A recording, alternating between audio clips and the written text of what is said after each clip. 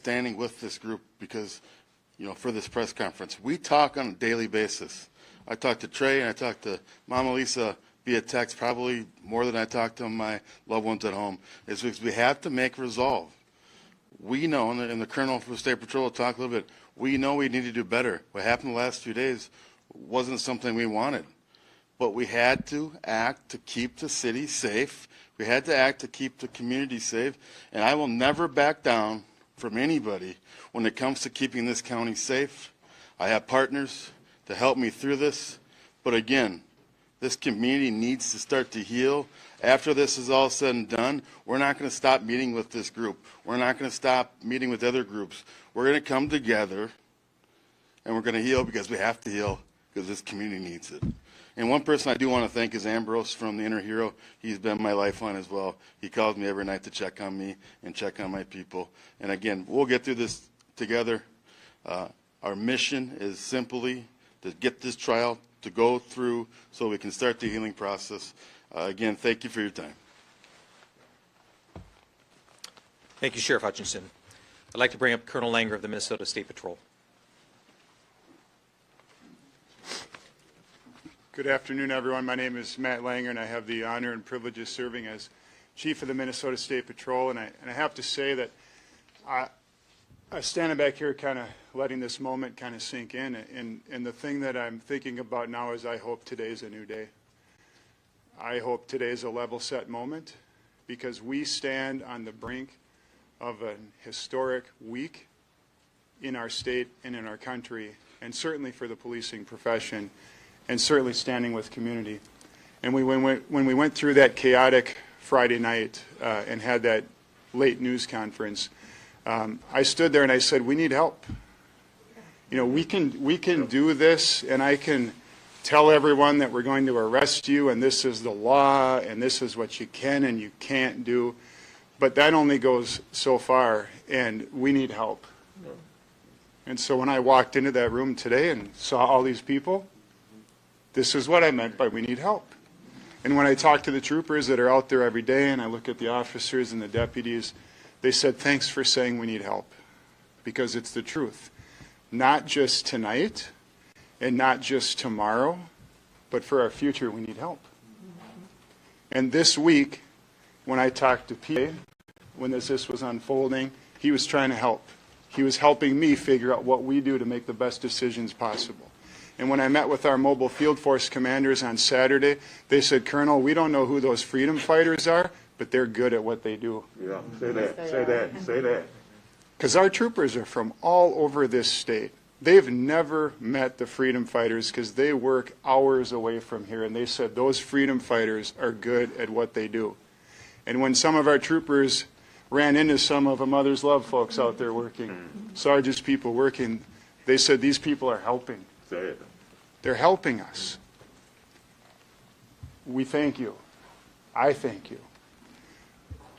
As Chief Rondo said, Operation Safety Net moves into Phase 3 today. But what started on Sunday with the tragic death of Dante Wright led us as a coalition and a community and a state into crisis mode. That was not Operation Safety Net. This is Operation Safety Net.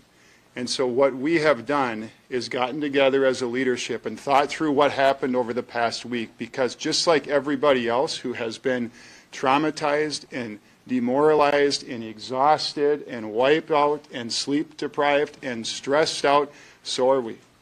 And we met together and we said, there's no way that we can go through the week that we've just had and say, oh yeah, the plan we've been building over the past several months is still perfect. Because the reality is no plan is ever perfect if you keep looking at it and keep looking at it to try to make it better. And we've done that. And so my job today is to articulate a few things that we think collectively, with community voices, hearing criticism, hearing compliments, and digging deep to figure out what can be done different. The one thing that I think that can be so critical, and it's simple, and it's a value statement, it's de-escalation. Yeah. We all need to relax. Law enforcement, citizens, everyone, we need to relax in this moment to get through this week. It's important. And it's not just a law enforcement commitment as an organization or as officers or deputies or troopers. It's all of us committing to de-escalation. And I appreciate your help with us on that front. That said, a few things that need to be done differently. Number one, let me clarify the chain of command right now, because we've talked a lot about unified command and incident command and the National Incident Management System and all these things that are part of the jargon of our business. The actions of the Minnesota State Patrol and the Minnesota State Troopers roll up to me. The actions of the Minneapolis police officers roll up to Chief Rondo, and the deputies roll up to Sheriff Hutchinson. We're responsible for the actions of the people that work for us and that I work with. The city of Minneapolis is the full responsibility of Chief Arredondo, and it's a responsibility he takes seriously. As a unified command, we are there helping, and we are there committing resources, and we are doing our best to have good, healthy tension in those decision-making moments, because we believe that the ultimate decision is better when it's an iterative process with voices at the table, including the voices of community, helping us navigate these difficult times. The Minnesota State Patrol is under a temporary restraining order issued by the court related to interactions with the media. We accept those. We think they're good, and we've worked as fast and as hard as we can to ensure that we're in strict compliance with that restraining order. I know that the City of Minneapolis Police Department is under a restraining order for similar but yet different reasons, and some of the agencies that are involved with the Unified Command are not under a restraining order. I can tell you that as a group of leaders, we are coming together, and our commitment is to exercise best practices in the implementation of those issues that have been brought forth in the restraining order for everyone's collective good. We've asked additional legal representatives to come with us and be part of the multi-agency command center. We believe that that will help with our real-time decision-making, it will help with accountability, and it will help us ensure that we're doing everything we can to protect the rights of those who are out there protesting, help us deal with those who are protesting in ways that we've heard are unacceptable, and ensure that the protections afforded to the media are upheld with the strictest standards that we possibly can. Throughout the crisis of this week, we've had late night, midnight, or after news conferences. That is not Operation Safety Net. That was the crisis that we were working through in our assistance to the City of Brooklyn Center. Operation Safety Net moves into Phase 3 today. Today ends the commencement, as we've been planning all along, of daily, if not more frequent, if necessary, interactive, participative daytime news conferences so that we have a transparent approach to what has happened and what will happen. And last but not least, it's the doubling down on community. We need help. That's what I started with, and that's what I'm going to end with. We need help. This is not about law enforcement. This is not about policing in this moment. It's so much bigger. It's about all of us figuring out how we build a better today, a better tomorrow, and a better future. And if we do that right, every single person benefits, including the community and including the men and women who put on a badge and go out there and try to do everything they can to ensure that that badge signifies and proves public trust. And in this moment, as we embark on this week, I'm telling you, as someone who's lived here my whole life, we need it. We need it.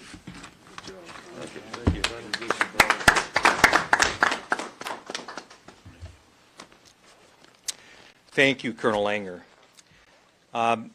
Before I bring up Minnesota National Guard General Mankey, many of our community members have seen our soldiers, our citizen soldiers out there. And for Minneapolis, I want to remind people, as the General has reminded me, that we have approximately 500 of our men and women soldiers who are from Minneapolis. So while you may see them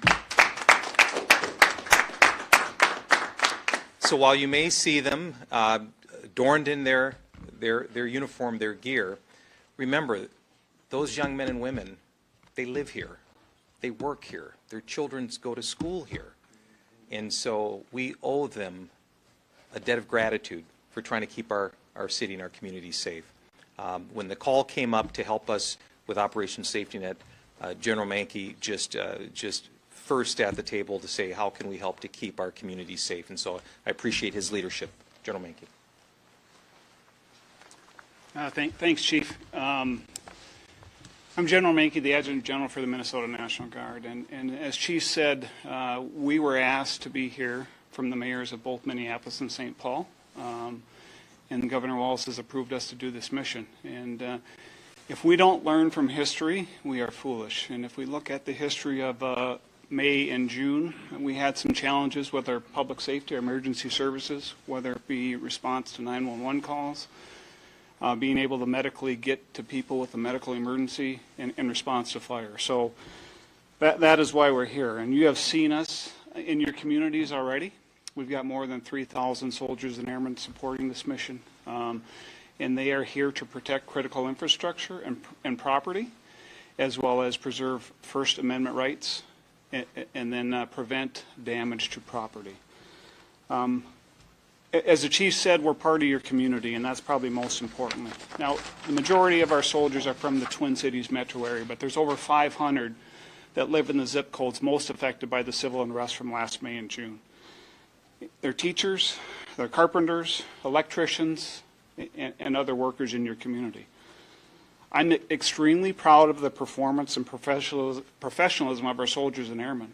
And my goal is to do the mission that we've received professionally, and most importantly, treating all those that we interact with dignity and respect, even though sometimes we're not treated with return dignity and respect.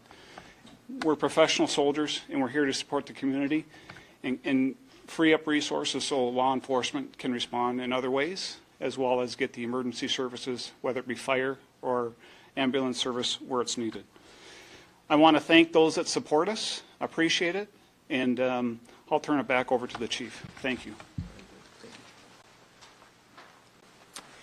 The last speaker before we get into questions is Chief Eddie Frizzell, the Metro Transit Police Department. I want to thank him and his department for continuing to help us during these times. Chief Frizzell.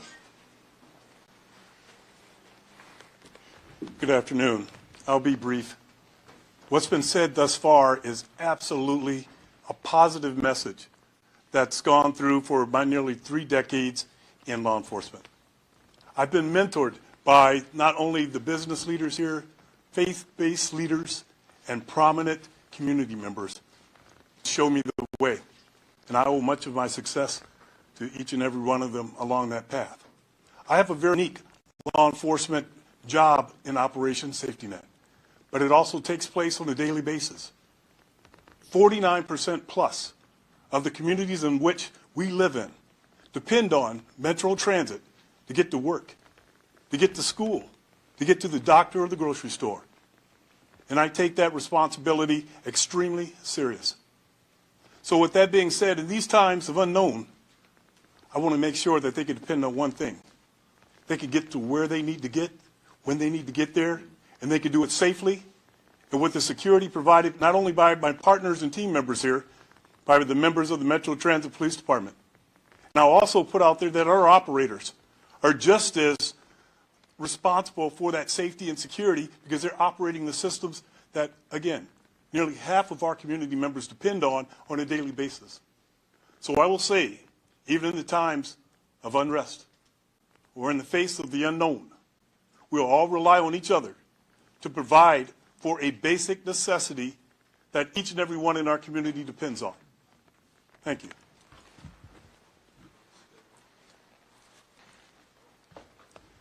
The voices you've heard speak today are really centered on 2 things. Hope.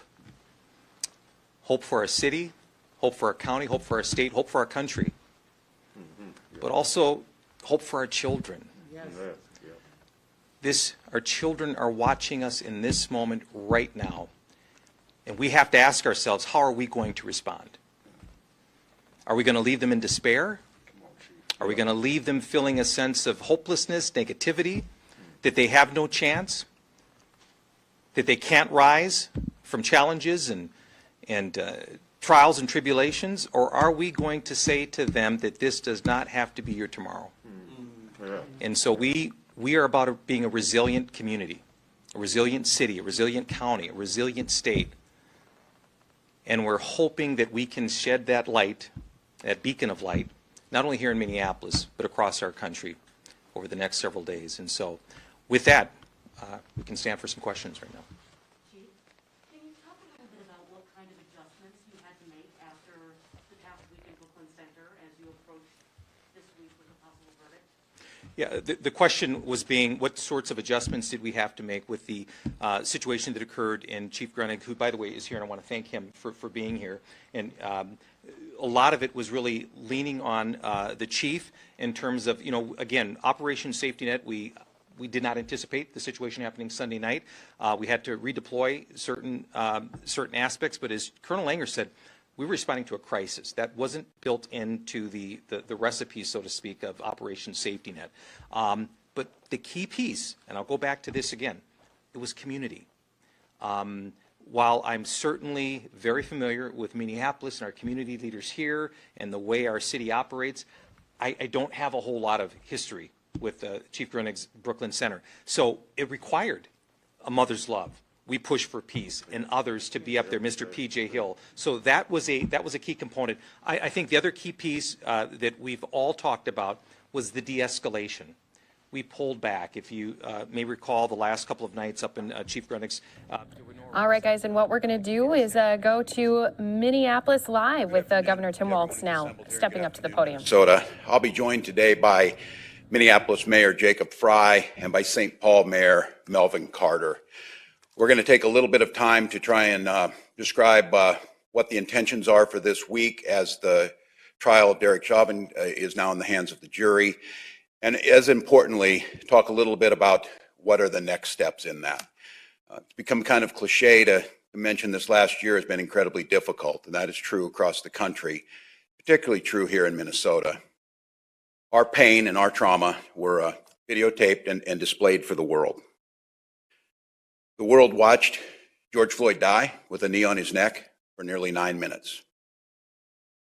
And they've seen it replayed so many times that the spectacle of a black man dying, I fear that we desensitize just the horrificness of what was witnessed on that Memorial Day last year.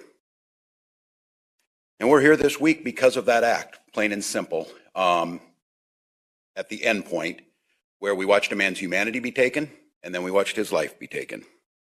Last May and June, we watched that pain, that anger, and that heartbreak pour out into our streets here, across the country, and around the world. That civil unrest that followed here in Minnesota left nearly 1,000 businesses in ruin, and the life stream of many with them. Many of those were businesses owned by people of color, the very people that are traumatized by what we saw with George Floyd. Our state was shattered. The fierce urgency for change was upon us. And we came together bipartisanly, and we passed a small package of reforms, a beginning. But we stalled. We weren't able to pass a package to fund and rebuild those businesses, to make sure that we provided those opportunities in those very communities that were traumatized. We all know that what we're seeing right now is reactive. It's not proactive. Communities have been demanding change. They've demanded that it wasn't enough. And they very clearly stated if the systemic changes that need to be made aren't made, that things would repeat themselves.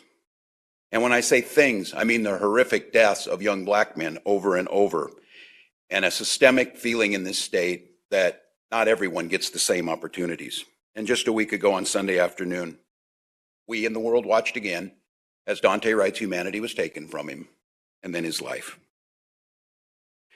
And now we're here with our justice system. Just put the decision for Derek Chauvin will be decided by that jury. His fate will be decided by the jury. We'll decide our fate in this state. We must acknowledge two truths. We cannot allow civil unrest to descend into chaos. We must protect life and property.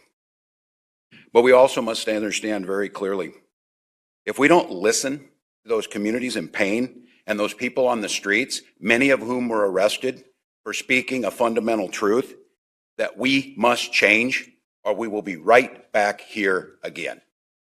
And so in this moment, it's our goal together, the mayors, the community organizers, people across this state, from law enforcement to ministerial associations, is to try and make sure that we strike that proper balance of making sure that the peace and stability is upheld, but that equally as important is that rage that will be on the street, regardless of what happens, is channeled into a positive way. And that positive way means change.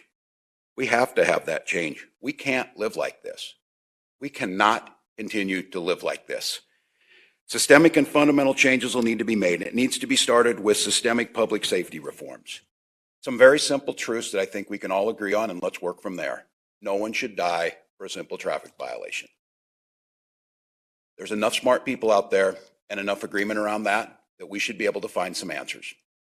Because to be very clear, if we don't find that answer, we're going to be right back in this situation. And I'm going to continue to say it. We cannot continue. We cannot live this way. Communities need to be heard.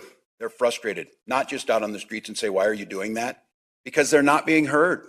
They're demanding that these changes be made. They told us last year, change cash bail, change how you do traffic stops. It didn't happen, and look what we got. I was speaking to a woman today, a black mother, and I was explaining how frustrating it is in our political system to try and find consensus to get stuff done. And she said, wait a minute. She said, you're frustrated? She said, you're the governor of the damn state. Think how frustrated I am. What power do I have to change this? Her point was, listen and make the changes. Don't find a reason you need to go home. Don't find a reason to adjourn. And don't say it's hard. Hard is Katie Wright having to stand in front of the press and the shame that all of us should feel to watch her talk about why her son died. She doesn't need our pity. She doesn't need our sympathies. She doesn't need us talking to her. She needs us to do actions. And I say us, me and everyone else are a part of it. But let's be very clear. George and Dante and Philando and Jamal, we can go through anything in Minnesota. The names, say their names. I hear that in front of my house, as I should. Say their names. They need to know that I better go to bed thinking about say their names of who died. What's unfortunate is it wasn't on 38th in Chicago or out in Brooklyn Center where their destinies and fate were put into play. Their destinies and fate were put into play before they were even born. Health disparities are apparent prenatal. Almost catastrophically, the number of women who die in childbirth or from it is simply unacceptable. Their fate was set when they get expelled from schools for disciplinary actions at a rate much higher than their white classmates. Educational attainment levels, home ownership disparities, economic disparities. It's simply a miracle that more don't end up there because of the system that's set that way. And we expect our police department to fix all of that. We expect that when it gets to there, they're going to make those corrections that go all the way back to pre-birth. So yes, we need to make systemic changes to take away the immediate danger, but we also need to have this recognition that if we can figure out a way to fund to get ready for this so that we don't burn down our buildings, then we can find the money to fund summer school and meals for these kids and do the things that are necessary. We can't keep making this a false choice.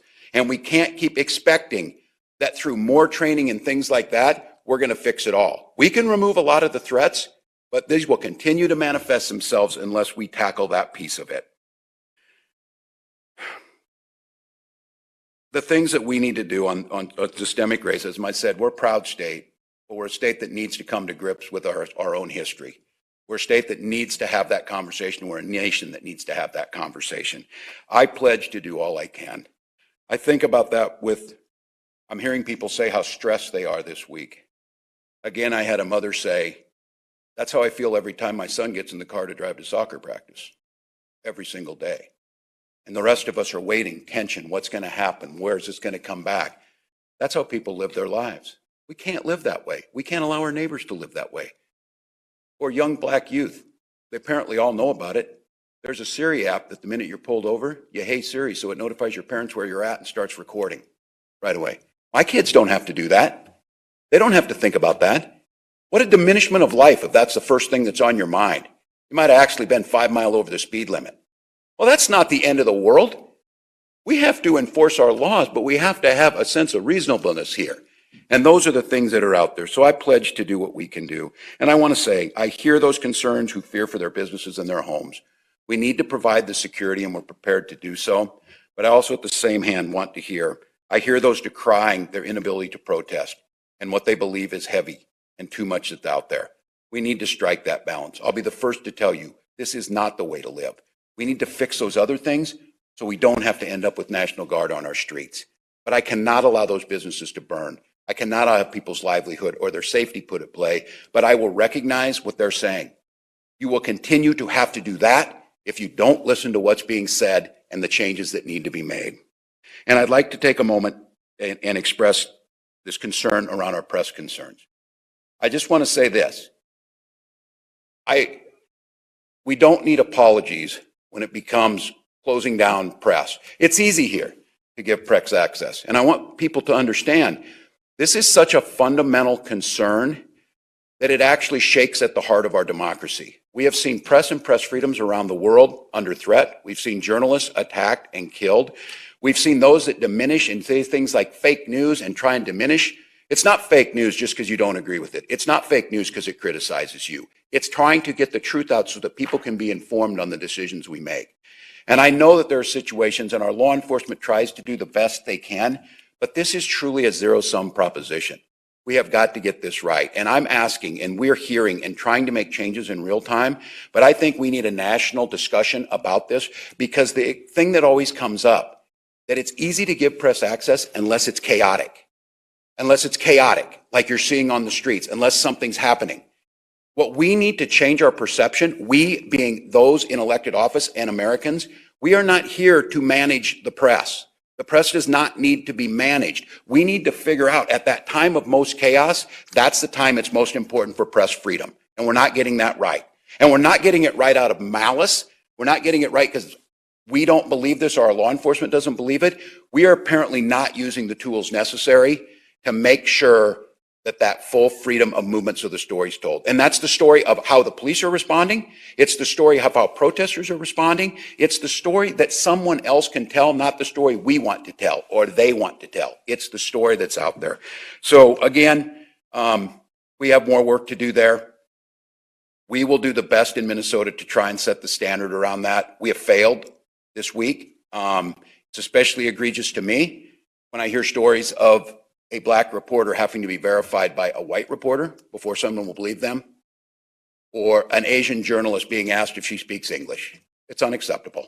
It's unacceptable both in the time we're at. I know our law enforcement works as well as they can and tries to do this. We have to change the culture on how we view this. We have to make sure that it doesn't matter if you're the small town, one sheriff town, or you're a large police force or the state patrol or so forth.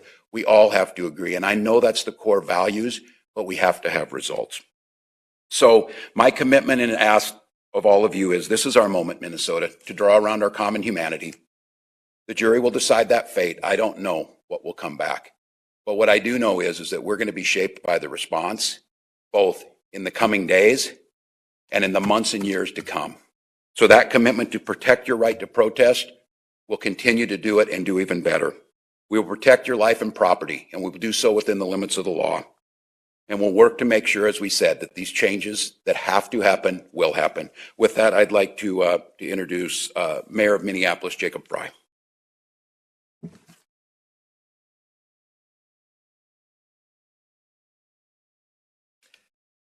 Thank you, Governor, and thank you all for being here today. As we await the verdict, there are several inescapable truths. Over this last year, our Twin Cities have experienced a barrage of trauma, all culminating with this trial and then the verdict. There's been pain and anguish, anger and frustration that is undoubtedly acutely felt by our Black and brown communities. Regardless of the outcome of this trial, regardless of the decision made by the jury, there is one true reality, which is that George Floyd was killed at the hands of police. I said it on May 26, early in the morning, and I'll say it again right now. Being Black in America should not, cannot be a death sentence. It's on all of us to change that. But irrespective of the verdict, we understand that people will be feeling that anger and frustration, and they'll feel the need to express it. As we've seen over this past week in Brooklyn Center, following the tragic and horrible killing of Dante Wright, as we've heard and listened to Katie Wright, Dante's mother, what has become increasingly clear is that the foundation of anti-Blackness and deep structural racism within our society is palpable here in Minneapolis and throughout our entire nation. And coming together as a community right now is more important than ever.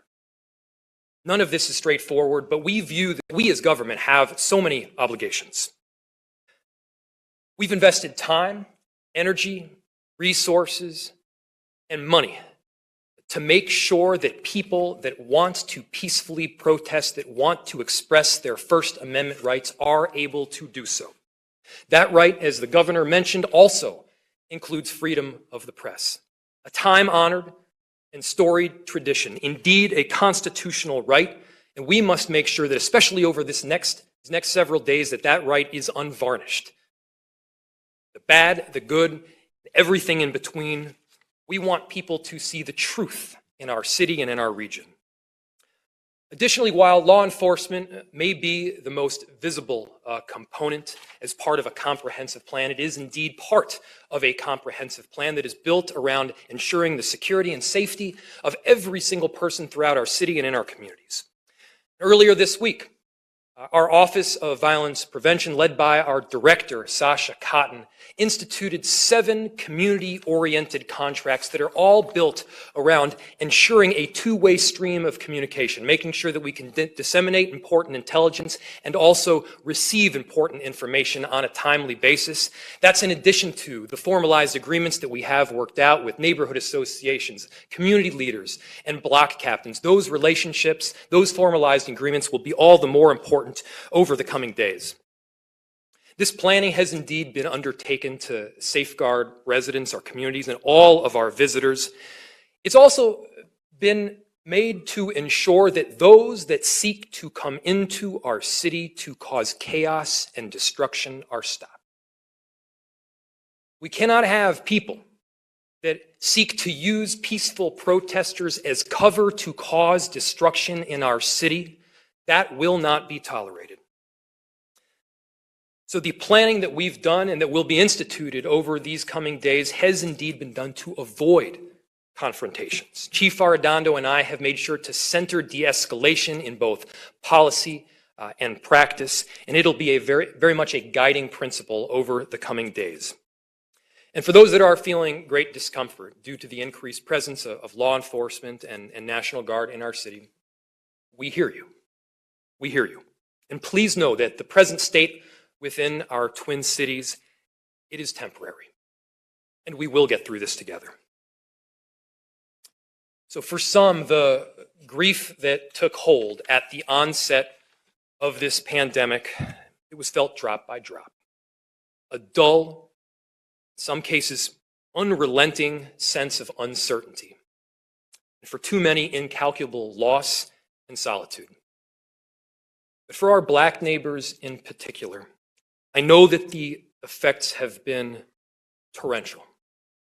The floodgates, not just of 9 minutes, but of 400 years worth of injustice, inequity, broken systems, they're pouring over our community like a tidal wave. There is no playbook to navigating some of these most difficult circumstances and these traumas, no guarantee that any measure of self-care, personal discipline, or good intention can blunt its impact. So much of the national narrative that we've heard over the last several weeks and months has been that Minneapolis is a city on edge. And you'll hear no argument from me, that's certainly part of it. From Black barber shops, to churches, mosques, healthcare community-based clinics, and classrooms the world over, the words spoken here in our city, they've reverberated across the entire globe and have had a profound impact and perhaps a greater weight than anybody anticipated. But we are not simply a city on edge. We are a city on the verge of tremendous progress, on the precipice of change.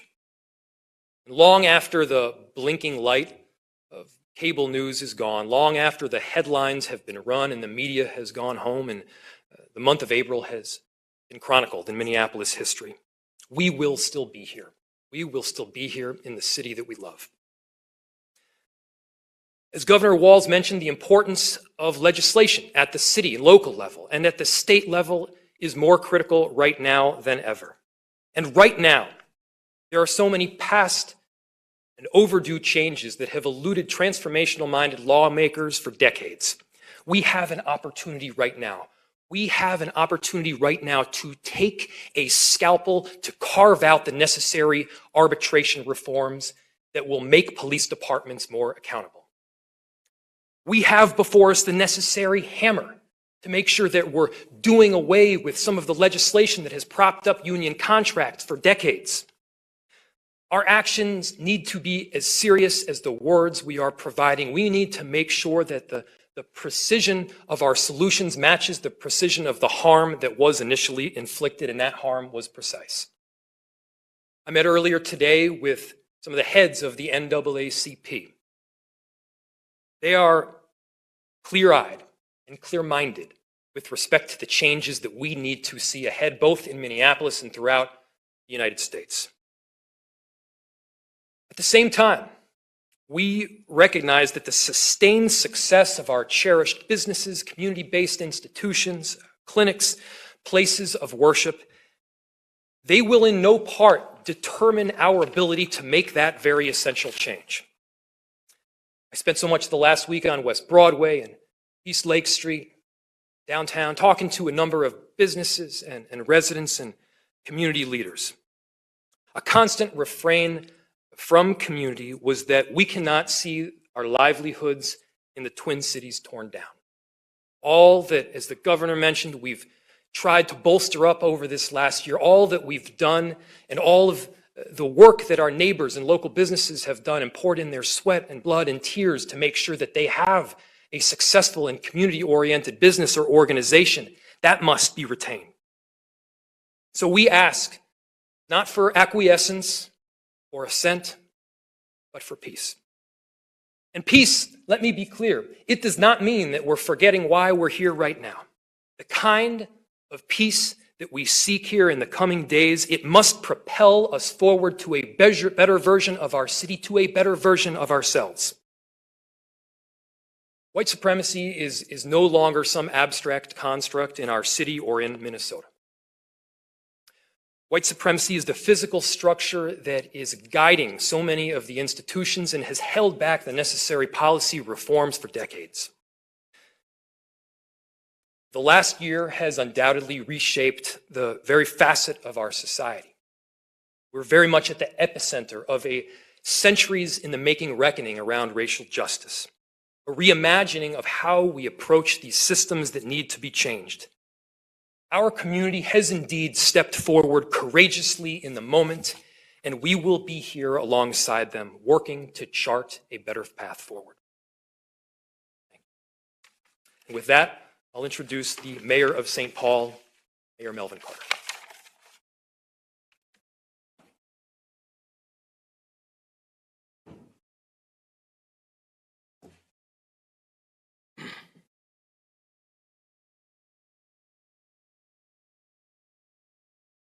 "164 years ago, before Minnesota was even a state, in issuing their Dred Scott ruling, our United States Supreme Court declared that black men have no rights, which white men are bound to respect. 1 year ago, the entire world watched Officer Derek Chauvin kneel on George Floyd's neck as Mr. Floyd was handcuffed, defenseless, unarmed, and crying for his mom. Today, the eyes of the world are upon us again, as this trial is finally in the hands of the jury. But we're not waiting to learn if Officer Chauvin killed George Floyd. We all saw what we saw with our own eyes. We're waiting to learn if our justice system is yet capable of holding someone accountable for it. Inasmuch as their decision will determine the fate of the accused, they'll make an even more critical declaration about the state of our union. That is, whether or not the Dred Scott ruling still stands as the law of this land. Whatever the jury decides, we have work to do. If we didn't know that before 2016, when Philando Castile was shot to death in front of his 4-year-old daughter, if we didn't know it before last year, when Officer Chauvin knelt on George Floyd's neck for 9 minutes and 29 seconds, and if we didn't know that before the allegedly accidental killing of Dante Wright last week, we had better know it now. This cycle will not stop until we stop it. All of those men should still be alive today, and there is no acceptable reason why they are not. As important as it is to hold their killers accountable after a life is wrongfully taken, we have deep, hard, soul-searching work ahead to reimagine and rebuild the very compact between law enforcement and community, and to stop this deadly cycle before one more name is added to the list. Like so many other local communities who are leaning into that work, our progress in St. Paul is stifled by state and federal elected officials who again and again block meaningful policy reforms like reforming traffic stops, eliminating cash bail, and ending qualified immunity. And we are frustrated by what sometimes seems like an endless flow of emergency response resources into our neighborhoods after something terrible has happened, while there's never enough to fund the proactive investments we need to help our youth, families, and workers find stability and prevent something terrible from happening in the first place. So we've been listening in to this public safety update. That is Mayor Melvin Carter from St. Paul speaking out. We heard from the governor, Governor Walz, talking about what's going to happen moving forward as the jury is deliberating in the Derek Chauvin trial. I'm going to bring in Fox 9's Paul Bloom to discuss a number of topics. Paul, thanks for joining us here on this Monday. Absolutely, Daytona. That news conference a little bit more social justice, police reform, than security, kind of throwing us off. But perhaps once they get to the question and answer segment, we'll get a little bit more on this multi-jurisdictional security efforts, including right here at the courthouse, where a pretty good size crowd of demonstrators has begun to gather for a protest that they called at 5 o'clock as they push and yell and scream for, in their case, a hopeful guilty verdict on all 3 counts. So you might start hearing some crowd noises around me. Yeah, so that was going to be kind of my first question here. I mean, it's no secret that we have had intense chaos in Brooklyn Center throughout last week, kind of slowed down a little bit this weekend, and now Operation Safety Net is preparing, looking forward to the verdict in this trial here. And we're going to get to the Derek Chauvin trial and what happened in closing arguments. But what are your thoughts when it comes to safety in the area? You have been talking about this throughout all of your coverage, the boarding up of businesses in town.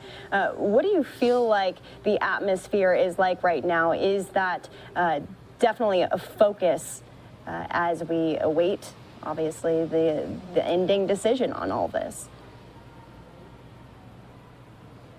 Yeah, I mean, it's an anxious time for this city and then really this entire region. You mentioned Brooklyn Center, a little calmer this weekend in terms of the number of arrests. But we await the verdict. The jury began deliberating this case at 4 o'clock local time So they've been at it for about 90 minutes now. As I mentioned, it's hard because of our camera angle. You're not going to be able to see that crowd behind me. But today the governor made it official. He's called in state troopers from other states, I think Ohio and Nebraska. He's as part of a reciprocal law enforcement effort in times of emergency situations.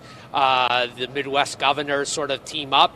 So even on top of what was already a significant National Guard presence and joint jurisdictional law enforcement effort with Minneapolis, the city, the county, the statewide law enforcement agencies, Governor Walz felt it was important to call in even additional resources. So you can tell just how much of a premium state and local leaders are putting on security around this verdict. Again, we have no idea when it's going to come in. The court is taking action to make sure a verdict is not read at night. The jury will deliberate, we believe, until 7:30 each night.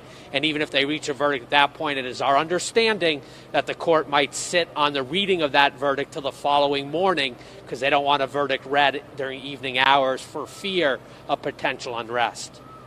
And was that a decision that was made kind of at the beginning of this or pretty recently as they've seen an uptick in violence out in Minneapolis?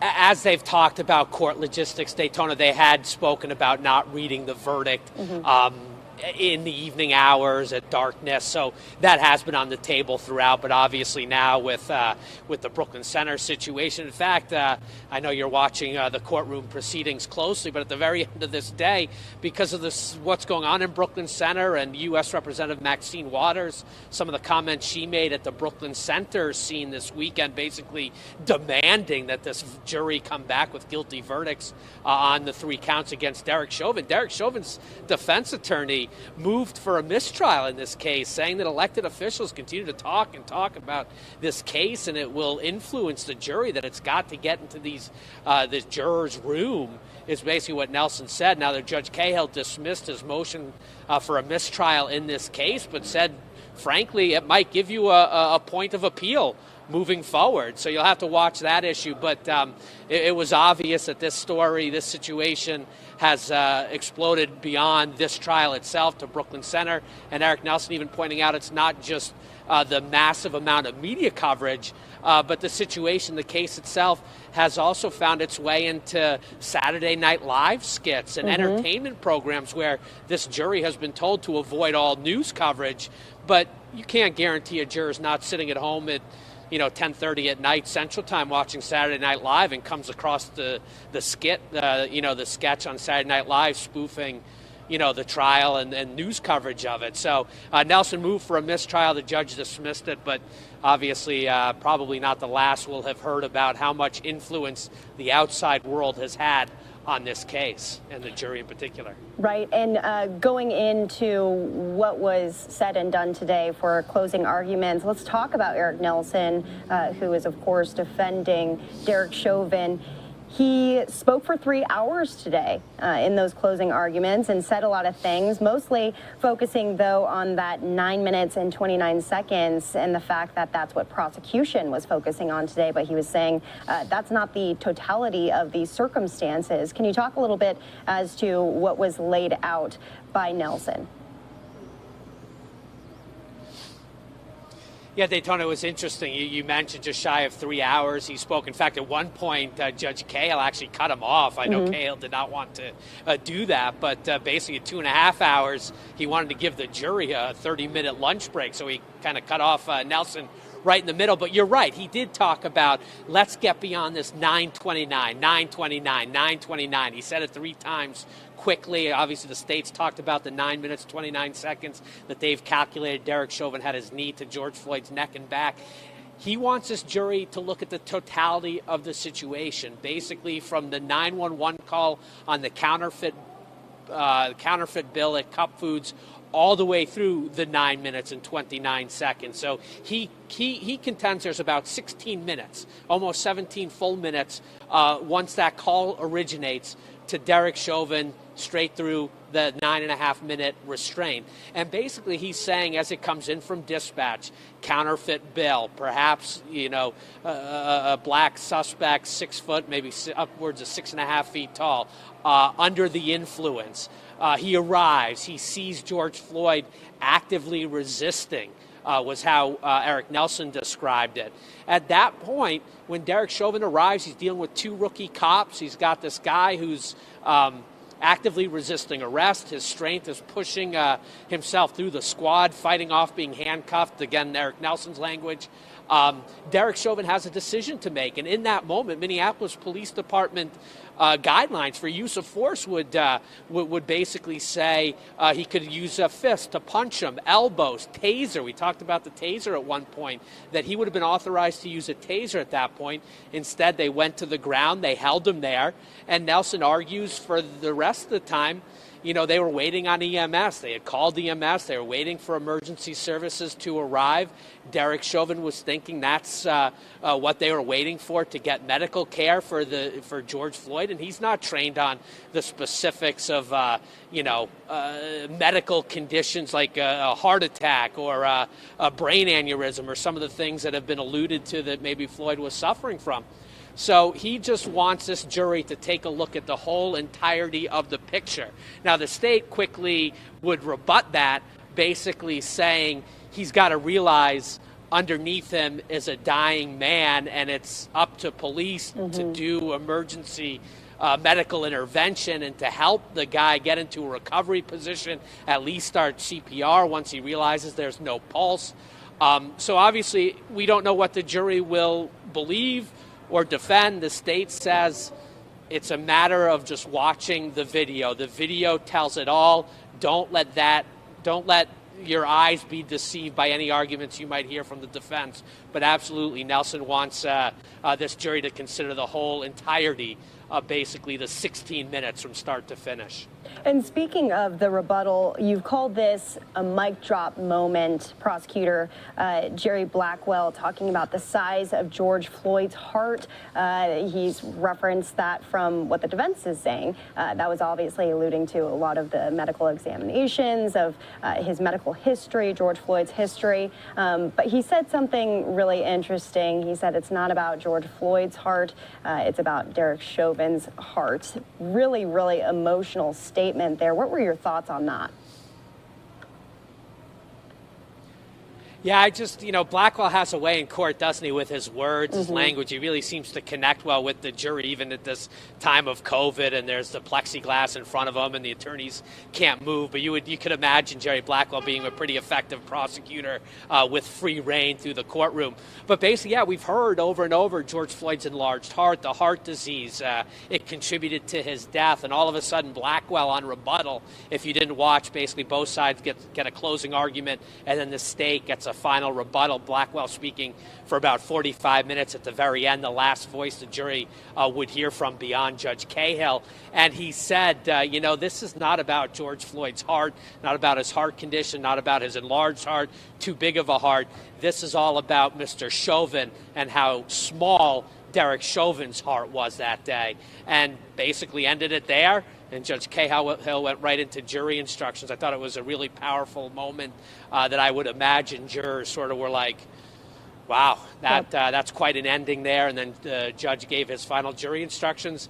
And Daytona, now we're off and running on jury deliberations. Judge Cahill dismissing the final 2 alternates here. So we are down to 12, and they've been deliberating now for about 90 minutes. Yeah, 90 minutes, but they've got a long road ahead of them. Can you give us somewhat of a timeline? We don't know when officially this is going to come out, but what's on the shoulders of these jurors right now? A lot of weights on their shoulders, as I mentioned off the top about this idea of moving for a mistrial because of all the, the weight of the community on them, what's going on in society. This Brooklyn Center incident, no doubt, you'd have to imagine, has crept into the jury room with with the curfews that were in order last week and some of the unrest that got all sorts of media attention. So they will deliberate. Basically, Judge Cahill said in his court order laying out the framework for trial, he would let the jury deliberate until 7:30 each night. I mean, they can ask for longer if they need to, if they're getting close. So they're deliberating, and they'll give some indication. It's been a long day. Consider those closing arguments went. They didn't get this case till 4 o'clock. This may be a day. I mean, I'm only speculating. Maybe get a jury 4-person, start laying out some of their framework. They may want to rest up and not get too deep into it. I would think tomorrow would be a real work day for this jury to plow through all the jury instructions. And remember, they have 3 counts, and they've got to balance it against the use of force in a police officer. The police can use a level of force, reasonable officer, to match the situation in the field. So they not only have to basically decide not guilty, guilty, but they also have to take it through the prism of a police officer. So they do have a lot of work to do. Impossible to know how long their deliberations will take. And Judge Cahill reminding the jurors that to reach a verdict, whether guilty or not guilty, the decision must be unanimous. So this is huge, and we're going to be watching it alongside you, Paul. Anything else to note going into the next few days here?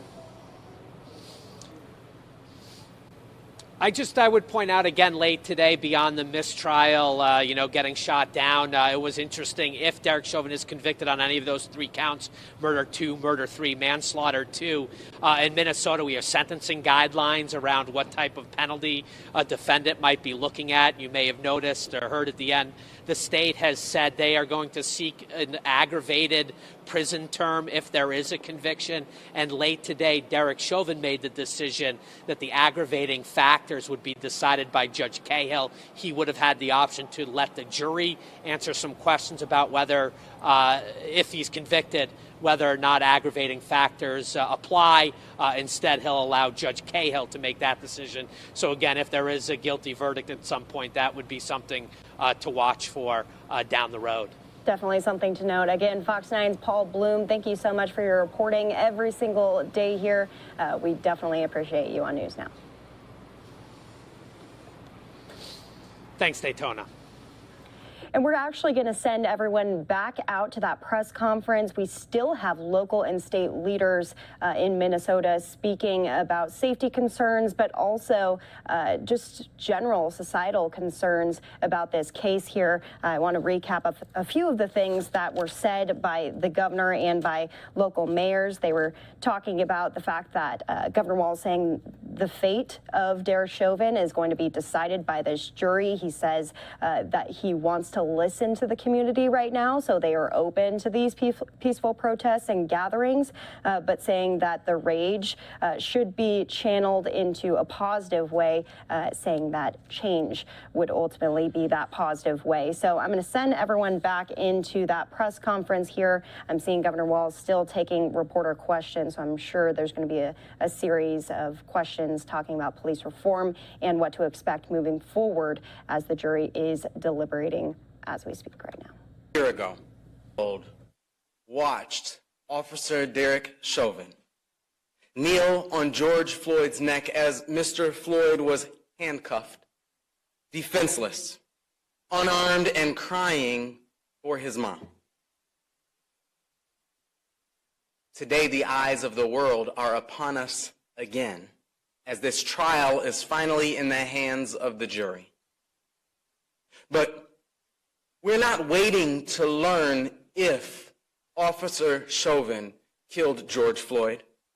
We all saw what we saw with our own eyes.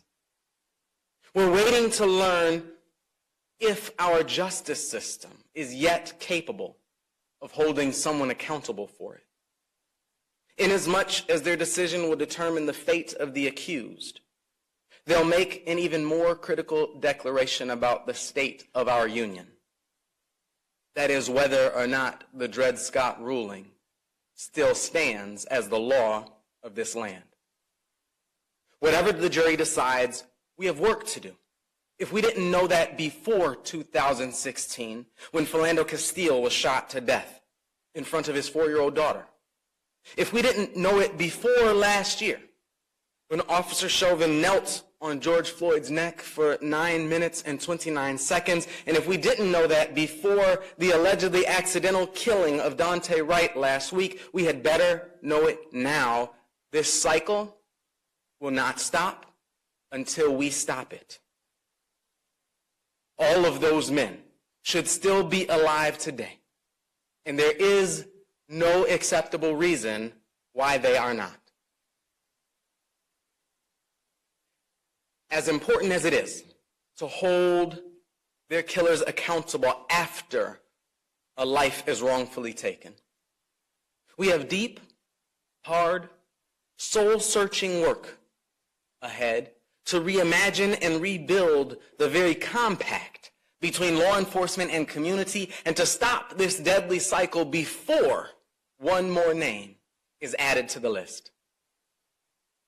Like so many other local communities who are leaning into that work, our progress in St. Paul is stifled by state and federal elected officials who again and again block meaningful policy reforms like reforming traffic stops, eliminating cash bail, and ending qualified immunity. And we are frustrated by what sometimes seems like an endless flow of emergency response resources into our neighborhoods after something terrible has happened, while there's never enough to fund the proactive investments we need to help our youth, families, and workers find stability and prevent something terrible from happening in the first place. Over the past year, and certainly over the past several days, I've spent a significant amount of time in physical and virtual spaces for protest and healing, alongside community members struggling with the mix of emotions, from sadness and grief to confusion to extreme anger, triggered by these compound crises. These emotions prove that we are human, and the safe spaces our community members are creating to process them together are critical for our healing and safety. Whatever the jury decides, we know that in this age of insurrection and extremism, that we must be ready for the possibility of those who would exploit this moment and drown out the powerful voices of constructive protest across our nation with violence and destruction. Last spring, on top of the trauma of George Floyd's killing, we endured the widespread devastation of the very neighborhoods he loved. But rioting won't solve this problem, and looting won't breathe life back into the bodies of our lost loved ones. We cannot cure harm by inflicting harm on others. Protesting violence through violent means only perpetuates those same cycles we are resolved to stop. And history always remembers poorly those who seek to assert their own humanity by dehumanizing others. So as we reject the violence and aggression that took George Floyd's life, so too must we reject and do everything we can to prevent the burning and looting of our local barbershops and grocery stores, the pharmacies we rely on for life-saving medicine, and the affordable housing units our neighbors call home. As we renounce officers who escalate and inflict bodily harm on black and brown bodies, peaceful protesters, and members of the press, so too must we renounce those who throw bricks and stones at police and who hurl unprovoked insults at the teachers, plumbers, and electricians who stand forward as members of our National Guard every time we call for their help. We reject senseless acts of violence and aggression wherever they occur. Whatever the jury decides, I will call for us to forge a peaceful and forceful path forward. I'm not calling for quiet, and I'm not asking anyone to stay calm. I'm hoping for neither resigned acquiescence, acceptance of a system that repeatedly steals the lives of our black and brown sisters and brothers, nor even patient acceptance of better than nothing incrementalism. We should be distraught and alarmed and disgusted and demanding an all-in, urgent national response with the critical understanding that we can best stop protests over police killings of unarmed black men by stopping police killings of unarmed black men. That means protecting our neighborhoods from further physical and emotional harm while destroying the policies, practices, and union contract clauses that have too long allowed our lives to be destroyed with impunity. Whatever the jury decides, we have a future to build. And we have proven that our better, stronger future does not exist within the confines of our national comfort zone. We have a future to build, and we shouldn't be surprised when that process is loud and inconvenient, because construction is always loud and inconvenient. I know that some will undoubtedly take exception to the acknowledgement that anger and frustration are understandable human responses to all that we have endured. And there is always someone waiting to cut and mischaracterize anything we say in these spaces. But let's be clear. When a wrong has clearly been committed, denying that wrong is far more infuriating than acknowledging the work we have to make amends. We will do everything in our power to stop these cycles of unarmed black and brown bodies killed at the hands of law enforcement. We will do everything in our power to ensure officers whose actions fall below our standards can be held accountable. And we will do everything in our power to keep from reliving the damage and destruction our communities endured last spring. Whatever the jury decides, we reject the notion that these are competitive or conflicting goals. Without a doubt, they will prove to be one and the same. Thank you.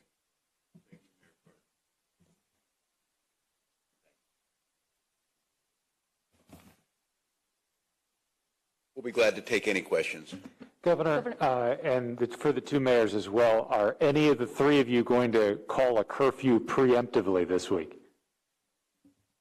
At this time, there's no statewide or region-wide, but what we do is, and I think we assess multiple times a day. That's why our public safety folks are not here with us, and they briefed this afternoon to talk to that. Mayors, I don't know if you want to talk about next.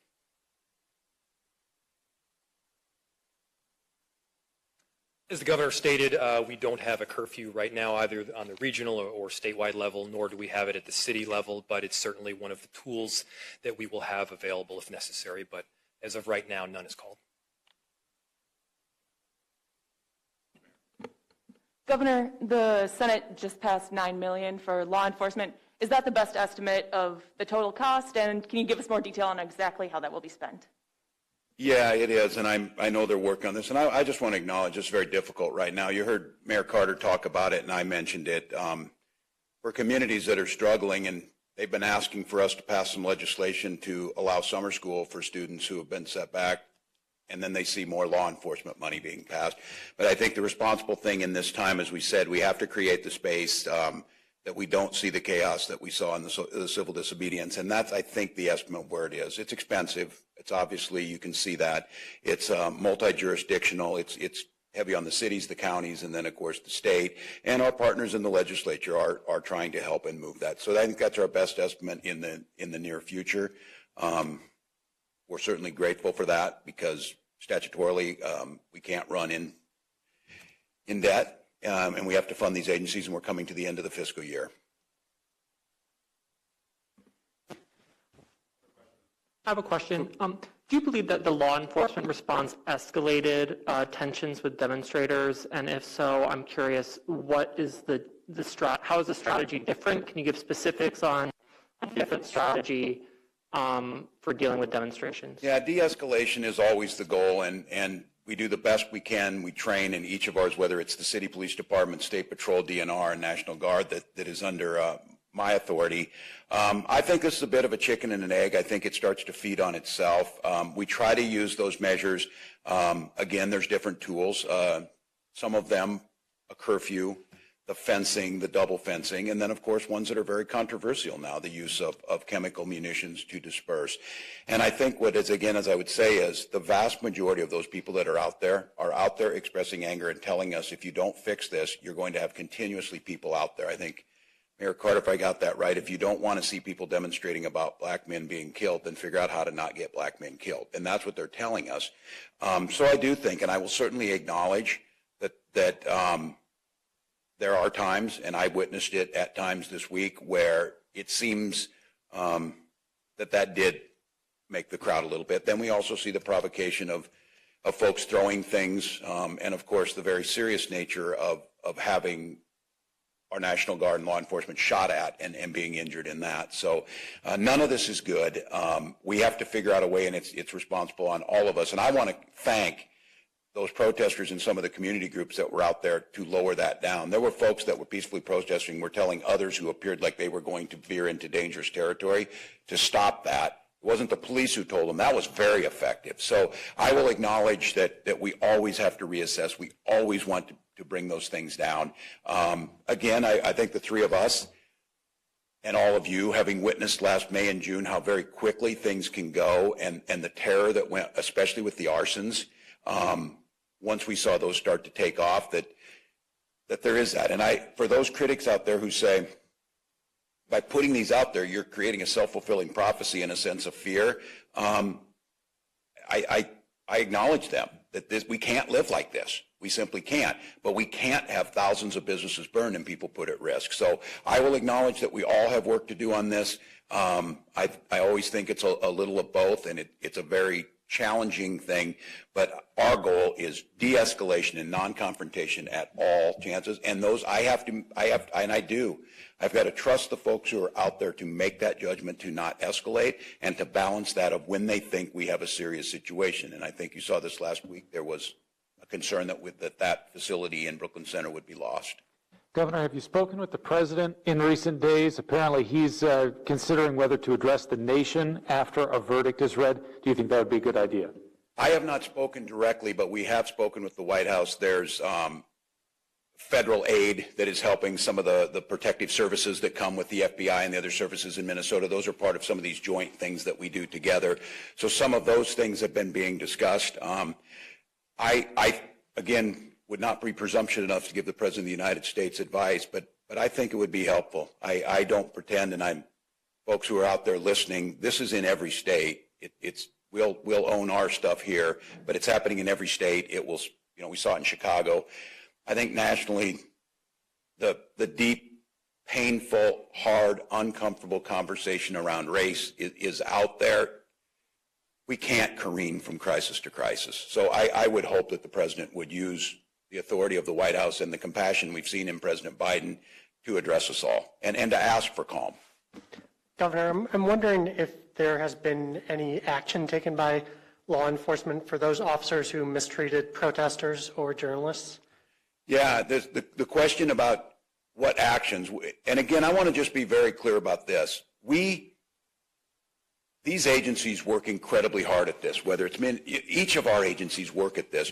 But I think the thing that's so frustrating to journalists is it doesn't appear that anybody claims who did it or their specifics around it. And this is a conversation that I had, and we did this after May and June.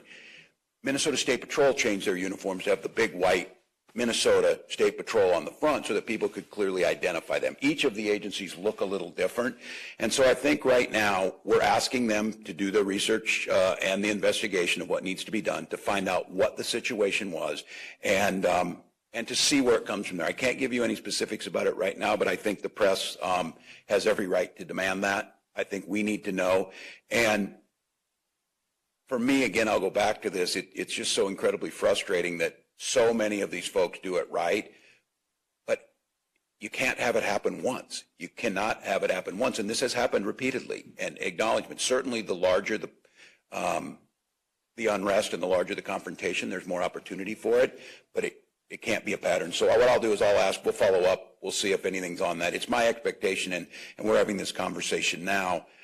I had a long conversation with more of the traditional media, and we have to talk with new media because all those perceptions matter, about ways we can work together to change these, if you will, rules of engagement, because I really do feel like there's an attitude of we need to manage the press in these situations, yes, to keep them safe, yes, to get this on there, but I think that creates a really unhealthy kind of construct, right, when we're trying to get at this, that it's just we're doing to try and manage and move, and then this week I will say the movement back on dispersal orders and say, no, the press doesn't have to disperse, and something that was very well-meaning, photographing credentials, certainly pushed, and rightfully so, the press saying, why are you doing that? The goal was to try and speed them back into where they were at, but it had a more chilling effect. So I can't give you a specific on that. My expectation is for us to do that work that needs to be done. And then I think in the future to figure out how is it easier to identify those individual situations, those individual members. And I would say this, law enforcement wants that more than anybody because they're all painted with that brush if we don't single out the folks who didn't do it. And I talked to a middle-aged professional today that understanding how much tension's out there, even just the youth of language. We don't need to yell profanities at folks who are out there, and I can't tell them what to do. They have freedom of speech. It doesn't help for them to yell profanities at the police. Now, that may be part of it there. I said we have a responsibility to de-escalate that by making sure it doesn't happen, and the vast majority do. But she said, and I believe her, she was there, that she was peacefully protesting early, and she heard some of that. Well, I relay that back to our folks. I'm sure the mayors relay that back to their folks and say, this creates a volatile situation. But I will just be candid. It is, as we said, I love the idea that we're not on the edge. We're on the edge of change. But we've got folks that are tired, folks both asking for change. When I hear that people are tired from being out there, mothers tell me they're tired every day that this happens. So we'll keep working. But you need to have an answer. And I don't have the answer of who it is originally. Governor, earlier Judge Cahill criticized the comments of California Congresswoman Maxine Waters about the trial. Part of her comments were also that if anything less than a murder verdict comes back, that protesters should become more confrontational. How much more difficult does that make your job as you're encouraging, freedom of expression peacefully, not devolving into chaos? How do you respond to that with outside politicians coming in and making comments? No, that it's hard in this. I said my humanity of I saw what I saw. I'm not a juror, and I know that you have to be fair, and I know justice. Everyone needs to have justice in this. I was cautioned time and time again to make sure from this platform to not influence the jury, to not make it harder for them to come to this.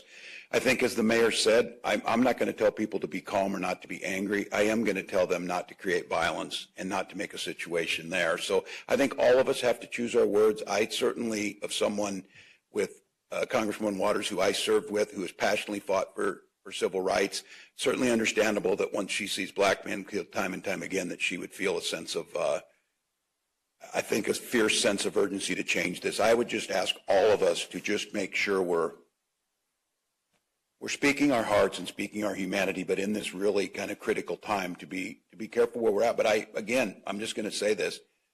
There's a whole bunch of folks who are going to hear the governor's telling me not to say anything and just to be calm, and then they're going to run out the clock and not make changes. And they're saying that because that is what has happened.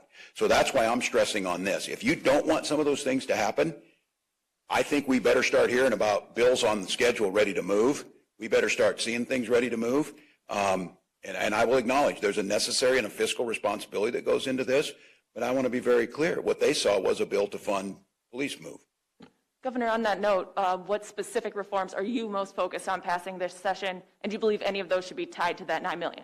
Well, I think this is where the House bills, where they're moving it. I know Representative Frazier has a bill specifically around traffic stop. That's an immediate one. There is a list of things they have in there, and what I said, if they can move things, if they can move the entire package, their omnibus bill, I'm supportive of it. And now they need to get down and do the work where there's differences to get together and pass them. But I have told them, and I told Representative Frazier and the authors of these bills that I will sign them immediately if they can get them through. I think the biggest thing is what I've focused on is this preemptive traffic stop type of situation, getting the mental health support that we need, and both to that.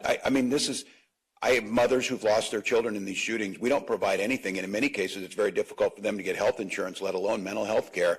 And we leave them out there. And one mother said, I had no money, I couldn't bury my son, and I had no help for it. We need to think about the implications this has in our community. And then I think we need to figure it out. It's not an either-or proposition that we can have unified teams that help when we have mental health situations with our police department side by side. And I know these mayors are talking about that and working on that. So I just think we see that. I'm seeing the business community coming out forcefully and ask us to make these changes. And then I will just go back to where I was before. Let's start fixing those systemic differences. Let's move a very comprehensive package that's led by the community around education. Let's make sure some of these things we've been talking about on healthcare access and those disparities, we start to have a real conversation about closing them. But just, so we can do a follow-up. I just wanted to clarify the second piece. Do you think any of that should be tied to the $9 million? Pardon me? Should any of that be tied to the $9 million that the Senate just passed and the House will be considering? Well, I'm not going to tell the legislature. I do tell the legislature how to do their work, but I shouldn't tell the legislature how to do their work. I think it would be easier for folks who are hurting to do that. I'm grateful for the money, and I'm not going to criticize because of the fiscal responsibility. I have to pay the salaries of the folks who are out there, or otherwise we have to lay them off. So there's a real operational necessity, but the optics of this, I understand that. And so if we could just move one piece of reform with this, and then next week get another one, and then keep going. So I'm not going to tell them how to do it. I don't want to jeopardize what they're able to do, but I am going to recognize the difficulty of some members to vote for this is pretty hard. Last question. Thanks, folks. Thank you, mayors. Yeah, well said. And let's go out to Hennepin County. As you can see, a crowd has begun to gather outside of the Hennepin County Government Center right there. Governor Walz, who you just heard from, has declared a state of emergency in the 7-county Twin Cities metro. He's also bringing in police backup from Ohio and Nebraska as this verdict in the Derek Chauvin trial nears. They've been preparing for this for weeks now. We heard from Operation Safety Net. Most of those officials urging all of the residents in the area to remain peaceful. Walz is also asking the state legislature to free up millions of dollars in emergency security funding and has scheduled a 5 p.m. news conference, which we just brought you, to push his case there. This afternoon, the Minnesota Senate quickly passed a $9 million emergency funding deal to deal with the unrest in the Twin Cities, with Republicans saying that it was needed to help keep the peace. Things looking mostly peaceful at this point in time, but we're going to be keeping our eyes on this shot here as we follow all of the developments in this story as the jury is deliberating over the Derek Chauvin trial, which we showed you hours today of closing arguments, and we'll be recapping that a little bit later as well. We're going to take a quick 2-minute commercial break. When we come back, more coverage here on News Now from Fox.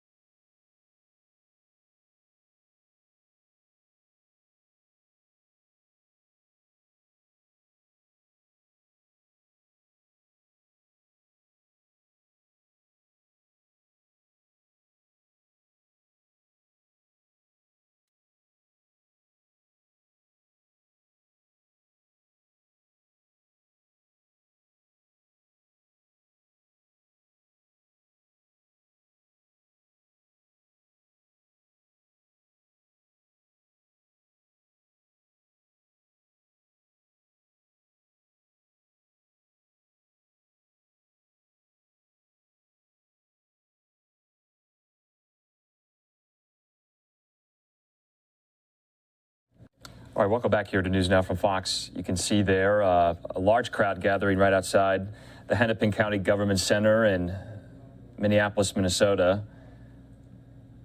as America bracing for the verdict to come very soon. We'll have all that live coverage here on News Now from Fox. We'll be bringing you a lot of these live pictures throughout the evening here on this Monday. The prosecution and defense have rested their cases, and now the jury is deliberating. Anyway, we want to welcome you on this Monday afternoon to News Now from Fox. I'm Andrew Kraft. We are going to switch gears here and go out to some more stories that we've been following, this time out of Austin, Texas. And as we know, the hunt for a Texas man who shot and killed 3 people at an apartment complex Sunday is over, but questions remain. Fox's Hunter Davis joins us now live from Austin, where she's been following this story all weekend. Hunter, they caught the suspect this morning, isn't that right? Andrew, that's exactly right. Behind me, all of these shops were placed on lockdown yesterday following the shooting. It's business as normal today, though, and the man who caused all of this was taken into custody this morning after 2 people called 911 to report a suspicious person walking down a Texas highway just outside of Austin city limits. Stephen Broderick, who you're seeing right there on the right-hand side of your screen, was taken into custody, charged with murder roughly 20 hours after the shooting. Broderick had previously worked for the Travis County Sheriff's Department, the same department who arrested him today. The 41-year-old was a detective before being charged with sexual assault of a child in June of last year and resigning from the department. His wife had filed for a protective order shortly after the arrest.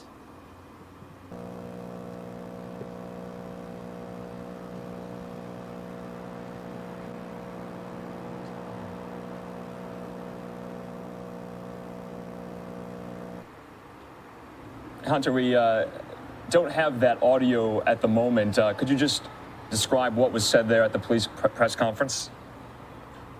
Yeah, Andrew, just to recap what he was saying, basically that was the interim police chief for the city of Austin. He was recapping that the call came in just after 11 o'clock on Sunday morning. He said that it was a hot shot stab call, which basically is their high level call, meaning someone was either shot or they were stabbed. He said that police arrived on scene to find 3 victims with serious injuries who were later pronounced dead. It was 2 Hispanics and 1 Black person. So that was basically what was being said there. Now, all of this was originally reported as an active shooter incident. However, police later confirmed that it was an isolated domestic incident and that there was no longer a greater threat to the public.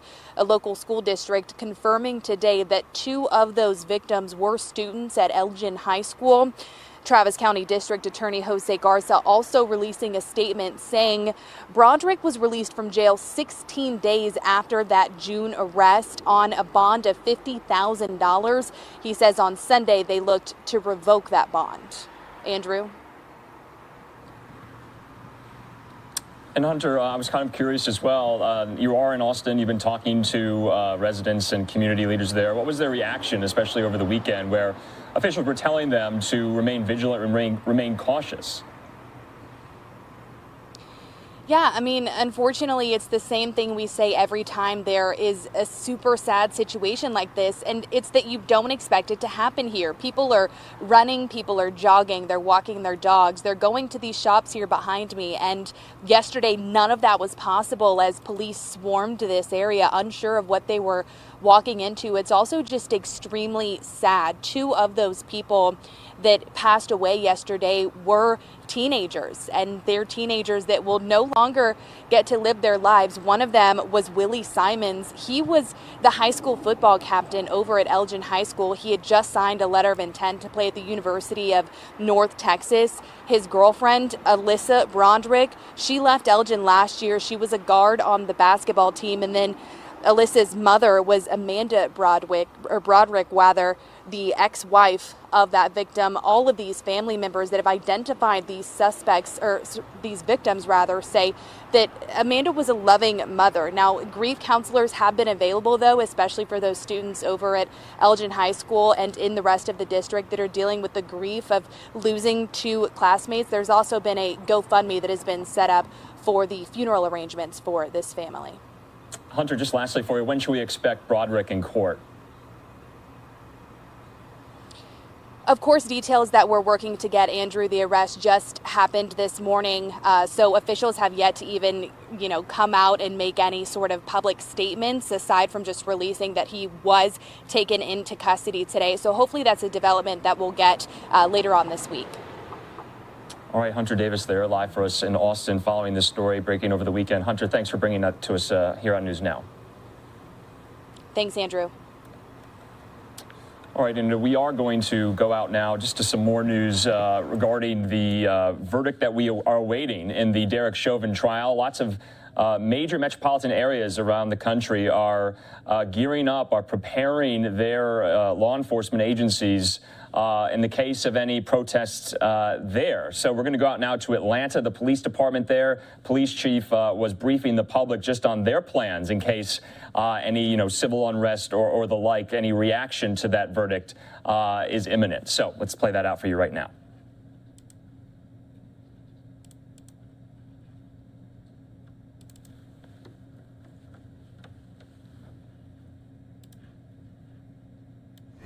To be prepared to serve the citizens of this city.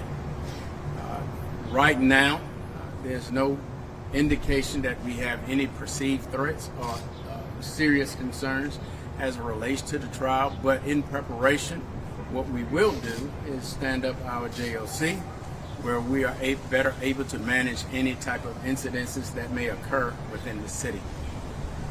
We will continue to do that from the date of deliberations until the trial is completely over, ensuring that we maintain consistency throughout our city and be able to respond to all law enforcement type calls.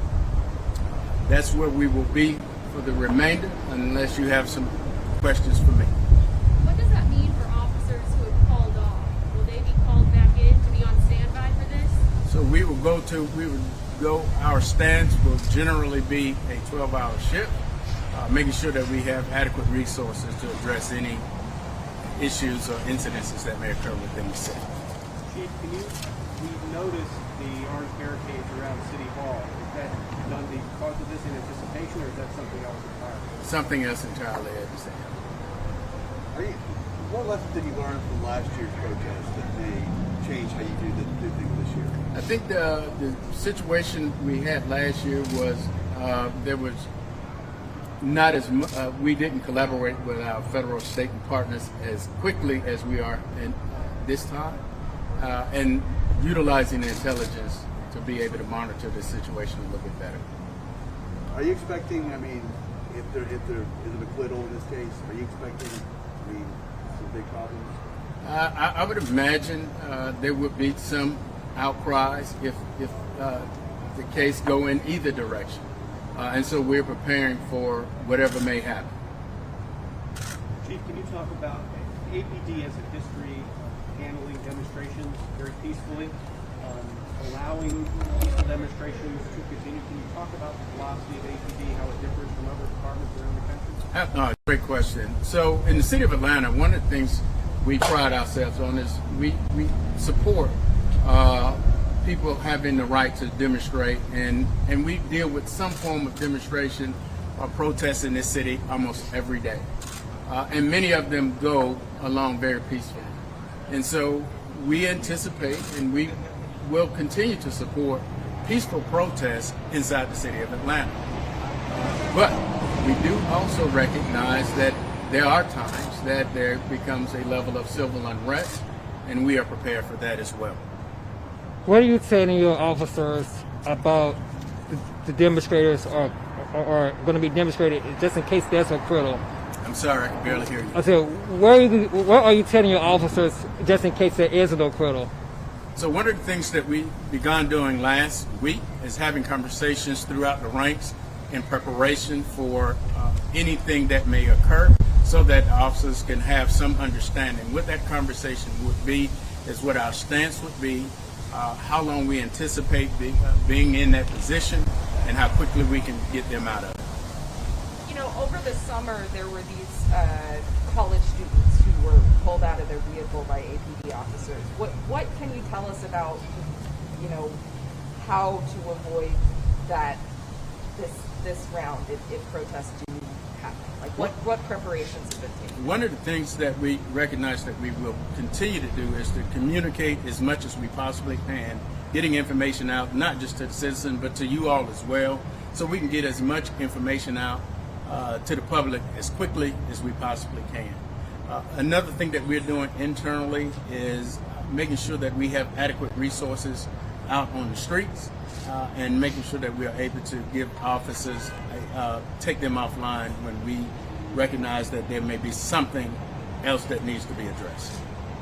There were complaints last year by merchants that if you officially respond to attacking his property, how do you address that? Will there be a different approach this year?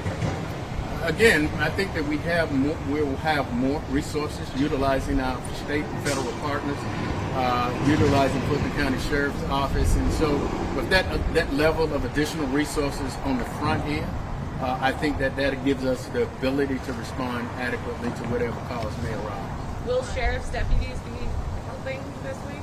Absolutely. They've been a constant partner, and so we anticipate them being with us continuously. What's the biggest thing that you want those who plan to participate in protests, regardless of the outcome? What is your biggest message to them? I think that if you're going to protest, do so peacefully. And what we recognized last time is there were people that came from outside of our city, and they were more problematic. And I think that people that are coming to protest recognize that this is our city. We support peaceful protests, but we should not tolerate people coming in to vandalize our city and encroach upon our citizens. All right. Thank you, everyone. Thanks. All right, so that was just some remarks there by the Atlanta police chief, and we've been following remarks from many police departments across the country. We want to go out now to Los Angeles, where community leaders and local leaders are also making preparations for the verdict that's just imminent. It's days away. So let's hear what they had to say a little bit earlier this morning.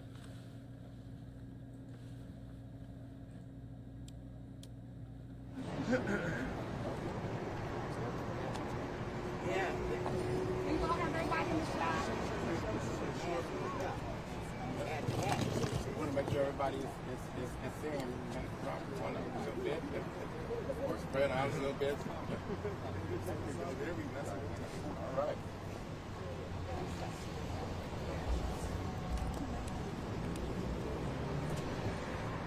Okay, you guys let me know. We're good? Okay. Good morning, everyone. Thank you for coming out. My name is Pastor Shep. I am the senior pastor of the Experienced Christian Ministries here in South LA. And I am joined by the pastors and clergy of Los Angeles. I am humbled to be here with my brothers and sisters as we have come in anticipation of this verdict of what I believe is the most important trial in America in our time. I must admit that just the thought of this murderer getting off, going free or even free-ish, it bothers me. It bothers my stomach. It gives me headaches. And I just remember sitting back and watching what happened with Trayvon Martin, Freddie Gray, Michael Brown, Sandra Bland, Philando Castile, who? Everybody. Yes, Breonna Taylor, and now George Floyd. And we notice a cycle because we all have been involved in our individual collective efforts to make sure we affect the community as much as possible. But we notice that there is a cycle. That cycle is that a black man or woman is abused by either racist people or law enforcement. and we see a video of it. We get outraged, and we hit the streets and we protest. And then there's a press conference that says, please calm down and wait till you hear all sides. And so we protest for a while, and then we go home and we wait to see if there's charges brought. And sometimes there's not even charges brought. And a lot of times when the charges are brought against the person, the offender gets off. And then we take to the streets again, and we start protesting, and we come together, but again, we go back to our homes, and that cycle starts again. This rotation, this cycle, has all of us coming together out of our individual collective efforts to come together and form one effort from this day moving forward, that we want to change our reaction and empower it by having a proactive response. And so one of the things that we're going to do is the day of the verdict, the day that you hear that there is a verdict, we plan on meeting right here. Drop everything you're doing, because we are about to ruin every system that has been against us. And we're going to meet right here, and we're asking everyone, the whole community, to come out and join us for a rally. This is a time where we're going to be able to empower one another. This is a time where we're going to be able to leave with information. This is a time where we're going to have to be able to talk about LA's future. And so this rally is called LA Future. And here just to talk about it a little bit more, there's a few of the pastors of LA, and I want to bring up Pastor Charles Johnson at this time. Pastor, could you spell your first and last name for us, please, before you... Yes, Shep, S-H-E-P. Crawford, C-R-A-W-F-O-R-D. Thank you, sir. Yes. Thank you for coming out today. My name is Pastor Charles Johnson.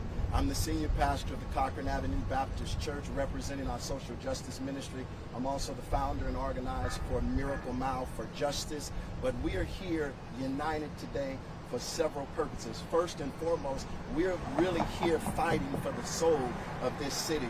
We recognize the fact that Los Angeles does not have a good track record, but we're believing with this LA Future rally that the future LA future is better than the past. When we look at several situations throughout decades in Los Angeles, whether it's the Roch Riot, whether it's Rodney King, and even now last year what was going on with George Floyd, we're here to say that we are unified in our momentum, because even because of the pandemic, most people think that the tension, the agitation has died down, but we are still bothered, we are still hot. But at the end of the day, we're going to channel that into this rally. We recognize the fact at the end of the day, we want to see a guilty verdict.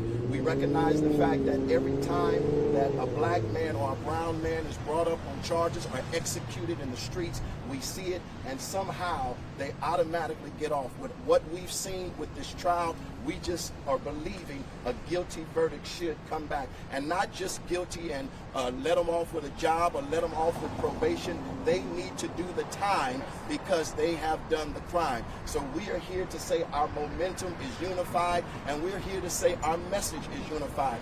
We are not going to go away. We are not going to quiet down. We are not going to shut up. We are not going to crawl under a rock, but we are believing that we are going to be unified in our message that this has to change. The racial tension, the racial unrest, the biases, it has to change. And we recognize the fact with racism, it's not about biology, but it's about behavior. You are taught racism many times from the womb. And so at the end of the day, we believe that we're going to channel our momentum and channel our message to a unified manuscript. We're not going to just come out and vent. It's not about venting, but we're going to come out and have an organized platform for going forward in our city. What's happening in Minnesota, it's happening right here in Los Angeles. And there are some trials that's on the docket that we're believing even in this county and throughout Los Angeles County, these officers should be brought to justice. And we're believing this is not just a black issue, a white issue, a Protestant issue,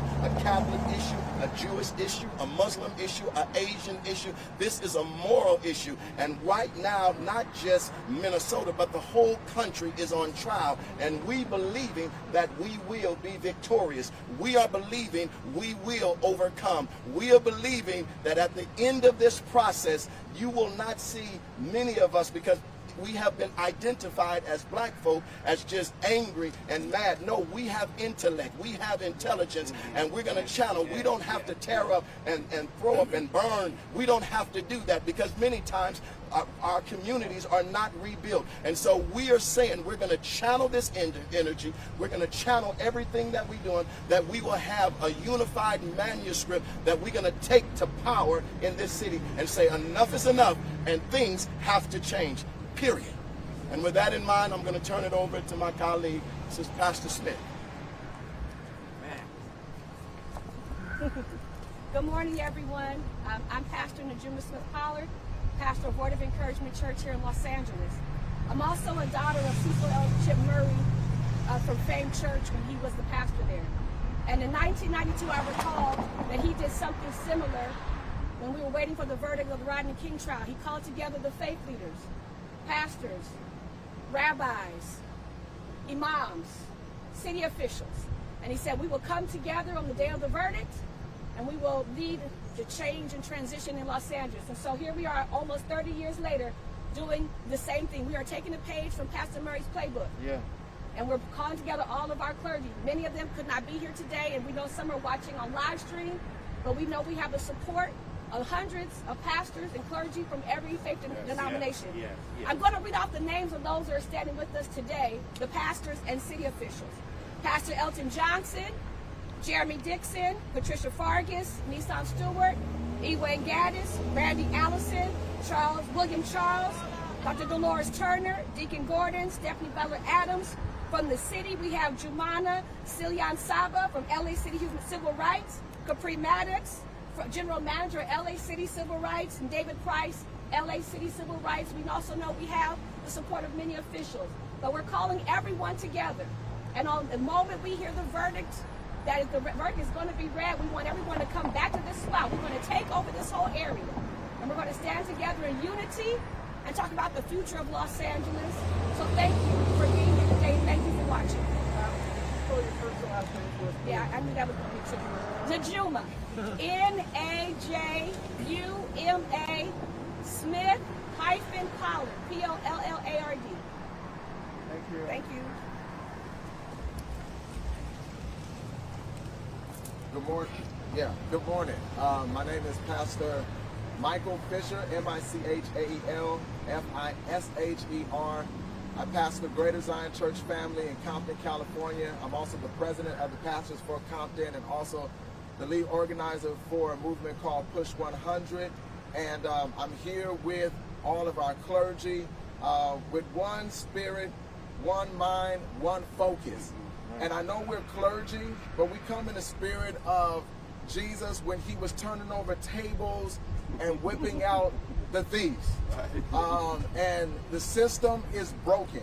We are aware that the system is broken because many of our churches, mosques, synagogues sit in the midst of a community that oftentimes is mistreated by law enforcement. Right. Our mission, our job is to hold the system accountable. And so while they had a knee on George Floyd for 9 minutes, we plan on having a collective knee on this system for 9 weeks, 9 months, 9 years, 9 decades, until eventually something turns in the favor of marginalized individuals such as the black and brown and even the trans community. It's not about theology, it's about our community. So with that being said, this event is the unified clergy, rabbis, those who lead the Nation of Islam, and even participants of Black Lives Matter. Even those that have experienced Asian hate, it doesn't matter. We need to see you on the day when the verdict drops here at 200 North Grand Avenue on the south side of Grand Park, overlooking the City Hall, because we mean business. On that complete day, we will be offering programs for our inner city youth. We'll also be offering ways that we can move and hold accountable our politicians, our law enforcement, Many times we have listened to the plans of our politicians, right? But now it is time that the politicians listen to the plans of the people. So that entire day is going to be about us talking about the future of LA. And the future of LA includes the clergy, includes the community by which the clergy pastors and lead. And this will happen. Yes. I need everyone that's watching to understand this will happen. So we're calling everyone out from the crevices and corners and the comfort of your home, and we want you to gather. When the verdict drops, call off work. So all of you all that are having people that have employees, yes, we're calling them to leave their jobs. Right. And we are already fully well and able to handle that if that becomes a problem. Yes. So today, you're not seeing clergy who's just preaching the gospel, but we are proclaiming liberty and freedom, and we're taking care of those that have received injustice for way too long. So we'll see you guys on the day that the verdict drops. Are there any questions? Your name again, please, sir. Michael Fisher, MichaelFisher, and I pastor Greater Zion Church Family in Compton, California. Thank you, Pastor. For those who cannot be here at Grand Park, what do you ask them when the verdict is read, whether guilty or not guilty, how to conduct themselves? Because in '92, we know what happened. Last summer, we know what happened. How is it going to be different this time around when the verdict is read? Well, I'll answer at first and allow the other three corners of the wind to step up here and help to answer it. But I'll say this, though. We are very clear in giving a safe space for the community to hurt. We are grieving. We are traumatized. And so we want to make sure that we do it in a way where our voice is heard. But this is the part I want everyone to hear as clearly. The request of conduct is not towards our community. The request of conduct is to the law enforcement. We are asking them on the day that the verdict drops that they watch their conduct, that they make sure that they do not show up in tactical uniform and in this SWAT mentality. We are grieving. We have lost our brothers. This is the village rising up. Unfortunately, some cultures that colonize do not understand the concept of village. But when you come from our culture, we all come together, even if it's for a young man or a brother all the way in Minnesota. So we're not asking the community to conduct themselves in any way, form, or fashion. We're asking for law enforcement to conduct themselves in a way that creates safe spaces all throughout this city for our grief and our pain to be heard. Sir, a week ago, the police chief and the sheriff held a similar news, I don't want to say similar, held a news conference addressing anticipation of protests. Did any one of you participate in that? And how do you reconcile what was said then versus what you're saying now? Yes. What are the other corners of the wind? Yes. Identify yourself again, please. Pastor Shep Crawford. We are aware of that press conference, and at the end of the day, we want to see an outcome. The outcome is that we're asking everyone to come to the rally. I know that LAPD has asked everyone to exercise their First Amendment right and protest. What we're saying is protesting without a plan has not worked to the magnitude that we needed to. And so we're asking everyone to come out and rally. We're asking you guys to cover the peaceful rally. That way that the people who are watching it will know that this is going on and they can come out. Don't leave us and go get the things that we are trying to prevent. But stay with us that day. Let the community see a new way of reacting, a new way of being proactive. And so we're calling on you, the media.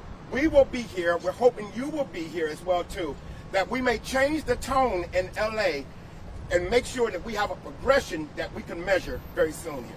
Do you acknowledge that there are people who are not going to listen to you no matter what? Yes, we acknowledge that there are people who are probably not going to listen to us and have the right to, and I can understand why they wouldn't want to listen. They're angry.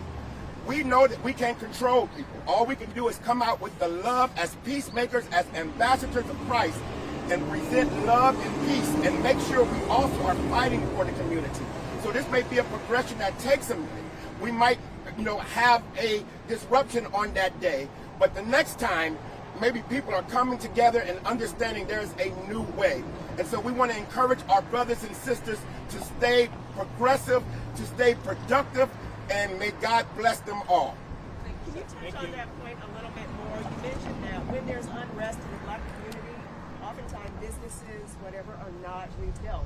So what message would you give to young people who may want to channel their energy into that type of behavior? Reverend Najuma Smith-Pollard again. I think what's important to acknowledge is oftentimes there's only one narrative told, and that's a narrative of destruction. What we're planning is a narrative of progression and progress, a narrative of response and not react. We can't control every narrative, but we can lead the right narrative. And so we're all here today to lead the right narrative, which is a narrative around production, progression, and not destruction. And often what happens, that's why we're inviting the media to be here with us, is because there's often only one narrative told, and that's the narrative of destruction. But that's not who we are. That's not who we are singly. And so we invite you to come and catch the other narrative, the narrative that continues to build the Black community, the brown community, and other communities. Because there's a whole lot more happening than just destruction. Yes. And we recognize there's an issue with that. But that's not the only narrative. And that's why we need the media to be here so we can tell the right narrative and the other narrative that exists within our communities. Because there are more people that want to see LA built and rebuilt than to see it destroyed. And you have all these leaders here who want to see LA built and rebuilt and not destroyed. And we all represent congregations of hundreds or more, some even thousands. So when you look at us, you're not just looking at 40 or 50 people. You're looking at thousands of people because we touch families, we touch lives, we touch entire communities. So please be with us when the verdict drops so we can share the other narrative, a narrative of power, a narrative of production, a narrative of progress. That's what we do. Amen? Thank you. A question then. You guys have a very impressive coalition here.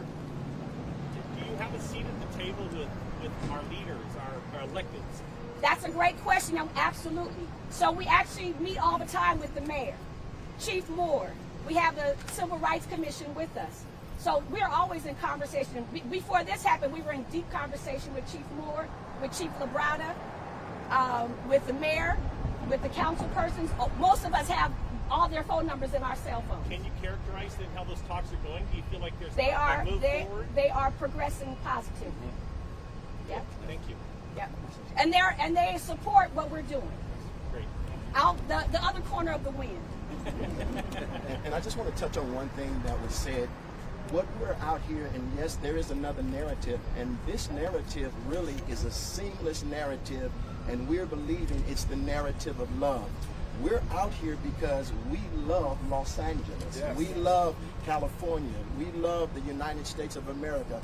And to our young people and millenniums, we're giving them a platform that they don't have to respond in a negative way.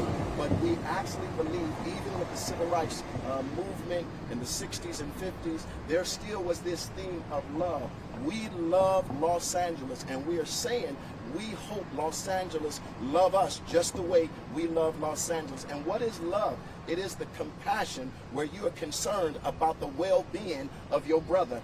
All of you news personalities today, I love you even though I don't know you, because I am concerned about your well-being. And that's what we're saying. When we see blacks and browns, Asians struck down, victimized, agitated, that's abhorrent. At the end of the day, we love them, they love us, and we should let this banner of love go throughout everything that we are trying to do, because I truly believe nothing can stop the power of love. No hate, no violence, no program, and we are working with our political officials, and we love them as well, and we're believing that they love us, and we're going to see that we will reach victory. We are going to be victorious in this, no matter how long it takes, no matter what we have to do. we shall win because love is on our side, and we are concerned about the well-being of those who are in Minnesota, those who are in Chicago, those who are here in Los Angeles right now, and we believe love will prevail. Believe it. The last thing that I'll say, this is Michael Fisher again, is that all of the pastors that are standing here on today, it's not about standing behind, we're all standing together. Right. And I want that to be noted because the next generation needs to understand that the church, specifically the black church, is still alive and well.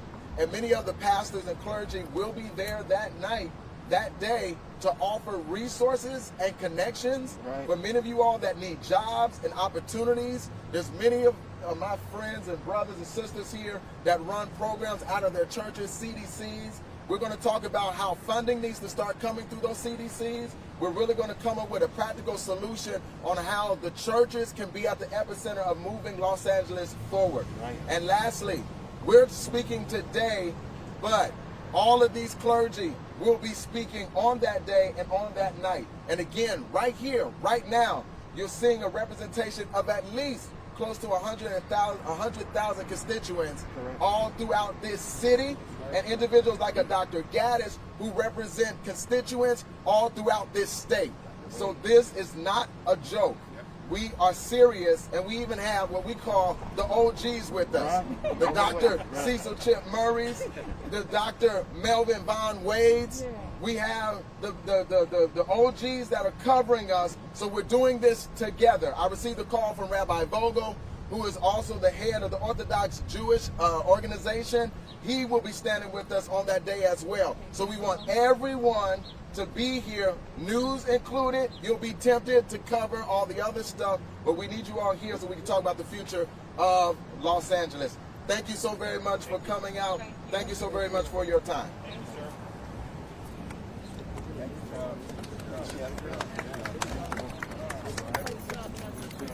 All right, so we just wanted to play that out for you. That was earlier today in Los Angeles, community leaders talking about what they expect as many cities around the country are preparing and updating the public about protests that could happen in the wake of the Derek Chauvin verdict. So anyway, we do want to just show you these live pictures right now. We're getting out of Minneapolis at the moment.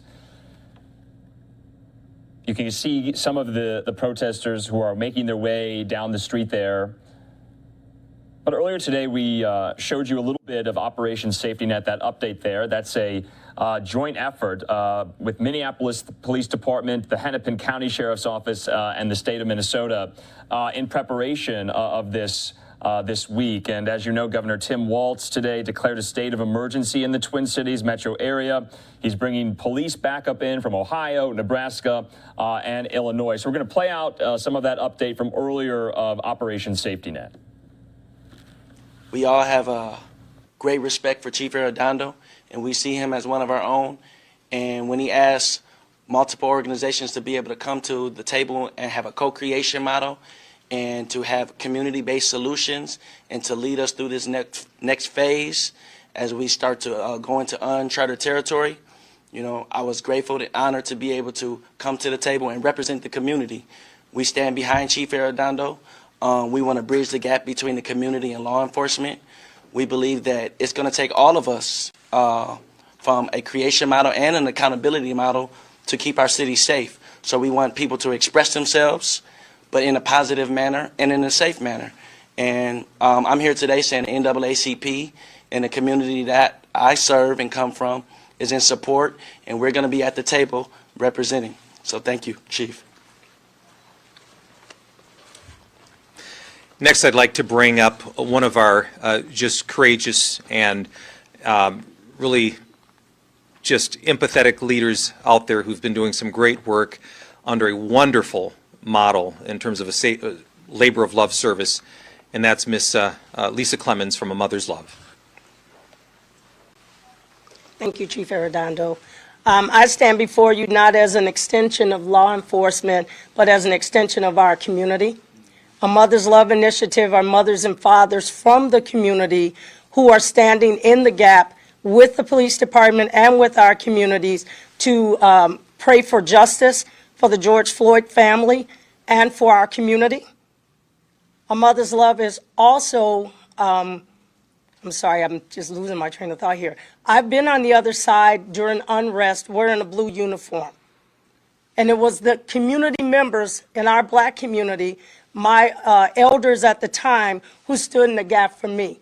And I am very, very honored to be in a partnership with law enforcement in Brooklyn Center and in Minneapolis. And I hope to be in a partnership with law enforcement around the state of Minnesota.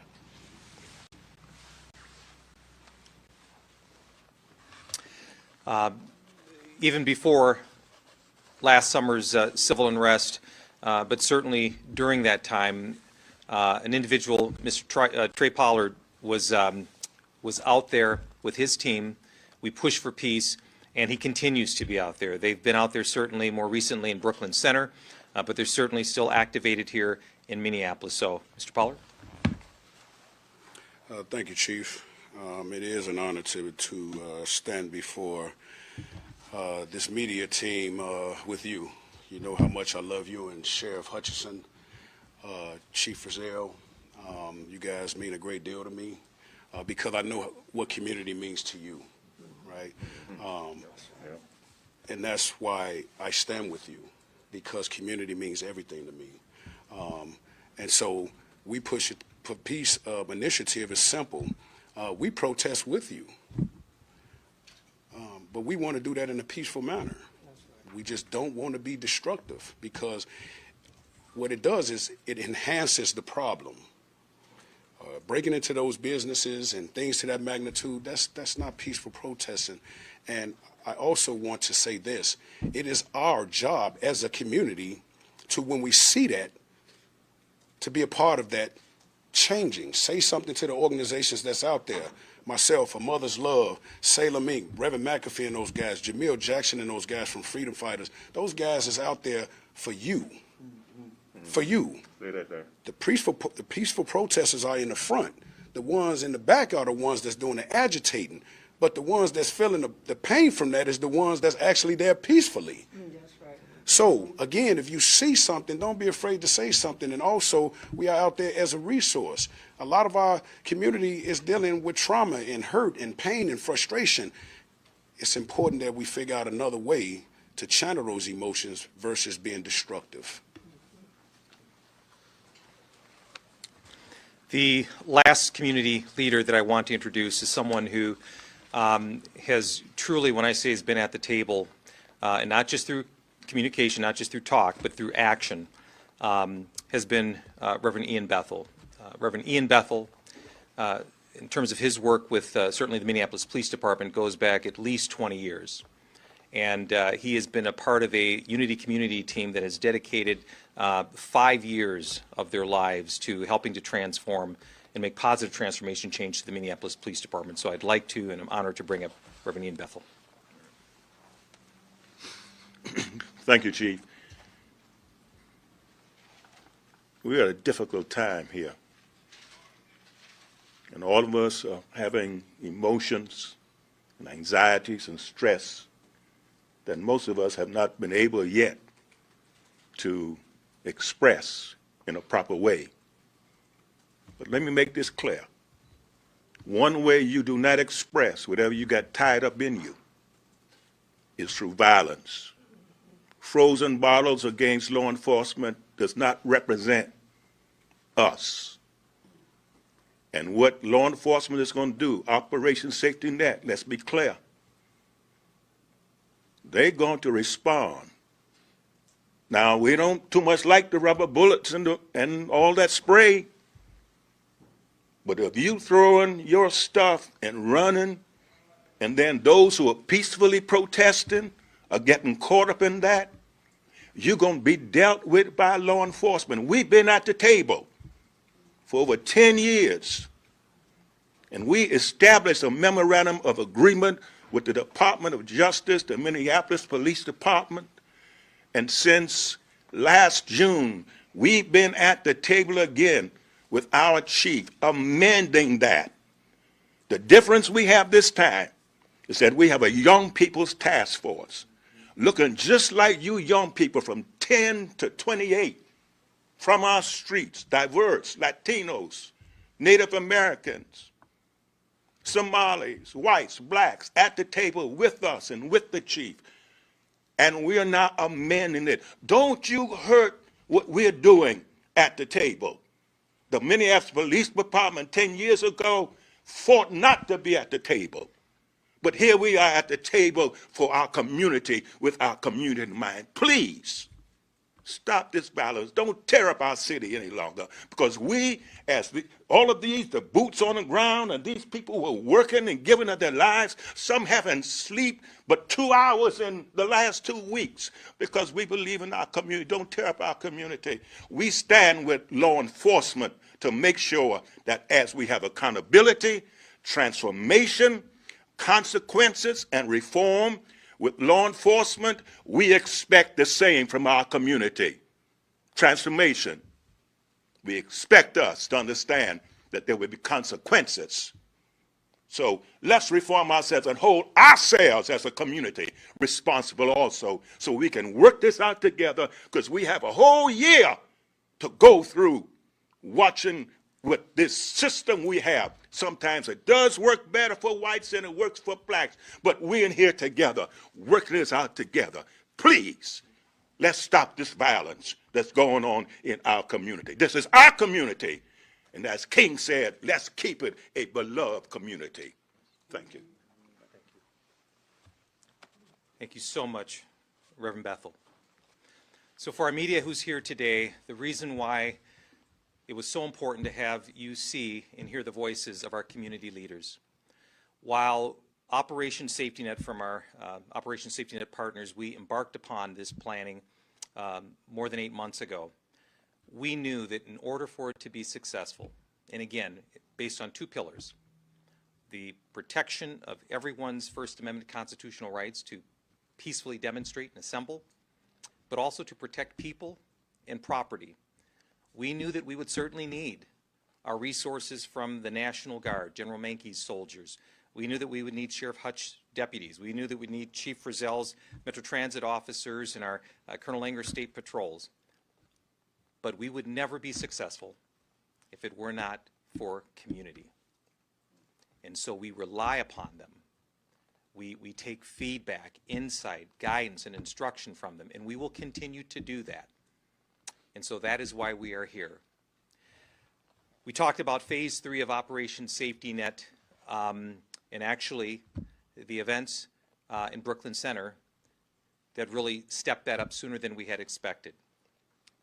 And yes, we've listened, we've learned, and we've reflected, and quite frankly, we've adjusted in terms of our operations when it came to the events in Brooklyn Center. And so we've listened to community. We've listened to activists. We've listened to elected officials. And I will tell you that it is grounded under de-escalation. And I'll say this again, as much of a great partnership as I have with Sheriff Hutchinson, it is not my job nor my obligation to keep his jails filled. Operation Safety Net is not about arresting people. We want peaceful assembly. We want peaceful protests. We know that we have a city that is mourning, that they're in grief. The last thing we want to do is turn this into an enforcement situation. But we need our community, and that's why our community leaders are here. So you're going to hear a little bit more. I'm going to bring up a wonderful partner of mine, Sheriff Hutchinson of the Hennepin County Sheriff's Office. Thank you all. That's a tough act to follow here, and as we've said, it's been a long week. My staff, myself, the people behind me are emotional. It's an emotional toll it's taken on us. We want peace. We want to stand in Brooklyn Center. We want this stuff, the Operation Safety Net, to be successful. We want justice. We want peace. Our city, our county, and our community needs to heal. And we're not just standing with this group because, for this press conference. We talk on a daily basis. I talk to Trey and I talk to Mama Lisa via text, probably more than I talk to my loved ones at home. It's because we have to make resolve. We know, and the Colonel for State Patrol will talk a little bit, we know we need to do better. What happened the last few days wasn't something we wanted. But we had to act to keep the city safe. We had to act to keep the community safe. And I will never back down from anybody when it comes to keeping this county safe. I have partners to help me through this, but again, this community needs to start to heal. After this is all said and done, we're not going to stop meeting with this group. We're not going to stop meeting with other groups. We're going to come together and we're going to heal because we have to heal because this community needs it. And one person I do want to thank is Ambrose from the Inner Hero. He's been my lifeline as well. He calls me every night to check on me and check on my people. And again, we'll get through this together. Our mission is simply to get this trial to go through so we can start the healing process. Again, thank you for your time. Thank you, Sheriff Hutchinson. I'd like to bring up Colonel Langer of the Minnesota State Patrol. Good afternoon, everyone. My name is Matt Langer, and I have the honor and privilege of serving as Chief of the Minnesota State Patrol. And I have to say that I standing back here kind of letting this moment kind of sink in. And the thing that I'm thinking about now is I hope today's a new day. I hope today's a level set moment because we stand on the brink of an historic week in our state and in our country, and certainly for the policing profession, and certainly standing with community. And when we went through that chaotic Friday night and had that late news conference, I stood there and I said, we need help. You know, we can do this, and I can tell everyone that we're going to arrest you, and this is the law, and this is what you can and you can't do. But that only goes so far, and we need help. And so when I walked into that room today and saw all these people, this is what I meant by we need help. And when I talk to the troopers that are out there every day and I look at the officers and the deputies, they said, thanks for saying we need help, because it's the truth. Not just tonight and not just tomorrow, but for our future, we need help. And this week, when I talked to Pete, when this was unfolding, he was trying to help. He was helping me figure out what we do to make the best decisions possible. And when I met with our mobile field force commanders on Saturday, they said, Colonel, we don't know who those freedom fighters are, but they're good at what they do. Yeah, say that. Because our troopers are from all over this state. They've never met the freedom fighters because they work hours away from here. And they said those freedom fighters are good at what they do. And when some of our troopers ran into some of the Mother's Love folks out there working, Sarge's people working, they said these people are helping. They're helping us. We thank you. I thank you. As Chief Rondo said, Operation Safety Net moves into Phase 3 today. But what started on Sunday with the tragic death of Dante Wright led us as a coalition and a community and a state into crisis mode. That was not Operation Safety Net. This is Operation Safety Net. And so what we have done is gotten together as a leadership and thought through what happened over the past week, because just like everybody else who has been traumatized and demoralized and exhausted and wiped out and sleep deprived and stressed out, so are we.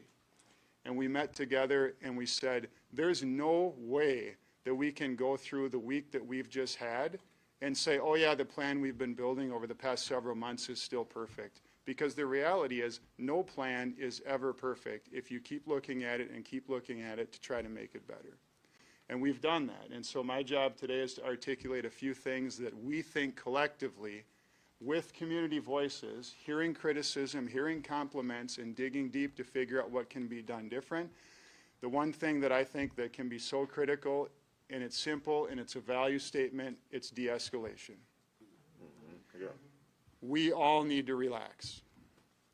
Law enforcement, citizens, everyone, we need to relax in this moment to get through this week.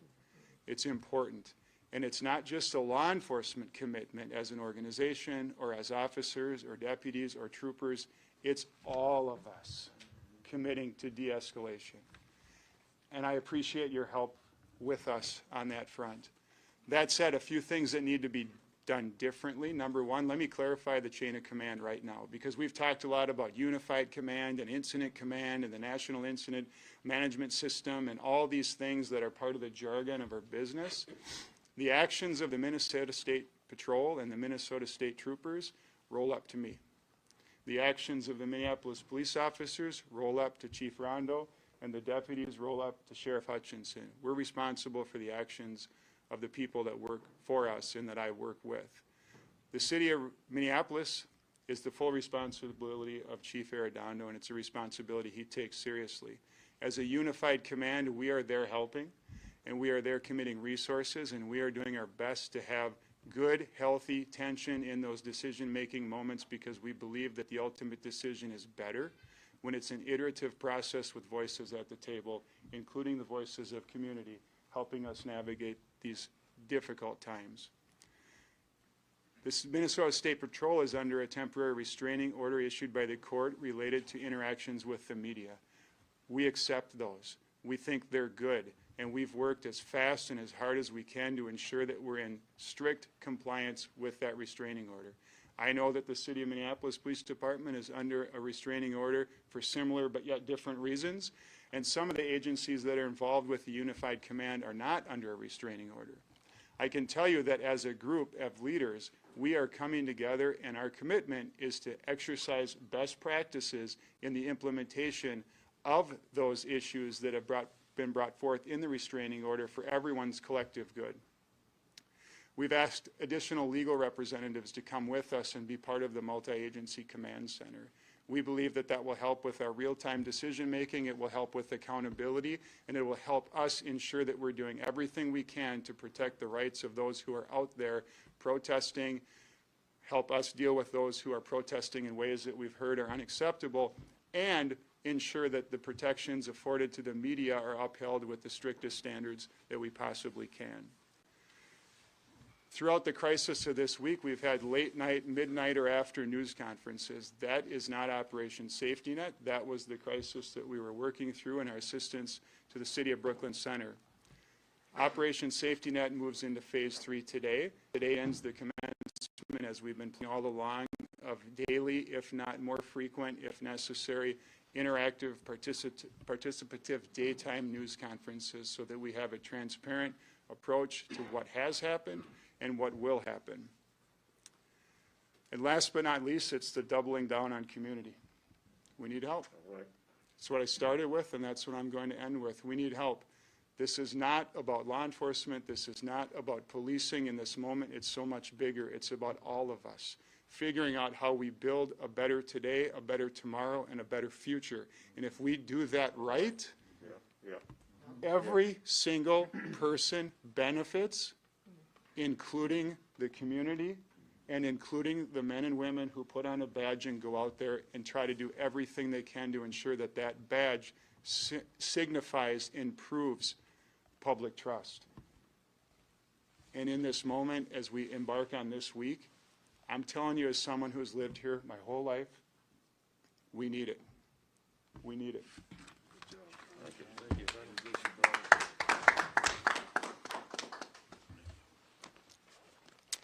Thank you, Colonel Langer. Before I bring up Minnesota National Guard General Mankey, many of our community members have seen our soldiers, our citizen soldiers out there. And for Minneapolis, I want to remind people, as the General has reminded me, that we have approximately 500 of our men and women soldiers who are from Minneapolis. So while you may see them... All right, we're going to step away from that at the moment. We just wanted to show you that from a little bit earlier, the Operation Safety Net update. It's a joint effort between Minneapolis City Police, Hennepin County, and the state of Minnesota as they work to prepare for any possible unrest or civil unrest in the wake of the impending Derek Chauvin trial verdict. In the meantime, we're going to switch gears here because down in Florida, Governor Ron DeSantis today, he signed a controversial measure known as the anti-riot bill. This is aimed at combating public disorder. It goes into effect immediately. It requires that cities receive approval from the state before cutting their police budgets, and it raises the charge for protesters who destroy, among the like, historical structures like flags and memorials raises that charge to a felony. So here's Governor Ron DeSantis there in Florida signing this and making some remarks, and then we're going to keep going in and out of Minneapolis just to keep tabs on what exactly is happening there on this Monday night. Thanks for being with us.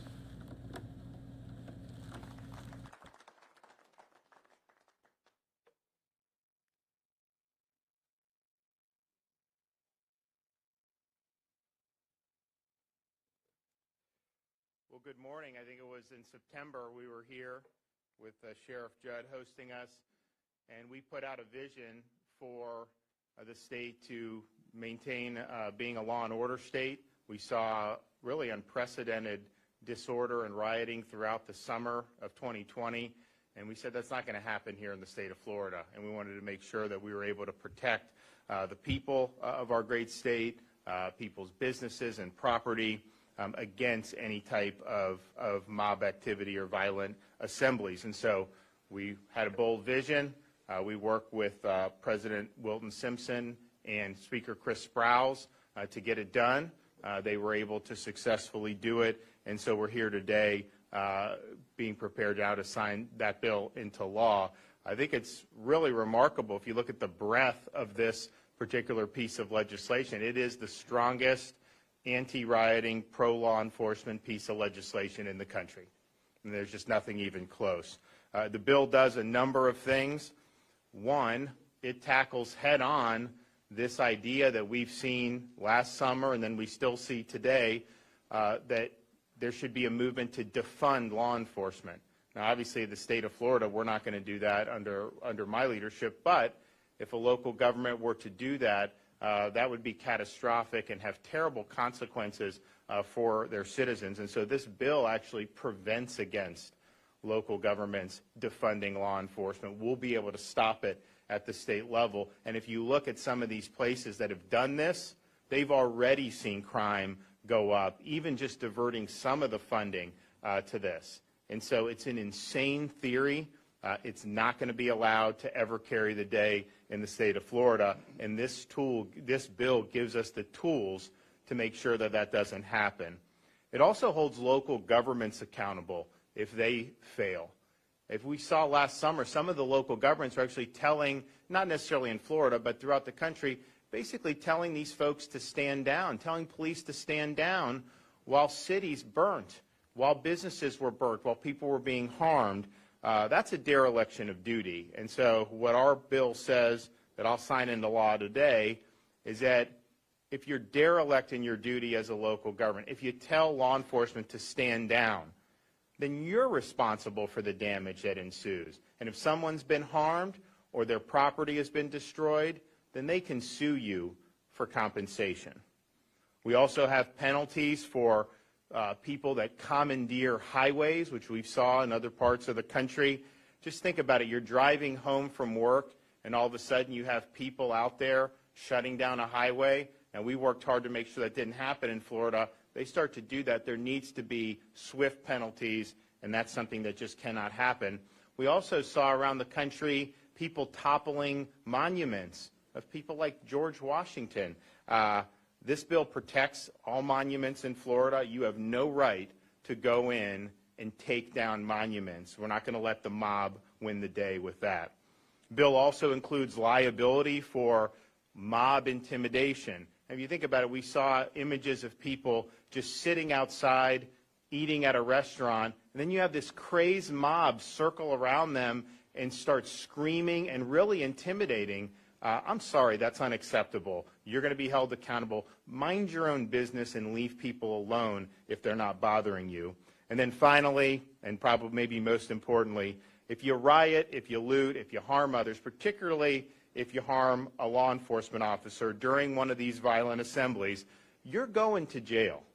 We're going to hold you accountable, and we're not going to end up like Portland, where this is just a daily occurrence where these people are doing this.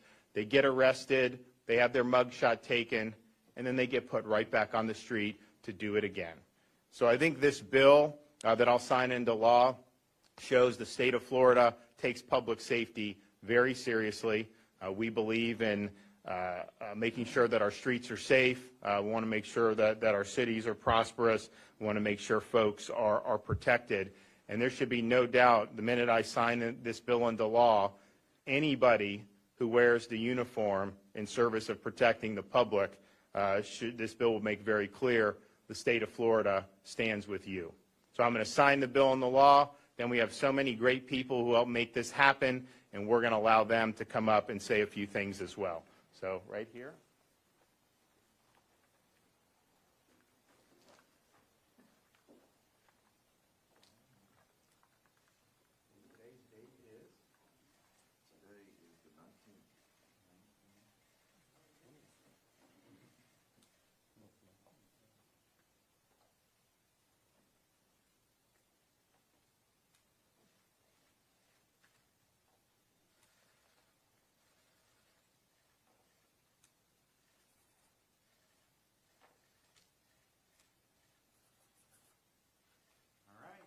Done. We promise and we deliver.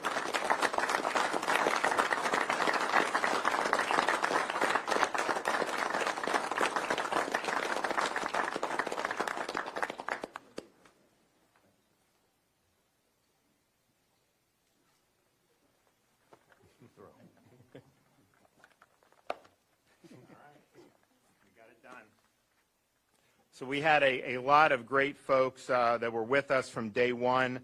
So I'm going to have a number of them come up. So we have, first of all, we've got a lot of great people here who are lending their support. I just want to recognize we've got other sheriffs, we've got police chiefs, we've got folks from the PBA. It's really an impressive showing.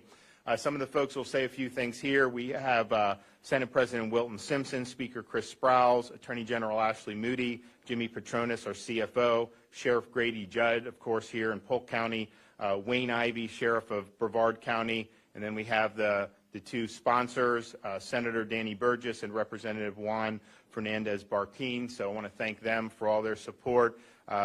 When we met last September, I told the Speaker and the then incoming Speaker and then incoming Senate President what we wanted to do, and I can tell you they didn't hesitate. I mean, they were on board. They understood how important this was, and so Senator Simpson was with us from very beginning on this. He was able to shepherd it through the Florida Senate, I think, in a really great fashion, and so we wouldn't have been able to do it without having strong legislative leadership. And so I want to first bring up Senator Simpson to say a few words and me just to thank him for his great support.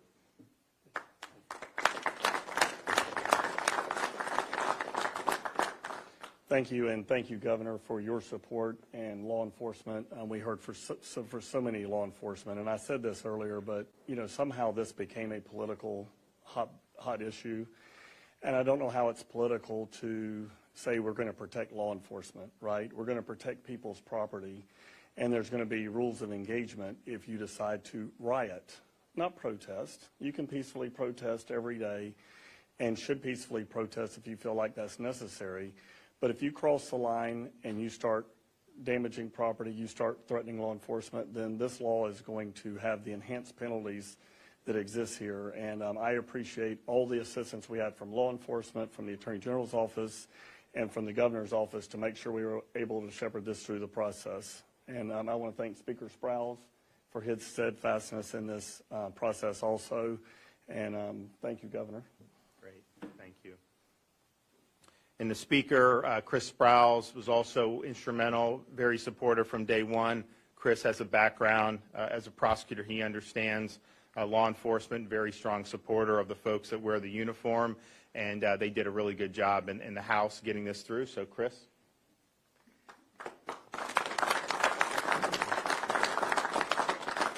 Thank you, Governor, and thank you, President Simpson, for that, and for all the folks who are here, the Attorney General, the CFO, and the many folks and men and women in law enforcement who are here. Many politicians across the country say things, but not that many do things. 7 months ago, we were here at the Polk County Sheriff's Office, I think the last time that I was back, to announce this bill along with the Governor, along with President Simpson, and with many of the folks who are behind us here today. And we made a promise to Floridians. The promise was we weren't going to allow Florida to become Seattle. We weren't allow Florida to become Portland. We weren't going to allow Florida to become the city of New York and Chicago and Los Angeles. That here in the state of Florida, we believed in the rule of law. We believe that if you're a business owner, that you have the right to have law enforcement protect your business, that not to be burned down like the Champs Sporting Goods store not far from here in Hillsborough County. That you don't have if you're driving your kids to school or you're coming home from work in the evening, you have the right to do so safely without having your car surrounded by folks who are threatening you and banging on your windshield and climbing on your car like happened in St. Petersburg not far from here. We made a promise to Floridians that here in the state of Florida that we were going to push back on that we were going to protect our law enforcement officers. Governor DeSantis 7 months ago stood here, made that promise, as did President Simpson, myself, Sheriff Judd, and others. And we're happy today that we can deliver on that promise. You know, people throughout the country are going to be talking about this bill later today. And the thing is that people can say, well, what if we didn't do this bill? What if we allowed lawlessness? What if we allowed our businesses to be burned down or our cars to be surrounded or our police officers to be hurt? Or we let people go to jail for a few hours and come right back to the protest? What would happen? And the reality is we don't have to guess. All we have to do is look across the country. Look at Portland and Seattle and New York and LA, because they're doing all of those things. And you know what? Their arrests are down and their crime rates are skyrocketing. Their homicide rates are through the roof. Their violent crime rates are through the roof. Their cities are being ravaged by crime as a result of that lawlessness. And Governor DeSantis said it best. The leadership or lack thereof in those cities who stood down and stood back and said, we're not going to arrest people for committing crimes. We're not going to arrest people who are being violent or hurting police officers. Who they are hurting most are the people who need their protection the most in those in communities who are vulnerable. We won't do that here in Florida, and that's what this bill is all about. And Senate President Simpson said it best, and he's been such an amazing partner in the Senate. The Senate and the House have worked hand in hand, arm in arm, to get this bill passed. But I can tell you that, you know, people talk about peaceful protesting. You know, of all the violence and destruction out there, I think it's worth noting that there were heroic stories of truly peaceful protesters who locked arms to protect someone's small business or locked arms to protect people who were in uniform. And our message to those people is you're still protected because you're peaceful. There's nothing in this 60-page bill that makes it a crime to be a peaceful protester. What it does do is make it a crime to be violent. Makes it a crime to engage in lawlessness and destruction, because those are things that we're not going to tolerate here in Florida. I'm so proud that we got to work with the governor. There is no governor in America who has been more bold in defending our law enforcement and our communities than Governor Ron DeSantis. And we're so happy and pleased about that. I'd be remiss if I didn't thank Representative Juan Fernandez-Barquin from Miami, who carried this bill through the House, and Senator Danny Burgess, who carried it through the Senate. They had the hard work of shepherding these bills through the committee process, hours and hours of questioning on the floor. They did an amazing job, and it's great to stand here today with these great folks behind us to say we will protect your business, we will protect your safety, and we will not allow for lawlessness here in the state of Florida. Thank you, Governor. Appreciate it.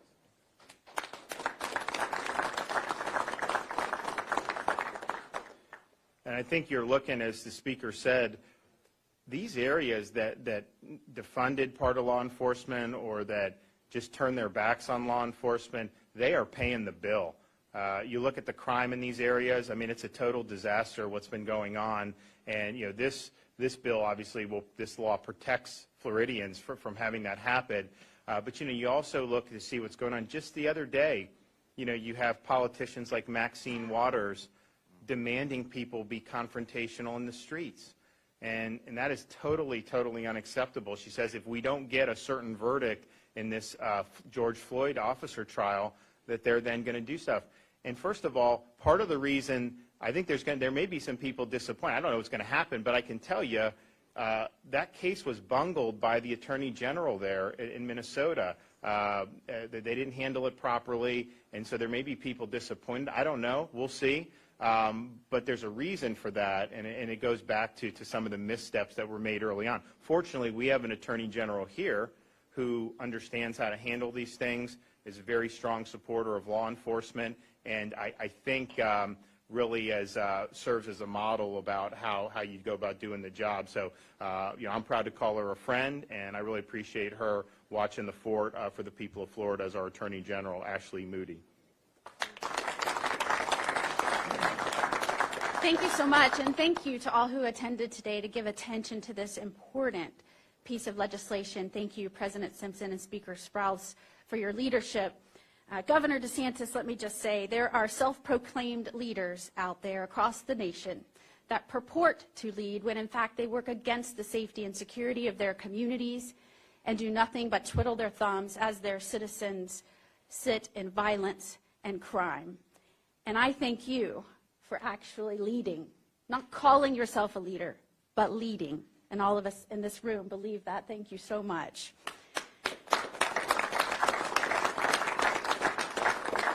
Last year was a very difficult, challenging year for law enforcement. Nationwide, we lost double the amount of law enforcement officers to death than we did the year prior.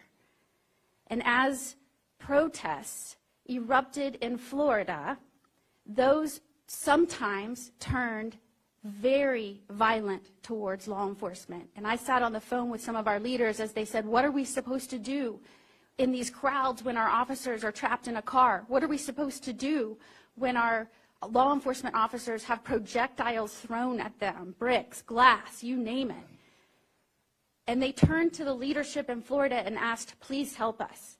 Because the folks standing behind us, the law enforcement officers you see, they know that when they signed up and took the oath that they were going to protect people's rights. That's what they want to do, protect life and property. Everyone behind me knows the difference between a peaceful protest and a violent riot. Every one of these. And I would ask those that have put officers' lives in danger, assaulted them, attacked them during these incidents, I would ask them to trade places and ask whether they would have supported this legislation. This will go a long way in ensuring Florida never becomes Portland, and ensuring that Florida cities are safe from violence and riots. And Governor, we thank you again for leading on this issue. The senators and representatives that really stood up and said, we've got law enforcement's back. We asked them to take an oath to protect and serve us, and they do willingly. We have to, as leaders, tell them that we're here for them when they go in and do these dangerous jobs to ensure order in our community. So thank you so much for being here today to shine a light on this important topic. We have to be out front on this. We have to leave to ensure that we can continue to attract good men and women of integrity into our law enforcement ranks. Thank you so much.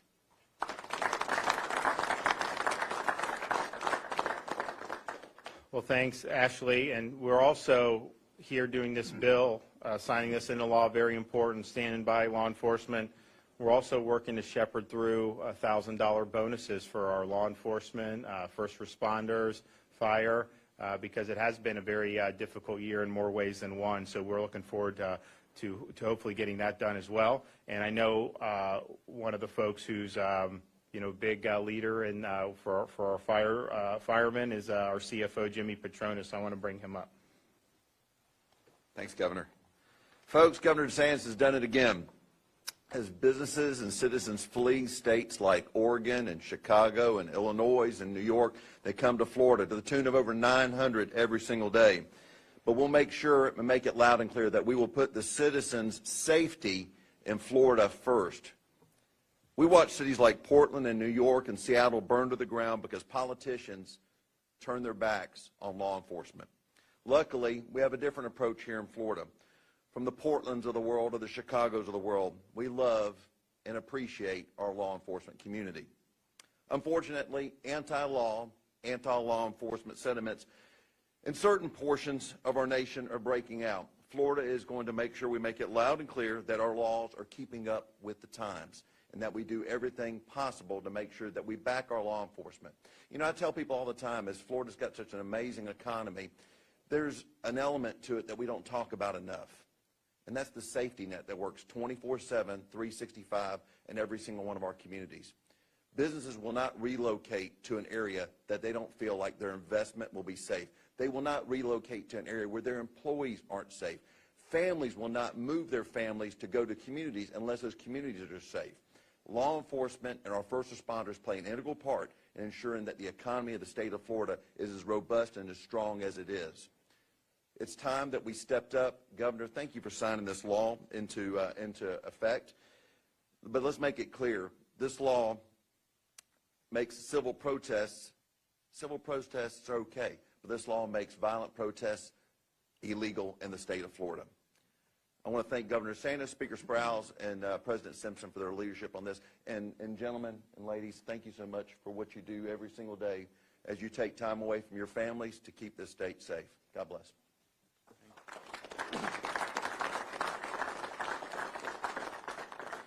When we wanted to do this, we obviously made the announcement here, and one of the reasons we did is because the sheriff of Polk County, Grady Judd, was all in on this from the beginning, 100% supportive, and offered whatever assistance he could have. And so we really appreciate support of all the law enforcement, but particularly those who are with us immediately. And so I want Sheriff Judd, who's hosting us here today, to come up and say a few things.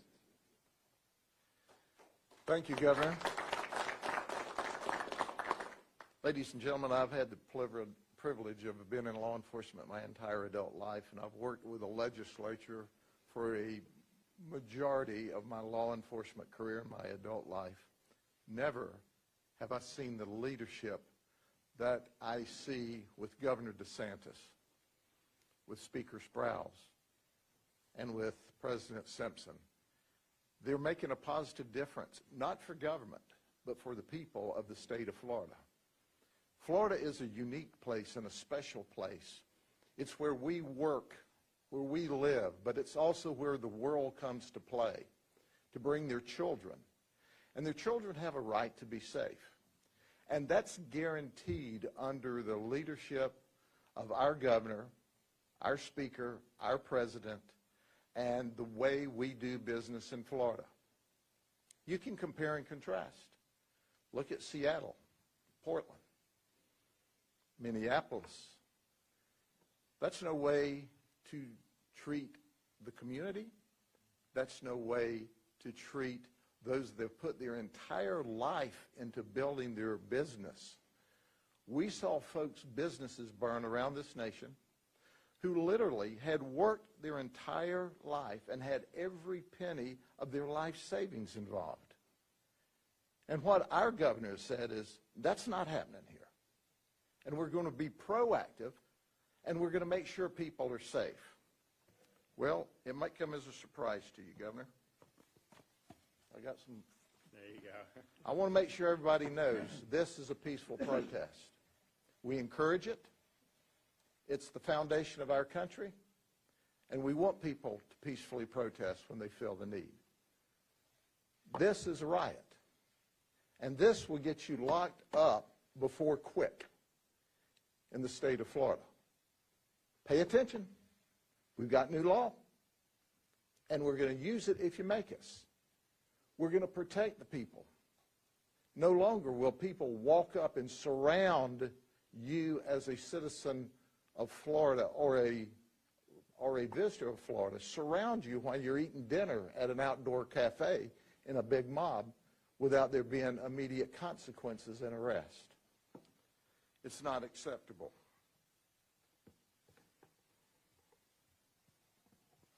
Well, there's always some that don't get it the first time. Peaceful protest, we encourage, and more riot. We can tell the difference. And I'll guarantee you that you'll be able to tell the difference if you come here and riot. If you come here and protest peacefully, we encourage that. But why is all of this important?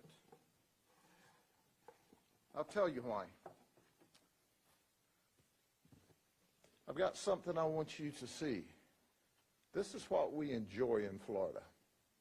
This is the Florida we know and love. This is what our governor, our speaker, our president, this is what all these law enforcement officers and administrators and sheriffs and police chiefs and their officers do every day. They guarantee an environment where you can come here and have fun. Heck, you can even have more fun. Here's another picture. This is the Florida we know and love. We're a special place. And there are millions and millions of people who like to come here. And quite frankly, we like to have them here. So we only want to share one thing as you move in hundreds a day. Welcome to Florida. But don't register to vote and vote the stupid way you did up north. You'll get what they got. There's a reason that this place is fun. There's a reason why we have a 49-year low crime rate. And the same people that don't think we should have an anti-rioting bill or a rioting bill are the same ones that think we ought to let more people out of prison. And where they're doing that, as the governor and our speakers have alluded to, crime goes up. But it's not just crime that goes up. Victimization goes up. The people in those states are hurt and killed, and their livelihoods changed, and their children are changed. So when I look at this president, I know my children and my grandchildren are safer today than they've ever been because of his leadership and the leadership of our speaker and our president and the wonderful men and women and the sheriffs that are here. God bless you all. Okay.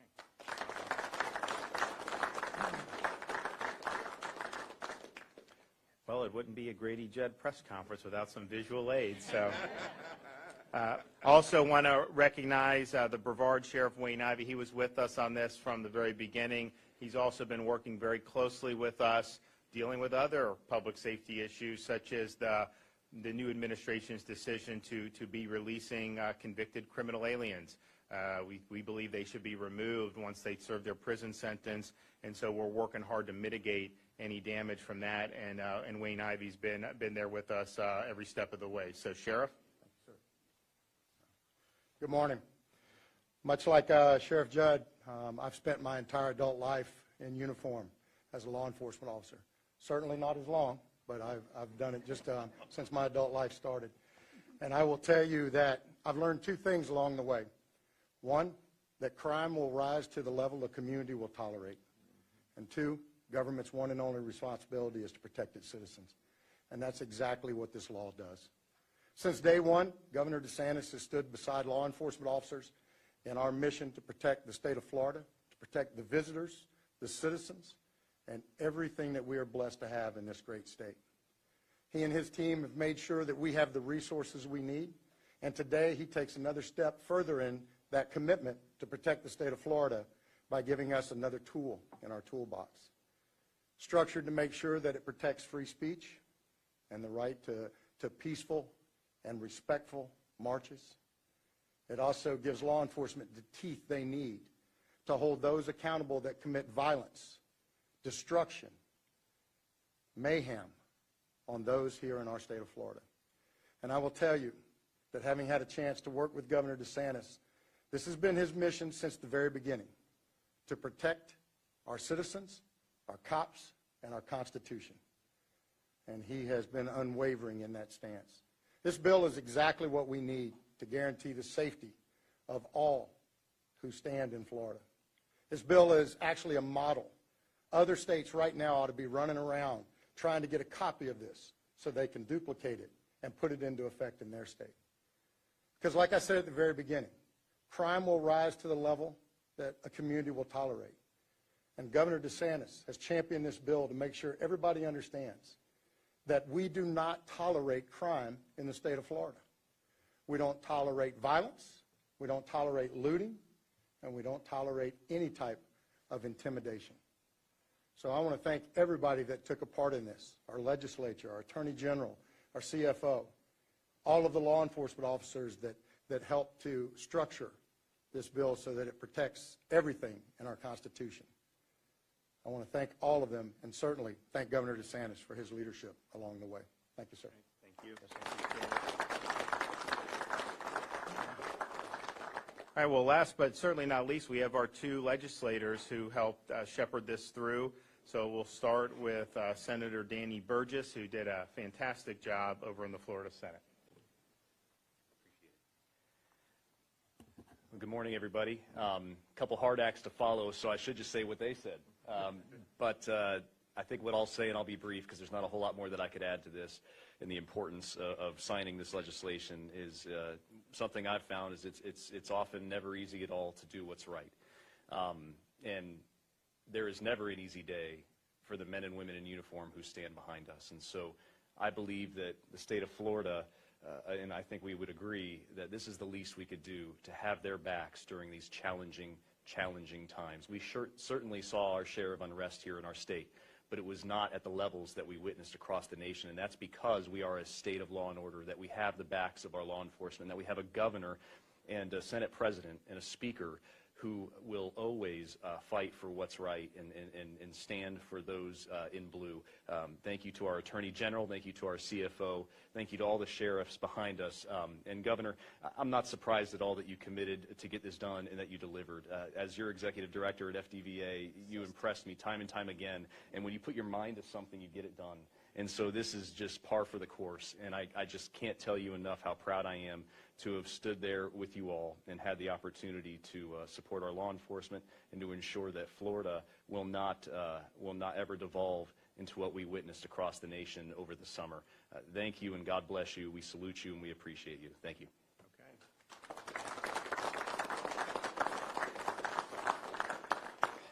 So thanks, Danny. And then we also had very good work in the House, and the House passed it first and then went over to the Senate. So Juan, you want to come up and say a few words?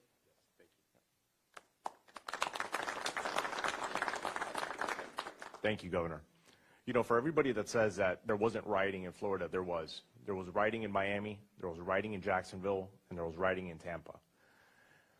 And most important of all, we got to think about the people who are adversely affected by the rioting. We got to think about the owners of the Saigon Bay restaurant right next to the Champ Sports in Hillsborough County.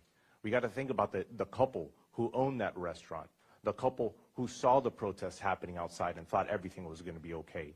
And that same couple got a call at 1 in the morning from their neighbor, the jewelry store just over that was being looted and was informed that their restaurant was on fire. We have to think about those innocent individuals, and this bill protects peaceful protesters, residents, and most important of all, law enforcement. And thank you so much, Governor, for your leadership.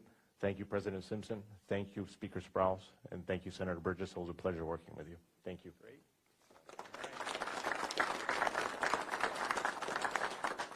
Well, thanks, everybody, for being back here. Thanks for your support. Thanks for what you guys did over the summer, because, I mean, we were ready, and as was mentioned, I mean, you did have some issues, but I think what happened was law enforcement was there. We were all on the same page. I mean, we had National Guard ready to be deployed if needed, and so we didn't see it get out of hand like we did, but I think this bill will help us even more going forward. So, great. All right. I got to catch a flight, so I'm out, but thanks, everybody. I got to see the pictures you used. I always thought of the backside. So there you have it, Governor Ron DeSantis, as well as other Florida lawmakers, talking about this anti-riot bill that has been put into place, which is upping charges for rioters during these protests and whatnot to felony charges. So we're going to be keeping our eyes on all of the protests across the country. We lost some of our live pictures on that, but it's likely that we will get them back throughout the rest of the night here. We do want to let you know that the jury deliberations have just ended in this past hour, half hour or so, in the Derek Chauvin trial. We're going to be closely watching the jury deliberations to see what that final verdict is in the Derek Chauvin trial. We've played you a lot of these safety operation updates, Operation Safety Net, kind of taking the head on what law enforcement is going to be doing over the next couple of nights here, what safety precautions they are taking, arrests that are going to be made. So far, from what we saw, it was mostly peaceful, and it does look like we have some pictures right now of the protests that are going on in Hennepin County near the government center, the courthouse. So let's listen into that.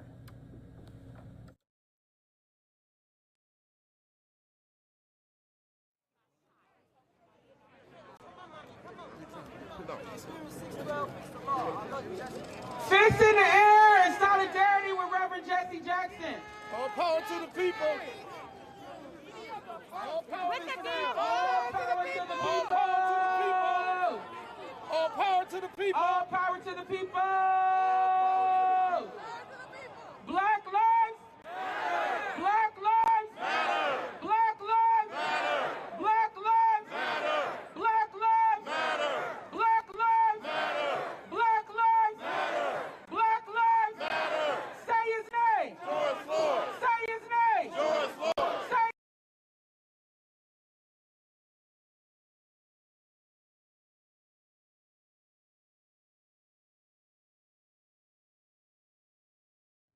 And it does look like that shot is freezing right now, so we'll figure that out for you. We're going to take a quick 2-minute commercial break. When we come back, more coming out of Minneapolis amid this Derek Chauvin trial, jury deliberations.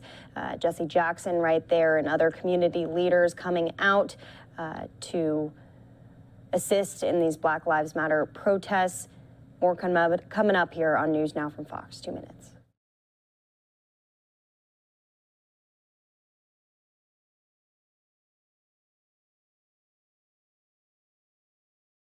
You okay, dude? Sandra Bland! Say her name! Sandra Bland! Say her name! Sandra Bland! Say her name! Sandra Bland! Say her name! Sandra Bland! Say her name! Sandra Bland! Say her name! Sandra Bland! Say her name! Sandra Bland! Adam Toledo, 13 years old in Chicago. Say his name! Adam Toledo! Say his name! Adam Toledo! Say his name! Adam Toledo! Say his name! Adam Toledo! Say his name! Adam Toledo! Say his name! Adam Toledo! Say his name! Adam Toledo! Say his name! Adam Toledo! All right, give it up for yourselves. Y'all out here. It don't matter if it's cold. It don't matter if the police are around. It don't matter if they got barricades. We out here. We gonna be out here until we get justice. I'm gonna turn it back over to DJ.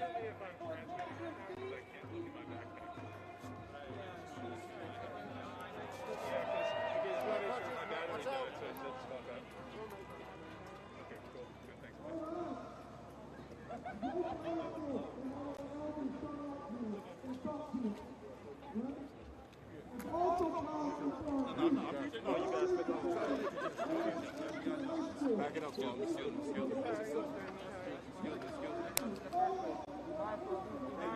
Love you, Ralph. Thank you. Love you, son. Right here.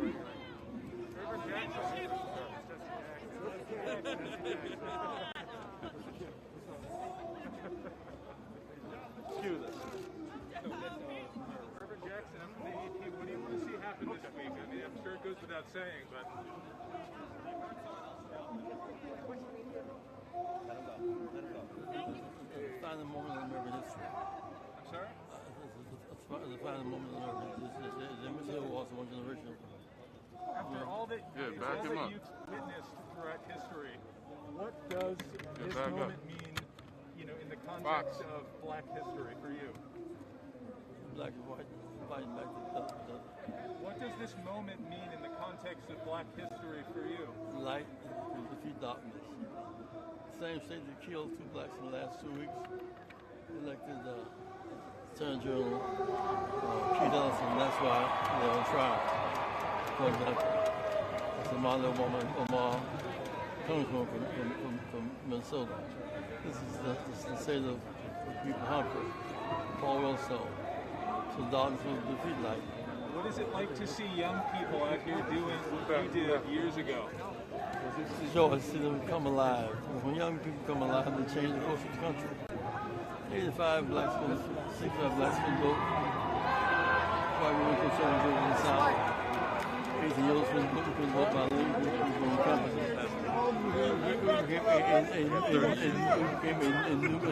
new majority. So we'll win this case tomorrow. But it's relief, not celebration.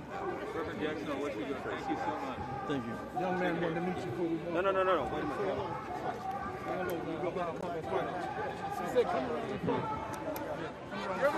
Hey, come on. Back it up, folks. Jackson, long time. I was with you at the Moscone Center. I was your news crew.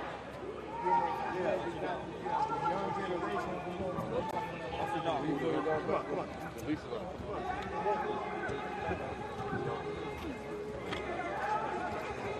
Mr. Jackson, long time. Excuse me. Hold through here. Give him some space, please.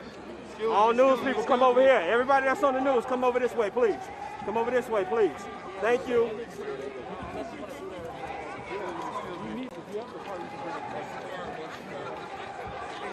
Turn.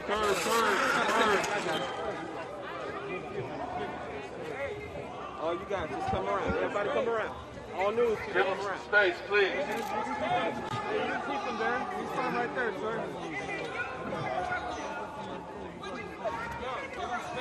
Okay. Step back. To the outside. Back it up.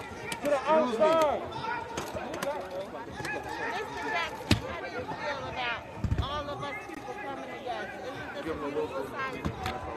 That's the hardest thing getting life out of death.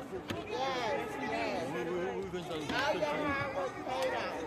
they're going to take resurrection. We were killed in 68. Back today. The powerful force for Justice Murphy is still George Floyd. So the truth about that, young brother Wright. We should be nonviolent, not scared because we're wise. Some people are hitting on the one racial. It's not the real fight. Darkness and light. Spare but hope. We keep marching, keep hoping, keep building, keep fighting these those personal.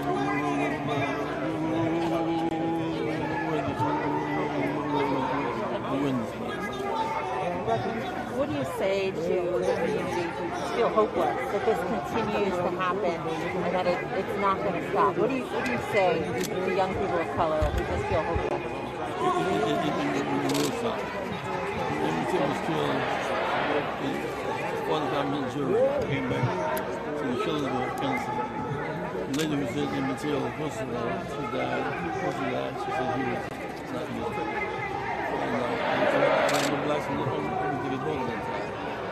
4 guys in trial, but Pete Ellison, Attorney General of the state of Minnesota. We had 60 blacks in Congress now. They were in off in Minnesota. 45 Latinos. So the fact that we were winning, we were fighting back in desperation for all these mass killings. We choose light of the dark.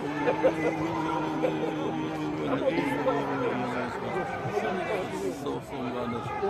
We made too much progress to turn back now.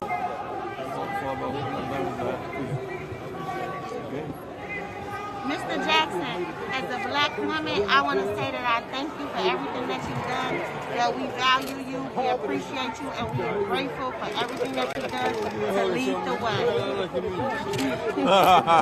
Yes. Yes, we value you.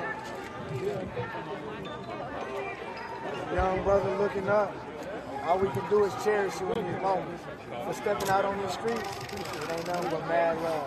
It's mad love.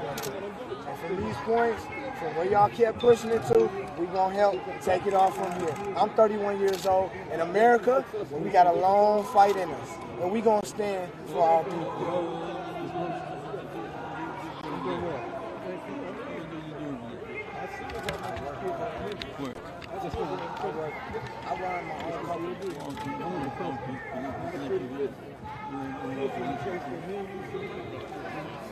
Black Culture CEO.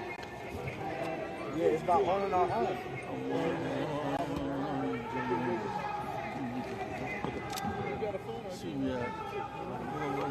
All right, thank you guys. Thank you. Thank you. Thank you. Get away. Thank you. Thank you.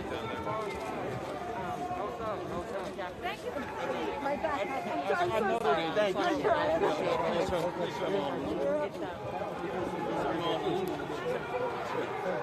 you guys make a hole for him.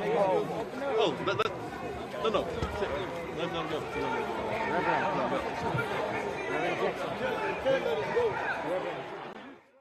So again, we're taking live looks at these pictures in Minneapolis as protesters are headed downtown. This is all a part of the Derek Chauvin trial, as the jury just finished up deliberations for the night. These are some of the first ground pictures that we have been showing you here tonight. As things slowed down a little bit over the weekend, the arrests were not quite as high as they were during the week, as many protests began on Sunday of last week. So it's been over a week here of protests in the Minneapolis area. Most of those other protests, though, centering around Brooklyn Center, a different case concerning the shooting death of Daunte Wright.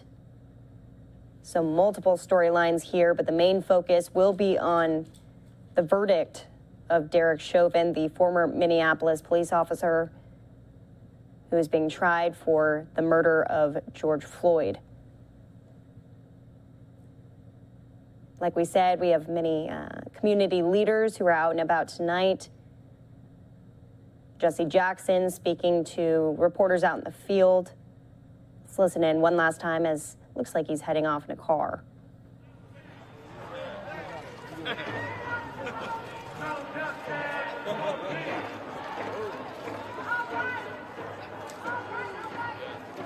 Love you, man. Hey.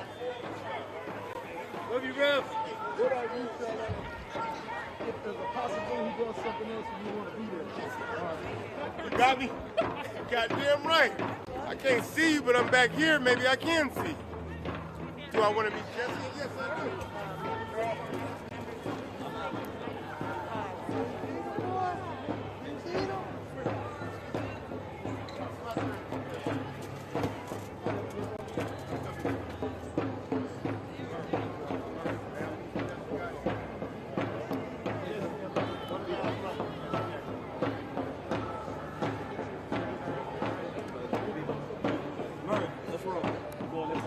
Excuse us, you guys. Excuse us. Excuse us.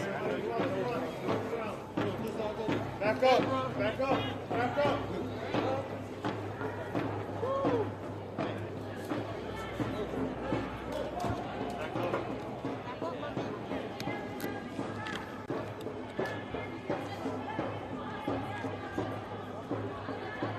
Really? I was a little kid, but I'm gonna watch it on TV.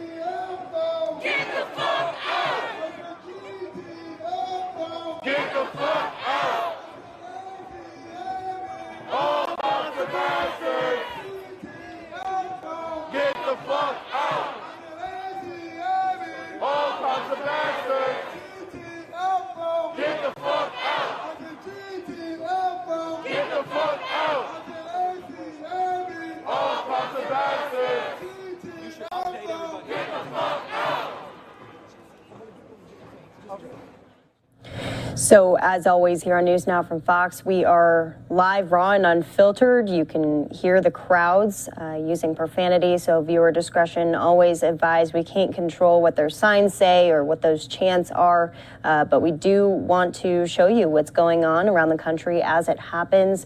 Again, protesters marching down the streets of downtown Minneapolis tonight as jurors deliberate the charges faced by Derek Chauvin nearby in the Hennepin County Courthouse there. The demonstration organized by a coalition of activist groups demanding change in policing and the criminal justice system after the death of George Floyd in 2020. The protest began shortly after closing arguments in this trial here. Civil rights leaders Reverend Jesse Jackson and Reverend Al Sharpton hosted a prayer this afternoon outside of the Government Center. Sharpton and Jackson joined with the families of George Floyd and Daunte Wright in front of the courthouse to pray. During that prayer, which we showed you a little bit of Jesse Jackson's remarks there with reporters out in the field, but during the prayer, Sharpton discussed the impending trial verdict, but said that his focus is broader than just one court case, saying, quote, "Whichever way this verdict goes, we won't stop until the law is changed." So that's just the very latest here out of Minneapolis tonight. Now the crowds seem to be breaking out in song.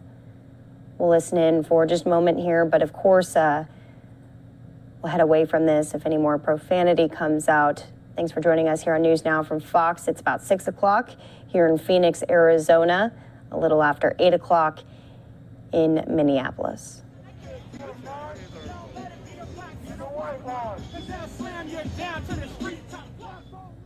And we are going to go off into a quick commercial break here. Again, you're watching News Now from Fox.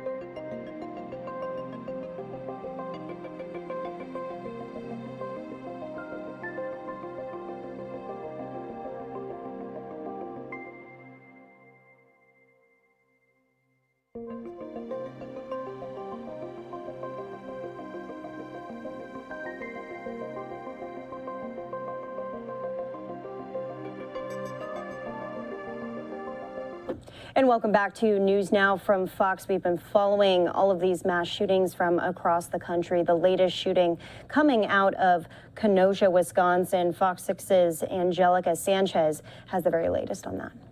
Shots rang out early Sunday morning in this quaint Kenosha County community, all stemming from a confrontation inside the Summers House Tavern. There was a scuffle between the three people that are now deceased and our suspect. Kenosha County Sheriff David Beth identified the shooter as 24-year-old Rakayo Vincent. Court records list him as homeless. He has firearms in his criminal history. Management kicked out the suspect out of the establishment. He went outside, came back in, and pulled a gun and shot the three people that he got in an altercation with. Sheriff Beth says the third victim killed in the shooting exchanged gunfire with the suspect outside the tavern. 3 bystanders were also shot but expected to survive. Sheriff Beth says Vincent was arrested in Racine County after trying to steal a car. He stole a car, I believe it was from people that he knew. And then I think they contacted an agency up in Racine. And then when this guy brought the stolen car back to the people he stole it from, and they called the Mount Pleasant Police Department. Vincent appeared in court for a Monday bond hearing. At this time, he's only being charged for 1 homicide, but more charges are expected in the coming days. This would make this defendant a flight risk. Bond was set at $4 million. Sheriff Beth says the shooting is the latest example of a disturbing crime rate in the county. It's not a trend I'm happy with. And we do want to go out to that press conference from Kenosha County Sheriff's Department. It's interesting because the sheriff called this commonplace now, shootings happening across the country, specifically in Kenosha in the wake of all of these other uprisings of civil unrest about shootings, specifically in the Black community. So we'll listen into the press conference from the police department and then that virtual court appearance by the suspect as well.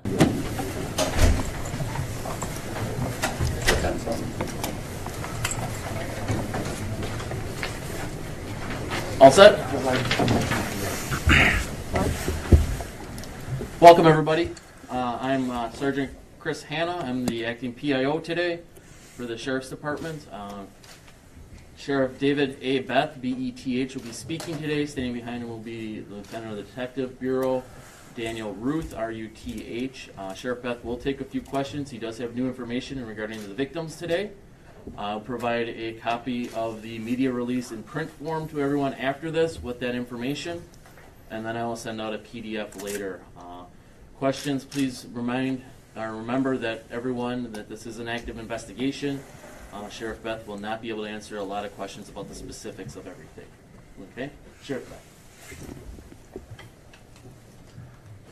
Good afternoon, everyone. It's a difficult day in Kenosha, and recently today I found out that there have been something like 40 mass shootings in this country in the last month, and to think that Kenosha is part of something so tragic, it just breaks your heart. But we're doing our best to put resolve to this. We've actually captured our suspect. He's in custody. And it was a long day. And we had, I'd like to give credit to the agencies that assisted us yesterday. Again, this all started at about 12:42 in the morning in the village of Summers in Kenosha County Sunday morning. And without hesitation, we got a lot of resources sent our way. Kenosha Police Department sent us a lot of manpower. UW Parkside Police, the Racine Sheriff's Department, Racine Police Department, the Village of Mount Pleasant, Village of Caledonia, the Wisconsin State Patrol came in and mapped the scene with, we call it the total station and technology. And the Wisconsin Department of Justice, DCI, they came and they processed the scene of evidence that we had there. And it was a rather large scene. It was inside a bar that's located on Sheridan Road. There was a lot of evidence they collected there, and outside there was evidence out there too. There were over 200 pieces of evidence that I was told yesterday, and they probably found more since. It started off a little bit before 12:42, and the first call came in that there was a scuffle between the three people that are now deceased and our suspect.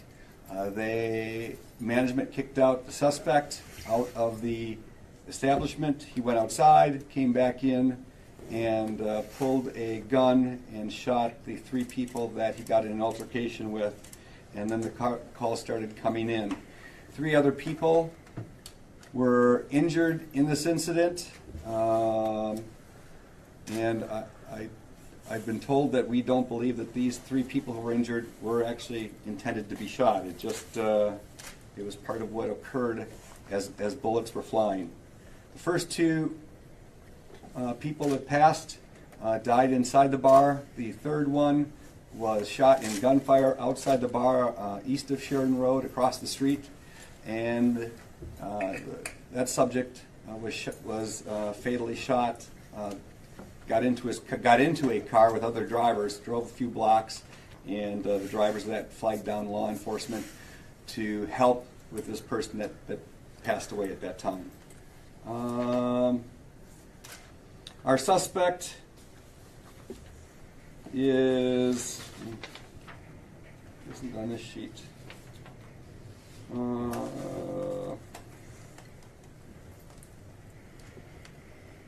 Our suspect's name is Rakayo A. Vinson, V-I-N-S-O-N, and if I remember right, he's about 24 years old. Our victims, which we're identifying, the medical examiner said that we can identify them. We're going to give you these names, so if you don't get them, it's a Cedric Gaston, 24 years old, resident of Kenosha. Akeem Stevenson, 26 years old, resident of Kenosha. And a Kevin Donaldson, 22-year-old resident of Kenosha. The other people that were injured, a 26-year-old male from Kenosha, a 22-year-old male from Wonder Lake, and a 23-year-old male from Wonder Lake as well. Our suspect, of course, left the scene. Our detectives and the city police department and other agencies, we canvassed the area, and they're out. They pulled video from the Summers House Tavern, and they were also able to get video from other locations near the incident yesterday. And they're piecing all that together. As the Sergeant Hannah said, I'm sure there's a lot of stuff you guys would like to know the answers to that I can't answer for you right now. But it's an ongoing investigation. It is Channel 9, I apologize for that. It's an ongoing investigation.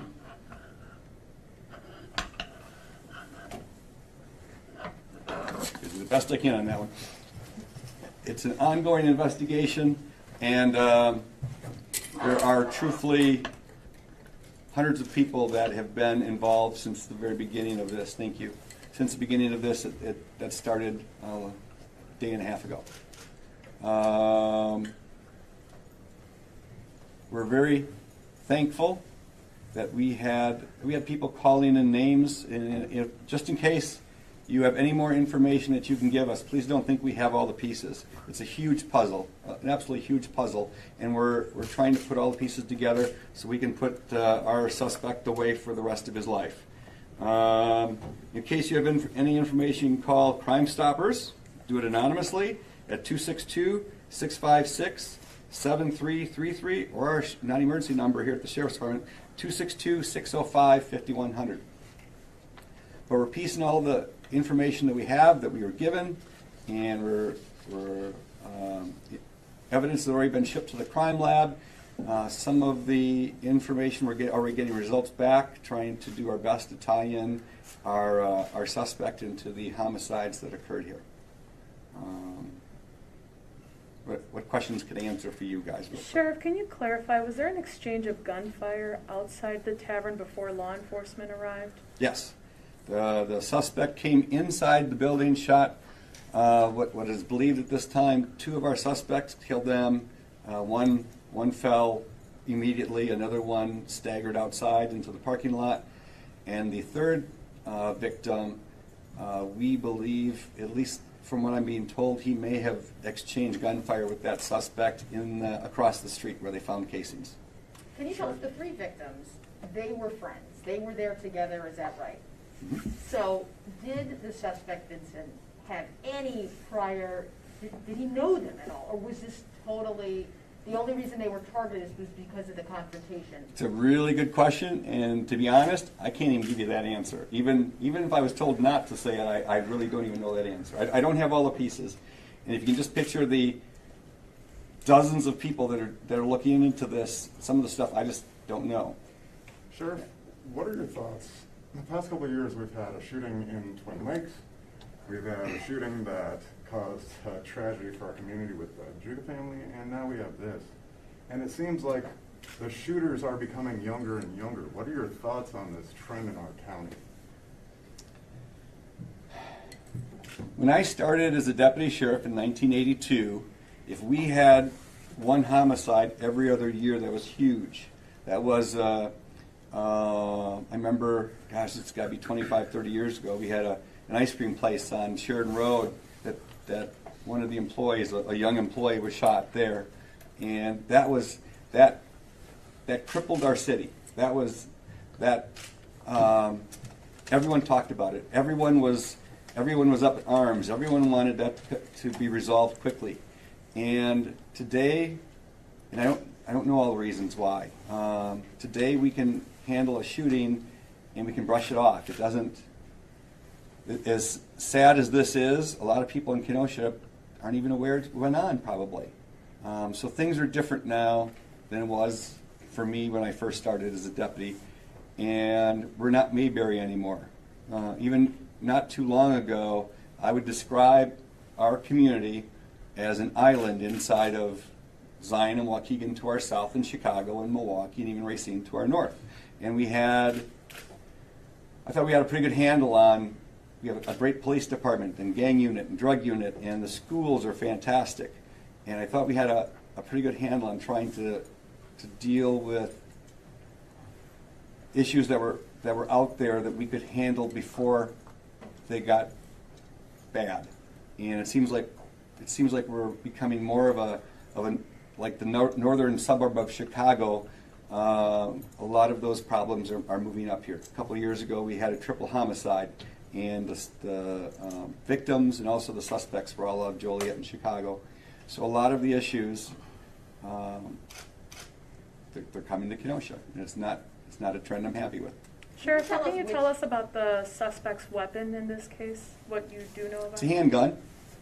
The caliber, I can't share with you that at this moment, but the weapons that were used at the scene that night were handguns. The suspect is listed as homeless. What else can you tell us about him? I really can't tell you much more other than his name. I don't know. Was he living in Racine, or was he living in Kenosha? I don't know where he was living. He's living in the jail right now, and that's the best I can tell you right now. Sheriff, to clarify, is there a search for other suspects at this time, or can you tell the public that this is the one suspect that you believe is the sole perpetrator of this crime? We are not ruling out that other people may have been a distant part of this. I feel pretty confident that we have our suspect that did the shooting. Could someone have given him a ride? That page hasn't been closed yet. We're still looking into that. Is he expected to face charges for all 3 homicides and the 3 victims that survived the shooting? I'm sure he'll have many more charges placed on him. To hold him in our custody, they had to come up with at least the initial charge. So that's why you'll see, I think he was charged with 1 homicide. I'm sure that he will face, as we piece all this together and we have the names now, and as we do all this, I'm sure he'll be facing many more charges. Sheriff, can you tell us how and where the suspect was arrested? He actually went up to Racine, and the specific details I don't have, but he went up there and he stole a car. I believe it was from people that he knew. And then I think they contacted an agency up in Racine. And then when this guy brought the stolen car back to the people he stole it from, and they called the Mount Pleasant Police Department and said, this guy is here, come and arrest him. He's the one that stole the car. So they went and picked him up, and when they identified him, they called down here by us and said, I are you looking for a person that resembles this person? And we said, yes, we'd love to talk to him. And now we're piecing those pieces together. Arrested in Mount Pleasant, you said? Mount Pleasant, I believe, is where that we picked him up, or that was picked up. If you don't mind, if we could go back to the third victim who was across the street, Yep. may have fired back, exchanged gunfire. Can you tell us which victim that was? Which was it? Cedric Gaston or Stevenson or Donaldson? Yeah, I don't know that, which one was which. I know I remember someone saying he was tall, but that's the best I can answer for you right now. And the suspect, Vincent, it looked like in his mugshot he had a black eye. The district attorney at his hearing just a short time ago said that this was literally over nothing and that Vincent did get punched in the process of. Can you talk a little bit more about the confrontation? I don't know that much more. I just know that inside the three people that were involved that are deceased, I believe that all of them, or most of them, played a role in the altercation. And I believe that Vincent had some facial injuries, I think, from that altercation. But the extent of them, I don't know. Sheriff Beth, you said yesterday in the press conference that the suspect knew the victims, but the victims did not know the suspect. Is that still true? That's a really good question. Yesterday I knew that these people were targeted, so at the level that he knew these three people, it may just be that there was a confrontation in that location and he knew he was coming in for those three people. How long he knew them? I don't know. I can't tell you if he knew their names or anything like that at this moment. That's a really good question, but I don't have that answer for you either.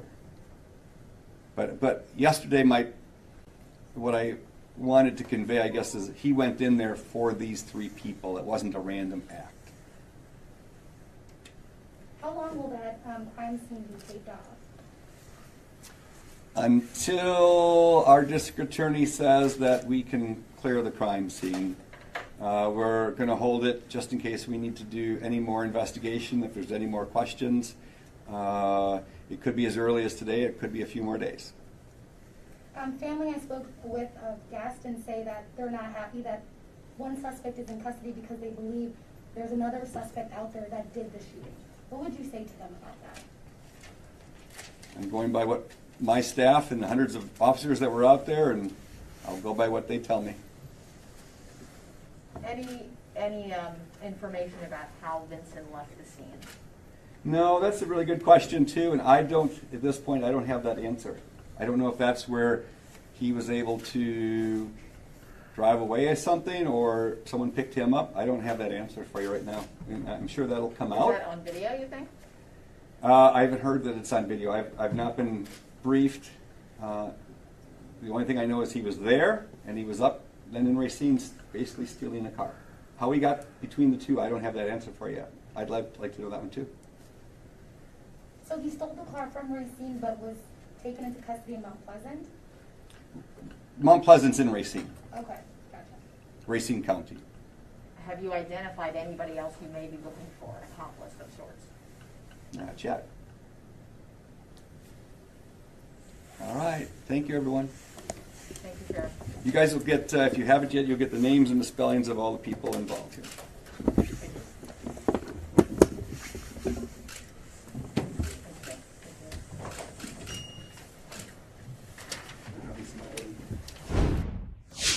And we do want to bring out some breaking news for you right now. Vice President Walter Mondale dies at 93. This is all according to his family right now. The Minnesota former vice president's long career in politics was highlighted by serving under Jimmy Carter. I'm going to bring in our very own Andrew Kraft to give us a little bit of an idea of what his storied career was like. Again, this just coming out in the past couple of minutes here on News Now from Fox. Andrew, let's talk about this and what Walter Mondale's career was like. Yeah, Daytona, as you know, like you just said, most Americans will remember him as President Jimmy Carter's vice president. We're just getting a statement in Fox's from former President Carter saying, quote, "Today I mourn the passing of my dear friend, Walter Mondale, who I consider the best vice president in our country's history. During our administration, Fritz used his political skill and personal integrity to transform the vice presidency into a dynamic policy-driving force that had never been seen before and still exists today. And so a very sad day, especially for those in Minnesota, in the halls of power in the Twin Cities. Daytona, he served as the U.S. Senator from Minnesota from 1964 to 1976, and then Carter tapped him to serve as his vice president, and most Americans will also remember him because he went after the presidency in his own bid. He became the Democratic nominee in 1984, picking Geraldine Ferraro, the female congresswoman from New York. She was the first female running mate on a major party ticket.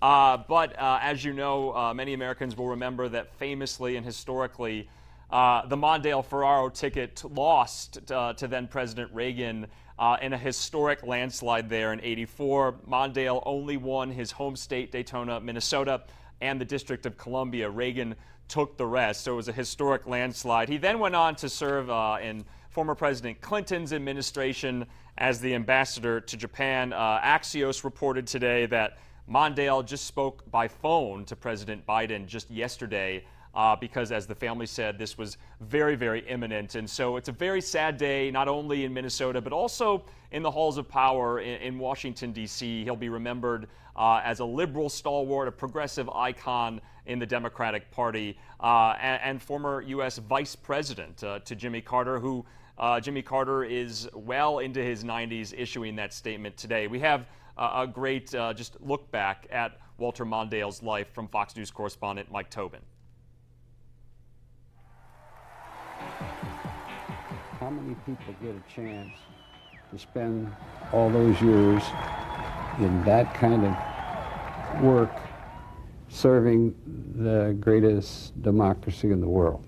Can't beat that. In 1946, at the tender age of 20, young Walter Mondale helped manage the U.S. Senate campaign of another young Democrat, the then mayor of Minneapolis, Hubert Humphrey. We put together a movement, and the people that were on the other side got irritated with us and called us the Diaper Brigade, but we prevailed. With his bride, Joan Adams Mondale, at his side, Mondale got his undergraduate and law degrees from the University of Minnesota and then went to work as an attorney.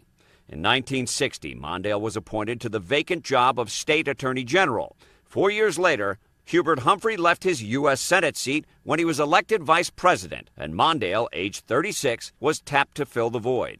And I am proud to go to Washington to join the Johnson-Humphrey team. But Mondale quickly distinguished himself as a civil rights champion and as a politician, twice winning re-election to the Senate. Then in '76, when Georgia Governor Jimmy Carter captured the Democratic presidential nomination, Mondale got a call. We had a talk about what he had in mind. I was not interested in a ceremonial job. I wanted to be a part of things, supporting the president. And so the Grits and Fritz ticket was born, running against Republican President Gerald Ford and his vice presidential pick, Senator Bob Dole. I remember I tried to stay up all night, and we were waiting for, the election to be over, and finally went to bed, and then someone banged on the door and said, "Get up, you guys, your dad's vice president."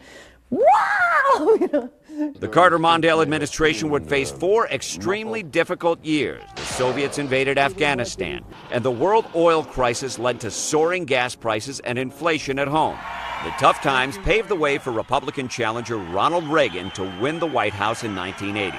Thank you. And you work so hard, 18-hour days and so on, trying to make your case, and just see it slip away. 4 years later, Mondale captured the Democratic presidential nomination. But America was in the midst of an economic boom, and Reagan had become a very popular president and a very good campaigner. I will not make age an issue of this campaign. I am not going to exploit, for political purposes, my opponent's youth and inexperience. I like the campaign. I love campaign. But I don't think I was very good at television. Mondale did make history in the '84 campaign, choosing a woman running mate, Geraldine Ferraro. the first female vice presidential candidate on a major party ticket. This might reshuffle the deck and we might make a game out of it. Instead, Reagan won re-election in a landslide. Mondale took just one state, Minnesota. Mondale later did a stint as ambassador to Japan, then returned to Minnesota, going into private law practice, and was a much quieter life until one late October morning in 2002. A small plane crashed in northern Minnesota. Among the killed was Democratic U.S. Senator Paul Wellstone. With less than 2 weeks to the election, the Wellstone family reached out to Mondale to take the place of the fallen senator on the ballot. The next United States Senator from Minnesota, Walter Mondale. At age 74, Mondale was suddenly in an abbreviated U.S. Senate race up against Republican Norm Coleman. But for the very first time, Walter Mondale lost his statewide race in Minnesota. In his concession speech, Mondale pinned the blame for the loss on himself. I take responsibility for this result. It's on my shoulders. No, this is the way it should be. This is a result that the people of Minnesota have every right to make. In his later years, Mondale would make occasional campaign cameos for fellow Democrats. To the end, Walter Mondale's love and loyalty belonged to his family, his friends, his state, and his country. In Chicago, Mike Tobin, Fox News. And Andrew, as you might expect, lots of politicians sending their thoughts and prayers over social media. We're hearing from several politicians tonight, correct? That's right, Daytona. The tweets and the tributes are pouring in at the moment from a lot of lawmakers and elected officials. Just want to read one to you from the current senator from Minnesota, Amy Klobuchar. She's tweeting tonight, "Walter Mondale was a true public servant and my friend and mentor. He set a high bar for himself and kept passing it and raising it, passing it and raising it. As Minnesota Attorney General, Senator, Vice President, Ambassador, and presidential candidate, he was kind and dignified to the end." And Daytona will be monitoring all these reactions to the news tonight of the death of former Vice President Walter Mondale at the age of 93. All right. Thank you, Andrew, for giving us that update. Speaking of Minneapolis, we have a shot right here. Totally different story, but we've been monitoring protests coming out of the Minneapolis area, as obviously the Derek Chauvin trial is still underway right now. Jury deliberations have ended for the night, but we are, of course, going to be keeping our eyes on any developments on all of that. We're going to take this moment to go out to a quick 2-minute commercial break. When we come back, more of the stories of the day here on News Now from Fox.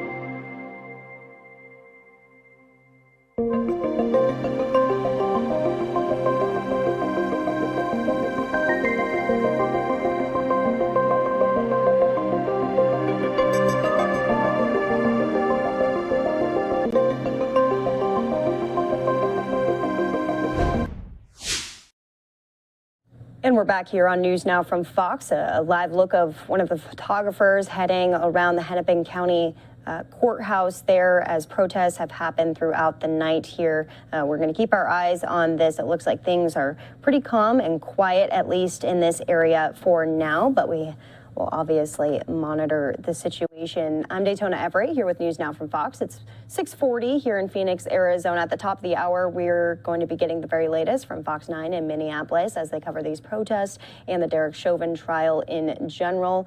Very extensive coverage, so that'll be really great. Until then, let's go out to some remarks from Senator Schumer today. He was speaking about hate crimes during the pandemic. We've seen an influx of hate crimes against the Asian community across the country, specifically a lot in California, though, and in New York, the area that he is representing. So let's listen in to that momentarily, and then if any other breaking news happens across the country, we got you covered.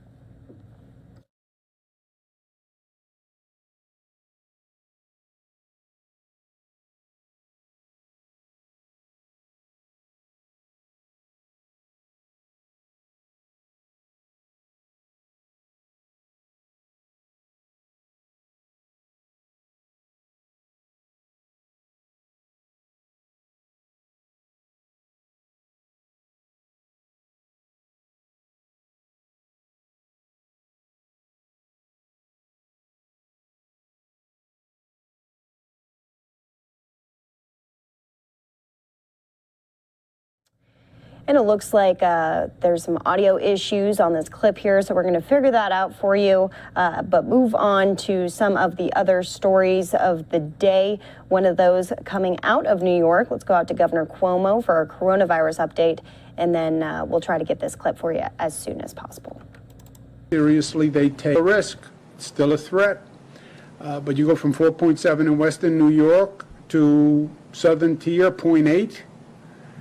Which is right next door. You know, it's your community determines your positivity rate. I don't know how else to say it. New York City, you see Staten Island with the highest infection rate, not as high as it was, but still higher than any borough in New York City. How do you explain that? Your community determines your infection rate. Your behavior determines your infection rate. Your family determines your family's infection rate. We've been very aggressive on vaccinations. We're doing it every way we can. We're advertising it. I'm going to be traveling across the state stressing this message. Get vaccinated.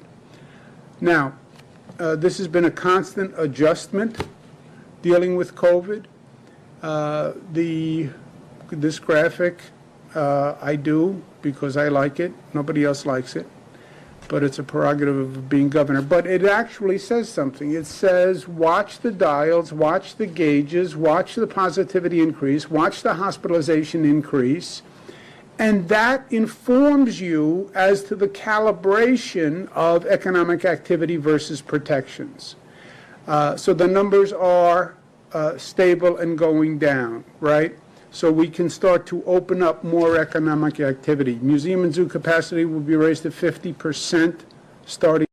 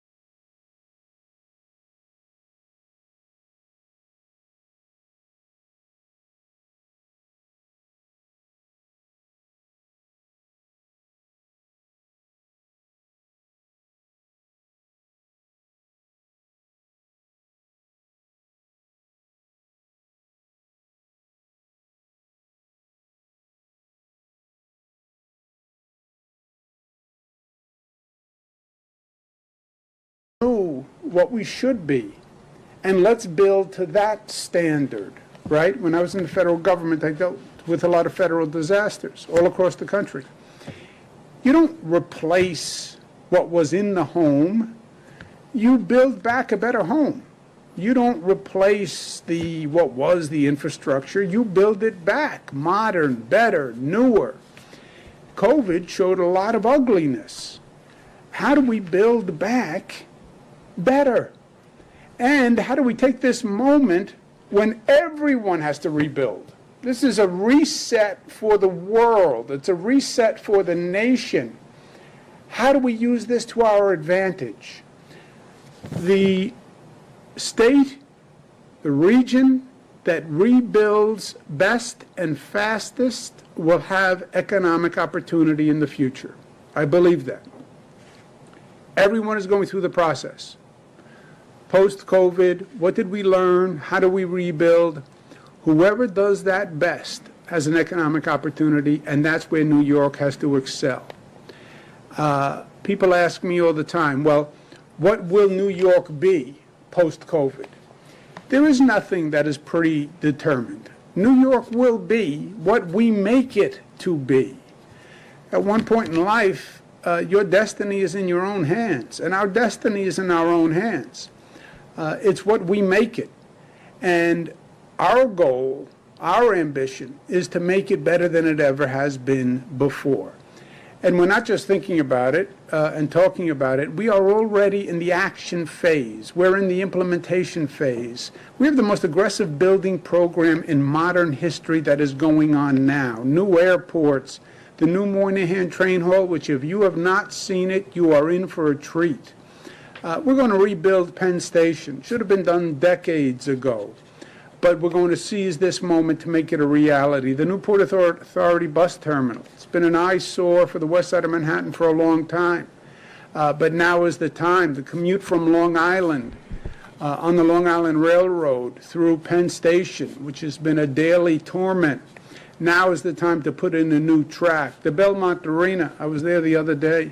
It's going to be the home to the Islanders. It's going to be a new music venue. It's a place of identity for Long Island. It's going to be magnificent, and it's going to open this fall. We accelerated the schedule.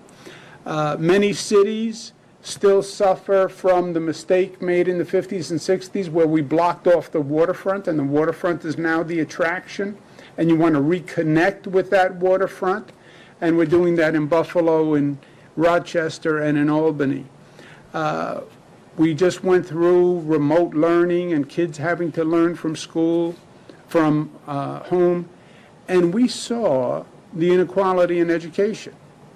Well, remote learning, yeah, if you have the computer, if you have someone who can work with you, and if you have broadband internet. And too many families had to go to the local fast food place or library to get broadband because they didn't have it at home.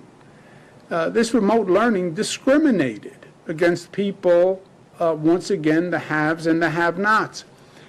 Universal broadband that is accessible to everyone and affordable. First state in the nation. If you're a low-income family, $15, and an internet company has to provide you high-speed internet for $15. We're also going to be the green energy capital of the nation, not by talking about it or demonstrating or signing goals, but by actually implementing a program. And we have to reform public safety. This nation is still in turmoil with the relationship between members of the community and the police. We see it every day. There will be no economic recovery unless a city is safe. We have seen that in the past, and I'm going to speak more about this over the coming days. But public safety is directly related to the economy. The economy will not grow if people don't feel safe. It's that simple. We're in New York City today. I can tell you, because I've been born in New York City. You look at the periods of high crime in New York City, they are periods of economic decline. You see periods of where the crime rate goes down, the economic rate goes up. And we are at a point of crisis in this nation and in this state. And if you want to rebuild the economy, we have to reform public safety. We also have to help the middle class, especially at this time, and the best way we can help them is through lower taxes.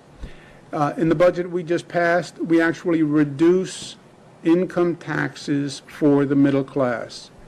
The rate goes from 6.09 to 5.97 for those making between $43,000 and $161,000. From 43 to 161,000, your tax rate goes down. From 160 to 323, your tax rate goes down. $323,000 per year. Middle class. At one point, that would be rich people. But times have changed. So we want to get those taxes down for people in those brackets, and we do it this year. And we also do it for the 20,000 to 80,000 bracket and 80 to 215,000 for individual taxpayers. So middle class taxes come down as soon as I sign this bill, which I'm going to do in a moment. This tax change affects 4.8 million New Yorkers, and it's $2.2 billion, so it is real. We're also instituting a property tax credit for people up to $250,000 because property taxes are the worst tax in the state of New York. It's not the state income tax. It is the property tax. And when people talk about high tax New York, they're talking about the property taxes. That's what they're talking about.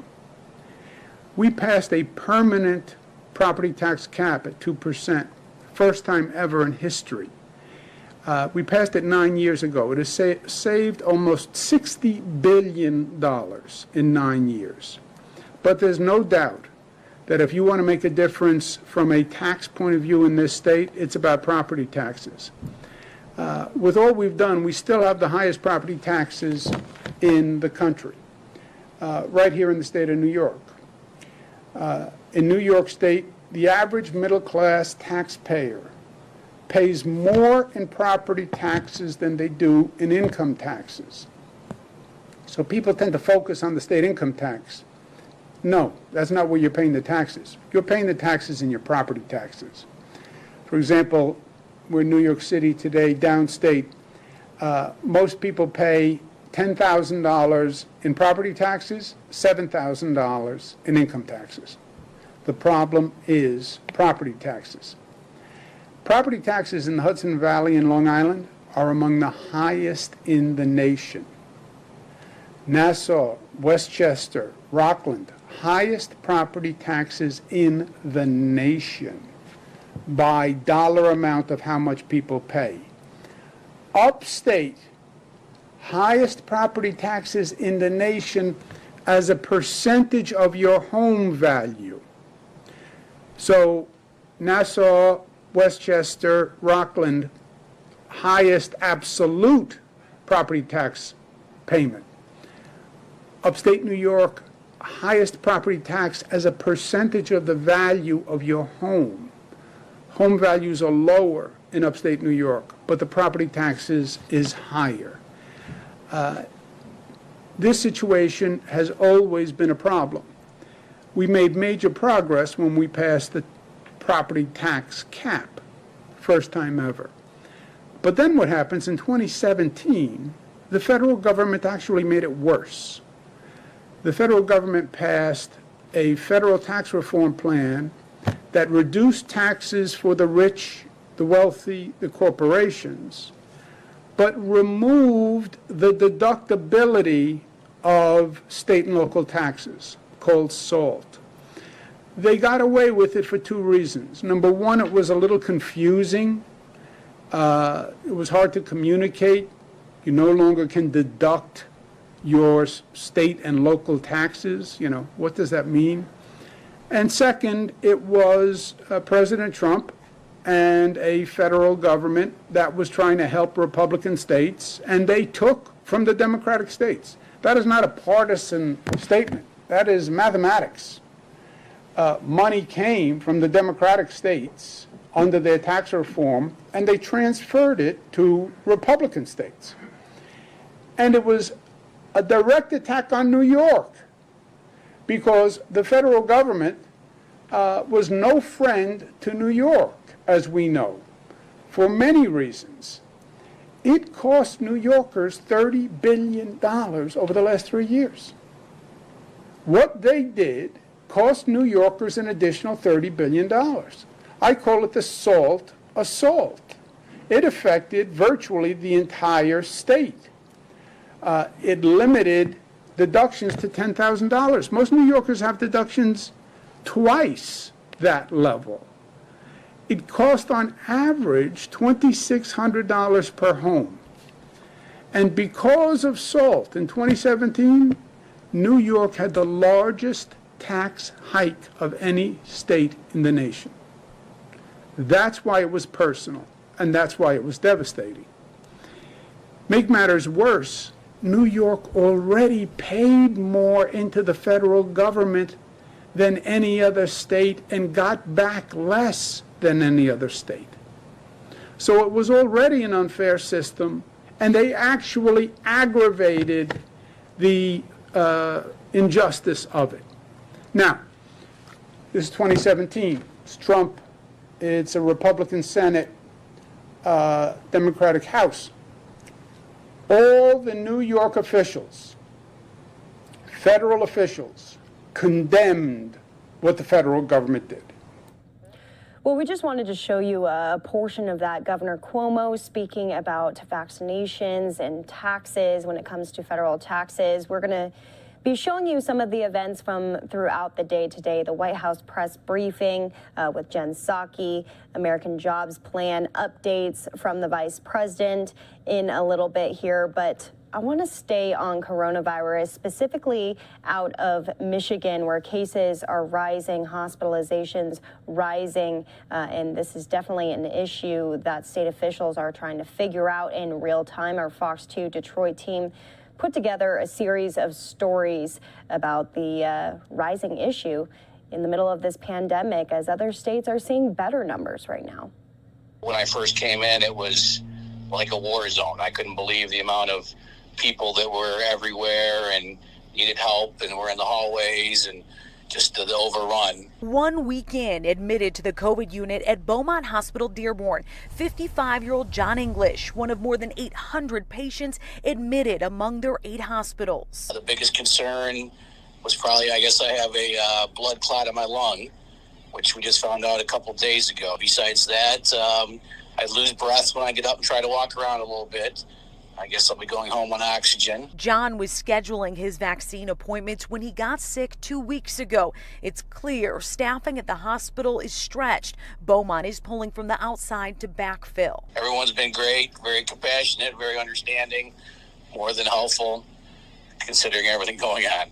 Our strategy at this time to get to the other side of this pandemic and to flatten this curve is really about making sure we're getting as many people vaccinated as quickly as possible. Dr. Nick Gilpin and the Centers for Disease Control agree. Vaccines alone won't get Michigan out of this surge. Gilpin says we do need more policy restrictions right now. The difference in the first surge that we experienced was that there were restrictions in the community to limit gathering sizes and limit indoor activities. Meantime, they're setting up triage stations outside of some of Beaumont's locations to accommodate the influx of COVID patients. John English is expected to be released in the next couple days. Try to follow all the protocols, because this is not someplace you want to be or can even try to get into, really, because they're very, very overrun. All the hospitals are. Every single Detroiter 60 and up can get vaccinated tomorrow with one phone call. The Duggan administration facing a major obstacle as it works to get Detroiters vaccinated amid rising COVID numbers across the state. It's called vaccine hesitancy. Right now, our biggest enemy is a lack of information or misinformation. Every day, we are getting about 700 more people that are testing positive for COVID. But once you cross over to neighboring counties like Oakland, there's a much different story. The extremely low infection rates in Oakland County and Washtenaw County are directly tied to the extremely high vaccination rates of those communities. So the city of Detroit is pushing for increased vaccine awareness and education, starting with town halls. All these town halls will have medical doctors there to answer your questions, so please do tune in tonight as well as tomorrow. The city also hoping that Detroiters who have been vaccinated will use the word-of-mouth system to erase vaccine fear. We need the 128,000 of you who have been vaccinated to reach out to somebody who hasn't. As the city works to get more residents vaccinated, vaccine walk-up clinics will be part of its strategy. Mayor Duggan also revealing the city is looking into possible incentives to push residents to get vaccinated.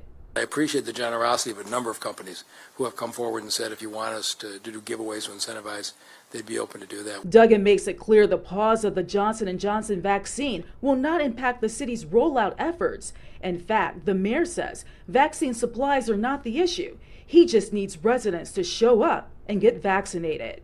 If the worst problem I have is too many people want to get vaccinated, we'll deal with it. In Southfield, Ingrid Kelly, Fox 2 News. Go get your shot. Arena Fontana back at her alma mater on Monday, Western High School, to get her COVID-19 vaccine. She's seen firsthand what this virus can do. I see what my mother's going through, and I wanted to protect myself so I could help her.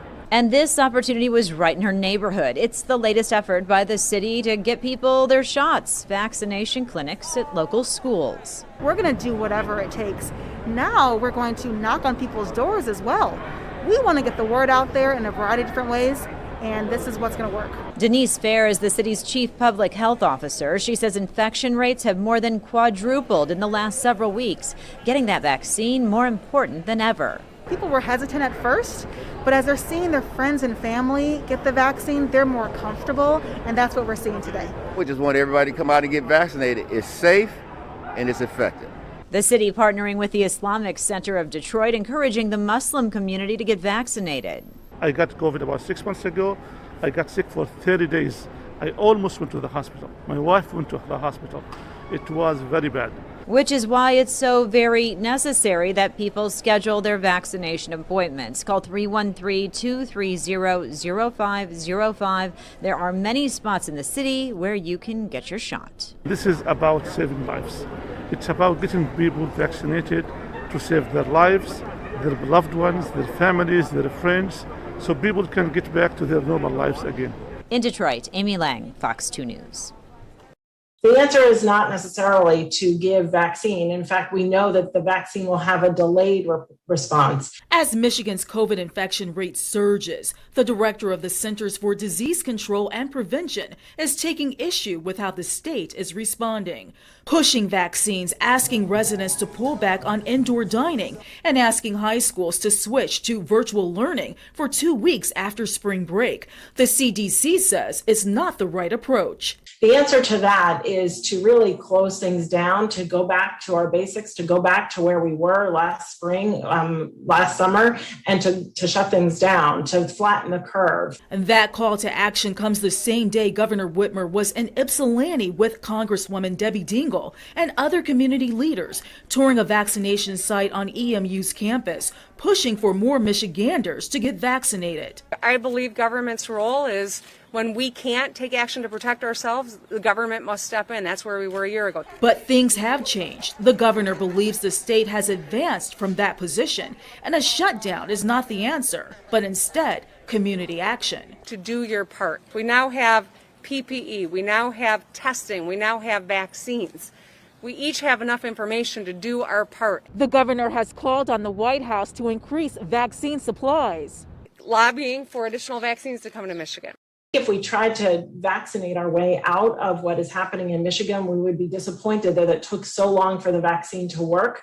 In fact, the federal government does not support sending more vaccines to Michigan. Rather than taking vaccines and shifting it to playing whack-a-mole isn't the strategy that public health leaders and scientists have laid out. But for now, the governor's strategy is calling on Michiganders to step up and believe in personal responsibility.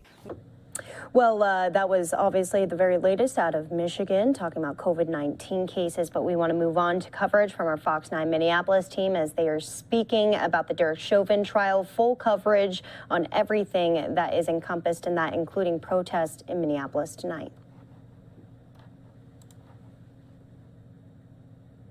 Maybe a quarter hour or so, it's now broken up, and most people have moved on here. But this did go for many, many hours tonight. And of course, tonight it's different. We've had so many different sort of gatherings and marches and rallies. But now with this case in the hands of the jury tonight, there's just a different tone. There's a more intensity to it. Let's show you some of the video here of this rally that began in this very spot south of the Hennepin County Government Center at 5 o'clock today. A broad coalition of groups, of activist groups from the Twin Cities getting together to once again really put a lot of emphasis on what they would like to see, not only legislative changes, but police policy changes, maybe even police structural and organizational changes. And then they took off on a march. I'll show you more of that in a second here. But the whole tone here is there's so much more now that this is in the hands of a jury, and people can really feel it's changed. There's a sense of nerves there about what's going to happen. They need to convict him on all charges because police are killing people without any consequences. I trust the system. Even watching the jury selection, there was a lot of vetting, and I'm confident that there will be justice served.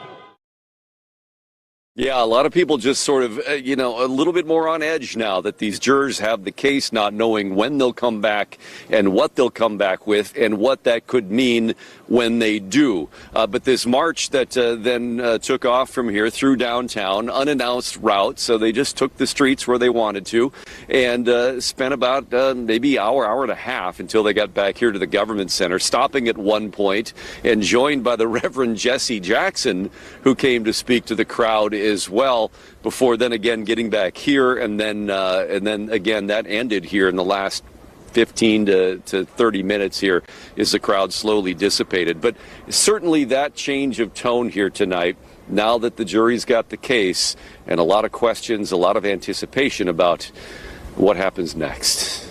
Babs Santos was walking along in that march, by the way, and you'll hear much more about what people were thinking coming up a little bit later. Back to you. All right. Thank you, Rob.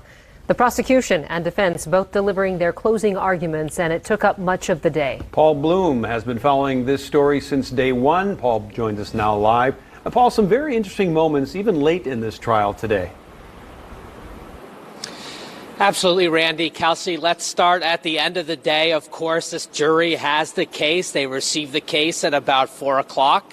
This afternoon and began deliberations. Court administration confirming for us that the jury wrapped up its work tonight at about 8 o'clock with no verdict announced. So they will resume deliberating Tuesday morning. What I can tell you is this jury is sequestered at an area hotel, meaning they do not go home until they reach unanimous verdicts. And as you mentioned, Randy, a long, long day inside that courtroom, closing arguments from both sides, as well as final jury instructions. The state telling this jury that Derek Chauvin is guilty on all 3 counts: murder 2, murder 3, and second-degree manslaughter.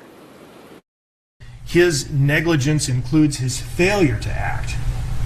In your custody means in your care. In your custody means in your care. There is a duty to provide medical assistance. That duty includes not only calling the ambulance for somebody else to do, it means that you have to use your knowledge, your training as a first responder. You're required to perform CPR. It's a requirement. He failed to do it. He had the training. He knew how to do it. You've seen his training records. It's Exhibit 119. You can take a look at all of the in-services, all of the hours. Right? He knew what to do. He just didn't do it. He knew better. He didn't do better. Officer Chauvin had no intent to purposefully use, or he did not purposefully use unlawful force. These are officers doing their job in a highly stressful situation, according to their training, according to the policies of the Minneapolis Police Department, and it's tragic. It's tragic.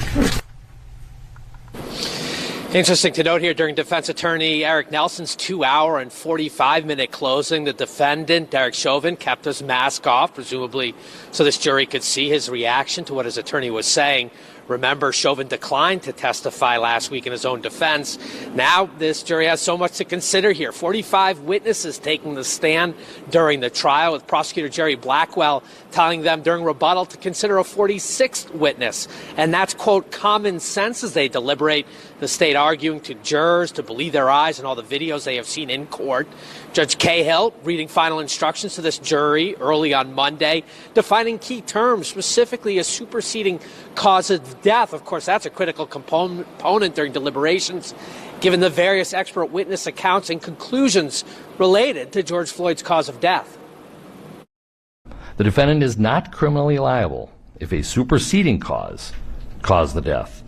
A superseding cause is a cause that comes after the defendant's acts, alters the natural sequence of events, and is the sole cause of a result that would not otherwise have occurred. Paul, you mentioned all this jury has to consider. They got this case, as you also note, late this afternoon. What do we know about the first few hours of deliberation? Well, it is top secret stuff. We're only being told when they start deliberating, when they stop. We expect them to be back at it tomorrow morning, likely around 9 o'clock. We have a graphic to show you this jury makeup. They dismissed 2 alternates late today, so we are down to 12, 7 women and 5 men, 4 self-identifying as black, 2 mixed race, 6 white jurors, so a diverse panel. But again, no verdict reached tonight. They'll return to their deliberations sequestered tomorrow morning. All right, thank you, Paul. Well, still ahead tonight on Fox 9, more on the Derek Chauvin trial, including a joint message from law enforcement and community leaders. Their calls for peace as we wait for this verdict. Let's just wait for a decision, as a lot of people in the Twin Cities holding their collective breath. They're concerned. And we are also going to be going out to a commercial break here as we have continuing coverage from Fox 9 in Minneapolis. We'll see you in 2 minutes.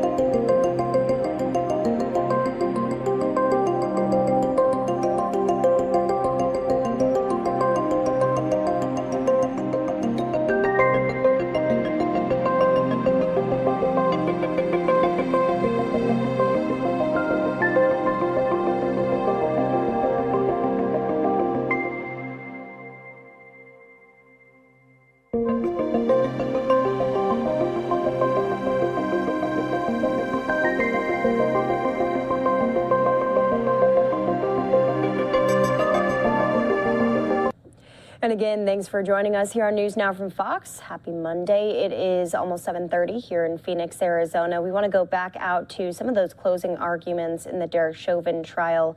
We're also going to be dipping in and out of our Fox 9 Minneapolis' team coverage. Seems like protests are pretty much done for the night tonight.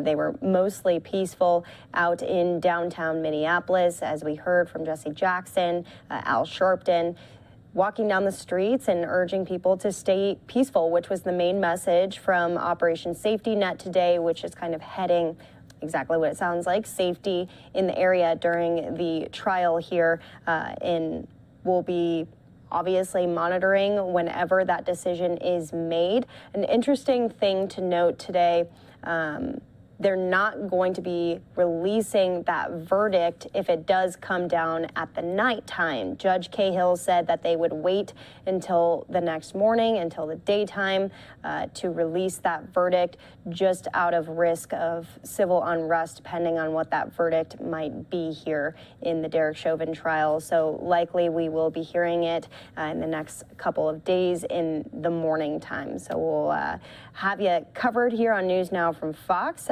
Looks like we do have our Fox 9 team who is continuing their coverage on the trial right now. Derek Chauvin trial. Of course, the jury finished up for the day. They will begin deliberations again tomorrow. They got the case about 4 o'clock. But throughout the day, a lot of people gathering outside the Hennepin County Government Center. And that jury deliberating until 8 o'clock tonight, so they stayed pretty late. But again, a lot of groups gathering outside the Government Center. And Babs Santos has been out there today with the groups that are ready for this verdict. They're anxious to see what happens. And it does seem relatively quiet right now, though. Babs, tell us what's happening where you are. Yeah, Kelsey, we spoke with many of the protesters here. They had a lot to say. Some of them left signs on this fence outside of the Hennepin County Government Center. This one saying, "The dead cannot cry out for justice. It is the duty of the living to do so for them." This one saying, "Black lives depend on change." All of the protesters, their emotions, very raw. This is a common sense trial. It should be a common sense verdict. As the jury begins to deliberate in the murder trial of former Minneapolis police officer Derek Chauvin, just outside the courthouse, a crowd gathered with a message. It's time for us to acknowledge how the sins of racism have been allowed to breathe. While many protesters said they don't know what to expect in a verdict, they have made up their own minds. Everybody saw with their naked eyes that he was aware of what he was doing, and he didn't care. He kept going even though he was on camera, because he felt that the system protects him.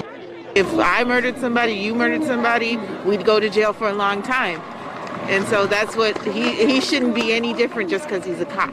Just as the jury gets the case here in the Chauvin trial, this crowd marching through downtown Minneapolis, blocking some streets in order to get their message across. They are demanding an end to police brutality here in Minnesota and around the world. The narrative of the bad apple among the police is false. The system is the police system is made for Chauvins in the streets. After weeks of testimony, this case now in the hands of 12 jurors as the world waits and watches. Back to you.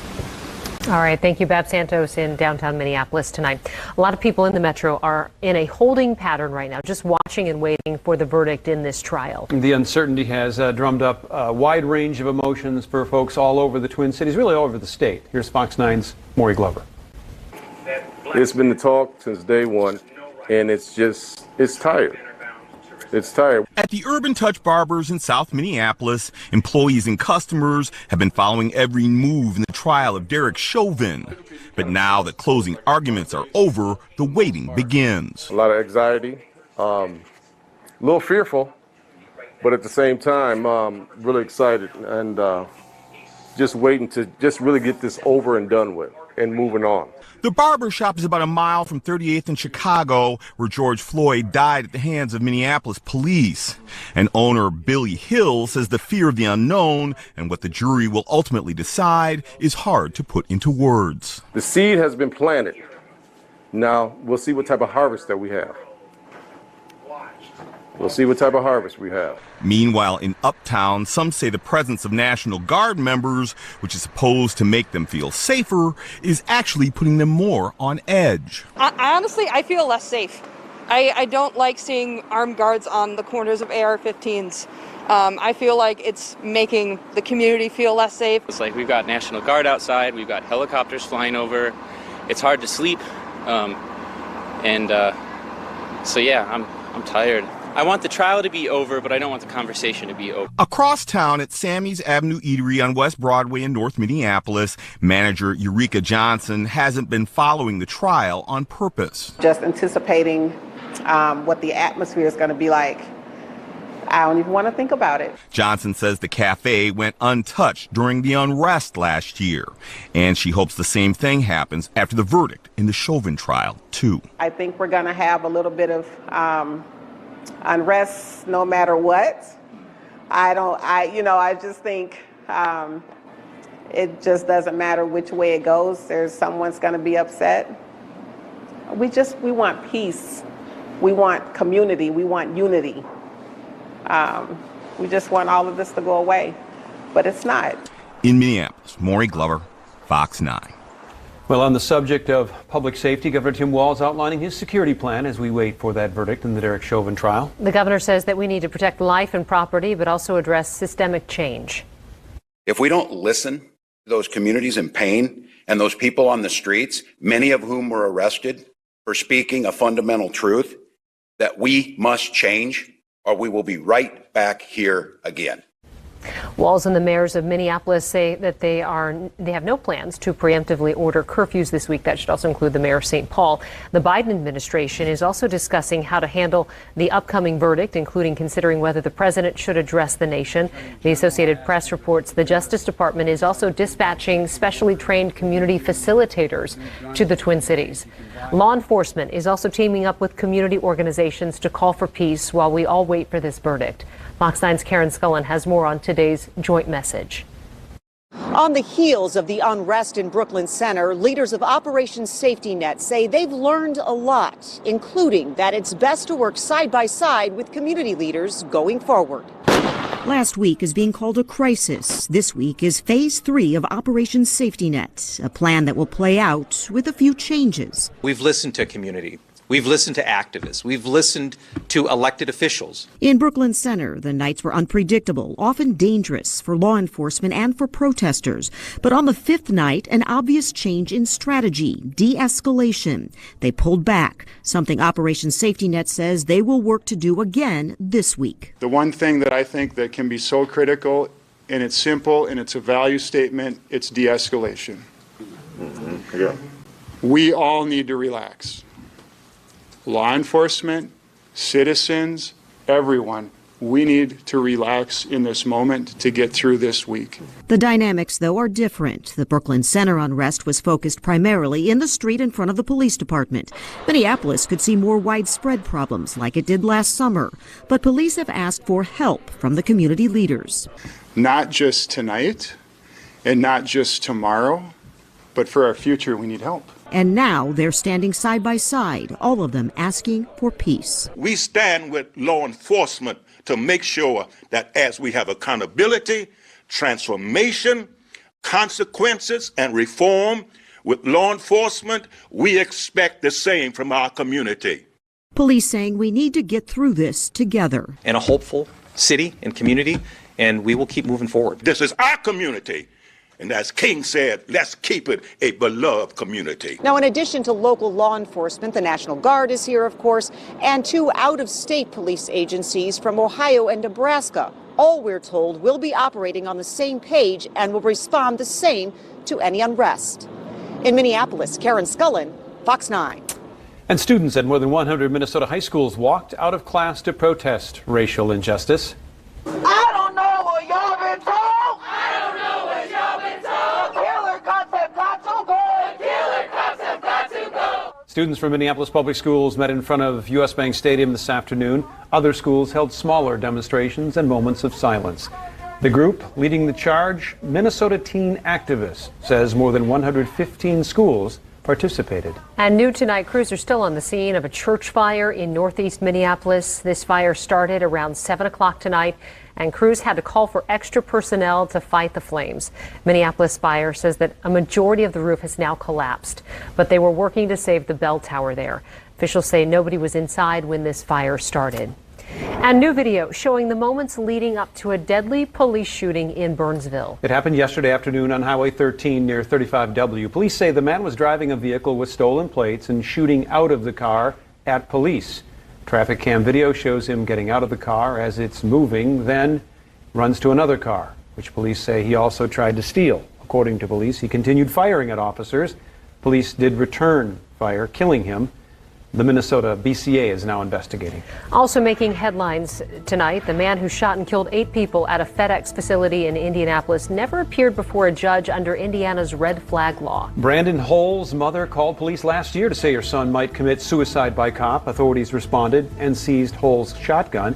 But the red flag law could have prevented him from purchasing or possessing another firearm. Prosecutors say had they invoked the law and lost, police would have had to return the gun they had already seized.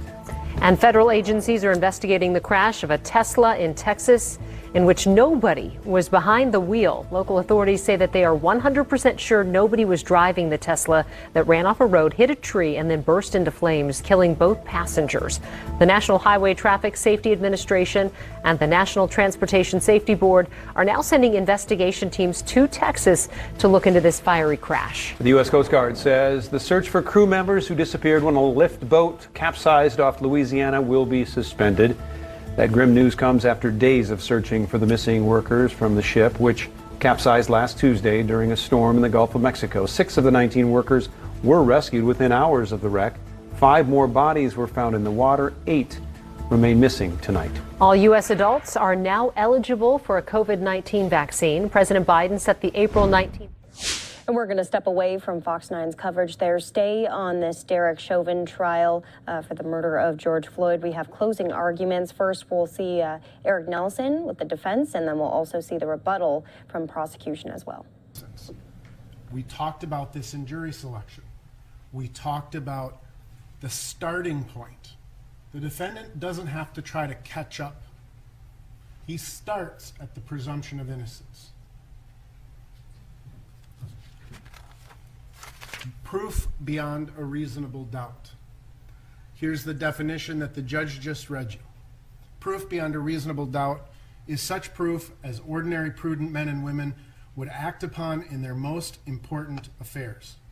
A reasonable doubt is a doubt that is based upon reason and common sense. It does not mean a fanciful or capricious doubt, nor does it mean beyond all possibility of doubt. The law recognizes 3 standards of proof. The preponderance of the evidence is the first and lowest standard. Clear and convincing evidence is the next standard. And the third standard is proof beyond a reasonable doubt. And the way we lawyers sometimes illustrate what these 3 standards mean is through the scales of justice. Right? The scales of justice equally balanced. When you apply the standard of the preponderance of the evidence, it's also called the scintilla of the evidence. A single grain of sand tips the scales in the favor of one party or the other. And this burden of proof is used in many civil cases. If the state wants to take away your driver's license, for an example, that is the burden of proof that the state has in that type of a case. They have to just ever so slightly convince the finder of fact that their evidence supports their action. The next standard is clear and convincing evidence. I mean, that's pretty self-explanatory, right? It is clear evidence, and it convinces you the finder of fact, that the action is correct. This is the standard of proof that is used if the state wants to take away your children. Clear and convincing evidence. It tips the scales more in the favor of one party over the other. The highest standard in this country is proof beyond a reasonable doubt. Proof beyond a reasonable doubt. Essentially, what the state has to convince you is that the evidence in this case completely eliminates any reasonable doubt, or in other words, leaving only unreasonable doubt. Capricious, fanciful. Capricious doubt, capricious means unpredictable. Fanciful, space aliens flew in, inhabited the body of Derek Chauvin, and caused this death. That's fanciful. Beyond the reasonable doubt. It is the highest standard in the law. Doesn't mean beyond all possibility of doubt, because I suppose space aliens may have been inhabiting his body, but that's obviously fanciful and capricious. So these two standards, the presumption of innocence and proof beyond a reasonable doubt, work in concert with each other. You start with the proposition that Mr. Chauvin is innocent of these charges. The state has to advance substantial evidence to convince you that the only doubts that are remaining are unreasonable doubts.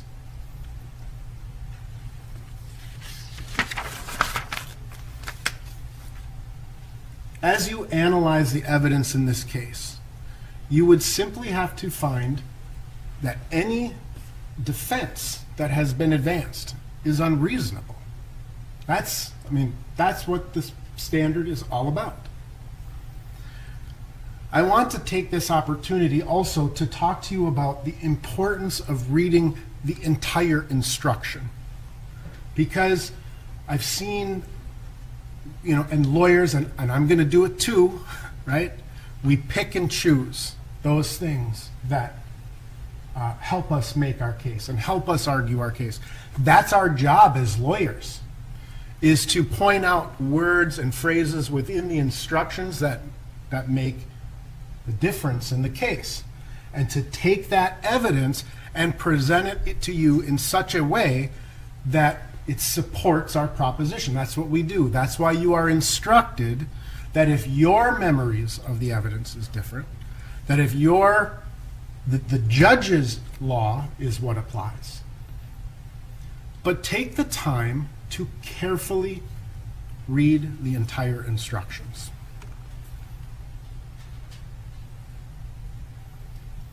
Throughout the course of this trial, you've seen us do this, right? Little snippets. A second here, a second there, a screenshot here, a screenshot there. You need to review the entirety of the evidence in this case during the course of your deliberations as well. And I can tell you that some of the videos that we've seen, they're much longer than what was presented in court. There's additional information, and you're going to see some of that as we go through this case today. So take the time and conduct an honest assessment of the facts of this case, compare it to the law as the judge instructs you, and the entirety of the law. That's why the instructions tell you, consider the instructions as a whole.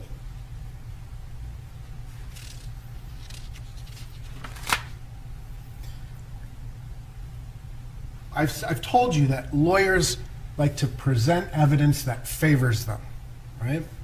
But we have to be intellectually honest about the evidence. We have to present it in an honest and intellectually cohesive and coherent manner.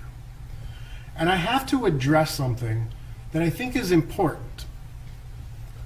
And I think it is a prime example of what I am asking you and what is your obligation to do, to look at the evidence in light of all of the other pieces of evidence, right? So you heard during the testimony of Dr. Fowler that one of the things that he considered is the possibility that carbon monoxide was present and could have contributed to an environment that created an oxygen deprivation. You heard that testimony. In rebuttal to that testimony, the state brought Dr. Tobin back in, and he told you, we can completely disregard that. We know as a fact, we know conclusively that Mr. Floyd did not have carbon monoxide because his oxygen was saturated to 98%. And you just heard the state say, just like I am right here, right? So it stands to reason. I could get up in front of you and I could argue to you, we know this wasn't asphyxiation because George Floyd had a 98% oxygen level. How could he have been asphyxiated at the hospital with a 98% oxygen level? But that's not intellectually honest. It doesn't stack up against the rest of the evidence because of what we know, right? We heard the testimony of Seth Bravender and Derek Smith, the paramedics. We heard the testimony of Dr. Langenfeld. They came in and they said they began resuscitative efforts. They introduced oxygen, an oxygen supply. They're manually breathing for him. They're reoxygenating his blood. So when you look at that piece of evidence, when you look at a piece of evidence like that, you have to compare it against all of the other evidence. Because you can't come in and say, George Floyd, on one hand, George Floyd died of asphyxiation, but he has a 98% oxygen level, right? His blood is oxygenated. Then it stands to reason the opposite is true as well. You can't come in and say, I can conclusively prove that Mr. Floyd didn't have carbon monoxide in his blood because he had this high oxygen saturation. You test one statement against the evidence of other people and you compare it. That is what you as jurors are obligated to do and what I am asking you to do. Compare the evidence against itself. Test it. Challenge it.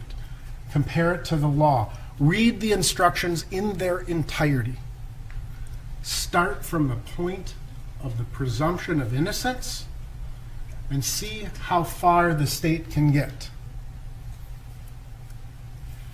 I submit to you that the state has failed to meet its burden of proof beyond a reasonable doubt.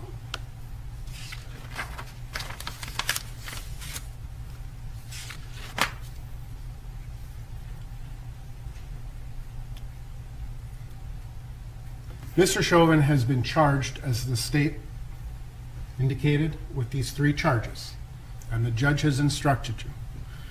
Count 1 is second-degree murder while committing a felony. It's also called the felony murder rule in Minnesota. Kind of the textbook example is I run into a liquor store, I pull a gun, I'm intending to rob the liquor store. My gun goes off, I shoot and kill the teller. I didn't intend to go in and murder that person, but the death of that teller occurred while I was committing a felony. That's the felony murder rule. He's been charged with murder in the 3rd degree for performing an intentional act that is eminently dangerous. Right? You've seen the instructions, you've heard them. And manslaughter in the 2nd degree.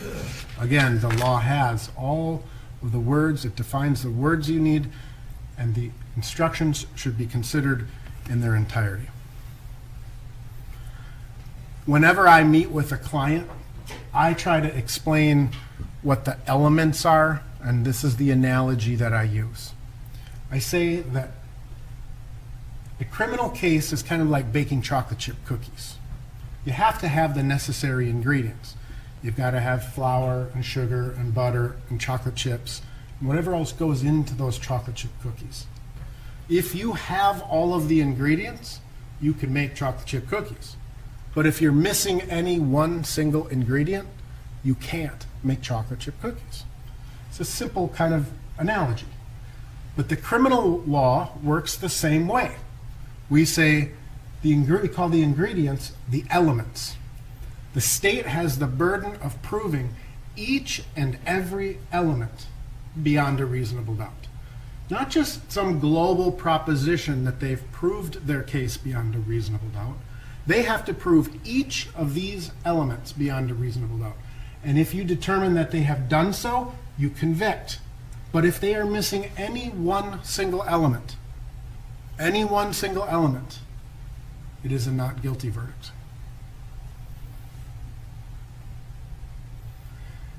And you saw the spreadsheet that the state put up, right? The elements are a little different in each of these cases. And some of these elements will take less of your consideration. You will have to look at the evidence, and you will have to, for example, determine, is Cup Foods in the city of Minneapolis, is Minneapolis in the county of Hennepin, is Hennepin County in the state of Minnesota? Did this happen on May 25th, 2020? Right? It's going to take less of your consideration, but nevertheless, you have to do that. You have to go through that process. Two of the elements that I want to focus on during the course of my discussion here today, two of these elements are common throughout, or two of these issues are common and apply to all three counts. And so I want to focus my remarks today on those two issues. The first, were Mr. Chauvin's actions an authorized use of force by a peace officer, right? Because in the instructions, it specifically tells you no crime is committed if it was an authorized use of force, period, end of discussion. The second is an element that is and does appear in all three counts. That is the cause of death. What caused Mr. Floyd's death? And we're going to talk about that second. So, let's start with the concept of reasonable force. As the instructions read in their entirety, no crime is committed if a police officer's actions were justified by the police officer's use of reasonable force in the line of duty in effecting a lawful arrest or preventing an escape from custody. The kind and degree of force a police officer may lawfully use in executing his duties is limited by what a reasonable police officer in the same situation would believe to be necessary. Any use of force beyond that is not reasonable. To determine if the actions of the police officer were reasonable, you must look at those facts which a reasonable officer in the same situation would have known at the precise moment the officer acted with force. You must decide whether the officer's actions were objectively reasonable in light of the totality of the facts and circumstances confronting the officer and without regard to the officer's own subjective state of mind, intention, or motivations. The defendant is not guilty of a crime if he used force as authorized by law, and to prove guilt, the state must further prove beyond a reasonable doubt that the defendant's use of force was not authorized by law. So, if you remember from my opening statements and how I talked about reason and common sense, right? The reasonable police officer standard. I want to just briefly add one thing here, is the standard is not what should the officer have done in these circumstances. It's not what could the officer have done differently in these circumstances. The standard is what were the facts that were known to this officer at the precise moment he used force, And considering all of the totality of circumstances and facts known to the officer, what would a reasonable police officer have done?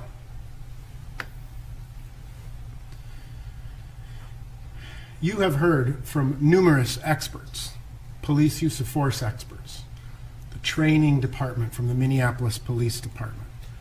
You've heard from police officers, street police officers, Sergeant Edwards, Sergeant Pluger, right? So you've heard from these people, and they have given you their opinions at various stages as to the reasonableness of the use of force. But one of the things that one of the things that all of these police officers effectively agreed to is that when you look at the question of what would a reasonable police officer do, knowing the facts of the case, there are things that a police officer is entitled to take into consideration above and beyond the facts, right? Their training, the training that they receive, their experience as a police officer, the department's policies on the use of force. And all of these things kind of lead into the question of, most critically, what are the facts that were known to the police officer, the reasonable police officer, at the precise moment the force was used? So you can start at a very high level, right? What were the reasonable police officer's knowledge of the area be? Is this a high crime location? Is it a low crime area? Those are things, those are facts that a police officer would know. What are the specifics of the location of arrest, right? Am I going into a densely populated urban environment, or am I in a kind of a secluded backyard, right? Officer is calculating these pieces of information and assessing the risk, assessing the threats. Officers are entitled to kind of take into consideration things that you and I don't think about. Their tactical advantages, their tactical disadvantages. They can take into consideration the scene security, keeping the scene secure, and security of the scene, right? Those are two different concepts. So kind of, again, focusing back into what facts were known at the precise moment force is used, you can then take into consideration kind of this mid-range level of information. A reasonable officer wants to keep his fellow officers safe. A reasonable police officer takes into consideration the safety of civilians. The reasonable police officer takes into account the safety of the person that they are arresting. They take into account, what resources do I have based upon? How close am I to a hospital?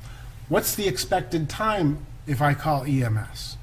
Because a reasonable police officer at times, they got to put the person in their squad car sometimes and take them because they're farther away. Calling for help, bringing help in would take longer than it would simply to take the person directly. And then you look at the direct knowledge that a reasonable police officer would have at the precise moment force was used.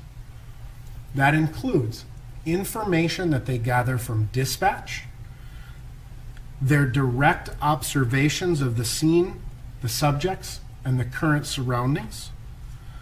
They have to take into consideration whether the suspect was under the influence of a controlled substance. They can take into consideration, because again, this is a dynamic and ever-changing, just like life. Things change. It's a dynamic situation. It's fluid. They take into account their experience with the subject at the beginning, the middle, the end. A reasonable police officer tries to predict, or is at least cognizant and concerned about, future behavior based upon past behavior. But the unpredictability of humans factors into the reasonable police officer's analysis too. Because sometimes reasonable police officers take someone into custody with no problem, and suddenly they become a problem. It can change in an instant. A reasonable police officer will take into consideration his immediate surroundings. Are there bystanders? Are there civilians? A reasonable police officer will take into consideration who he is at the scene with. Are these veteran officers? Are they rookie officers? What do I know about my partners and my partner's abilities? So throughout the course of this trial, the state has focused your attention on 9 minutes and 29 seconds. The proper analysis is to take those 9 minutes and 29 seconds and put it into the context of the totality of the circumstances that a reasonable police officer would know. And the proper analysis starts with, what did the officers, or what would a reasonable officer know at the time of dispatch? Well, these are records that are kept. They've been introduced. You can look at them. This is Exhibit 151.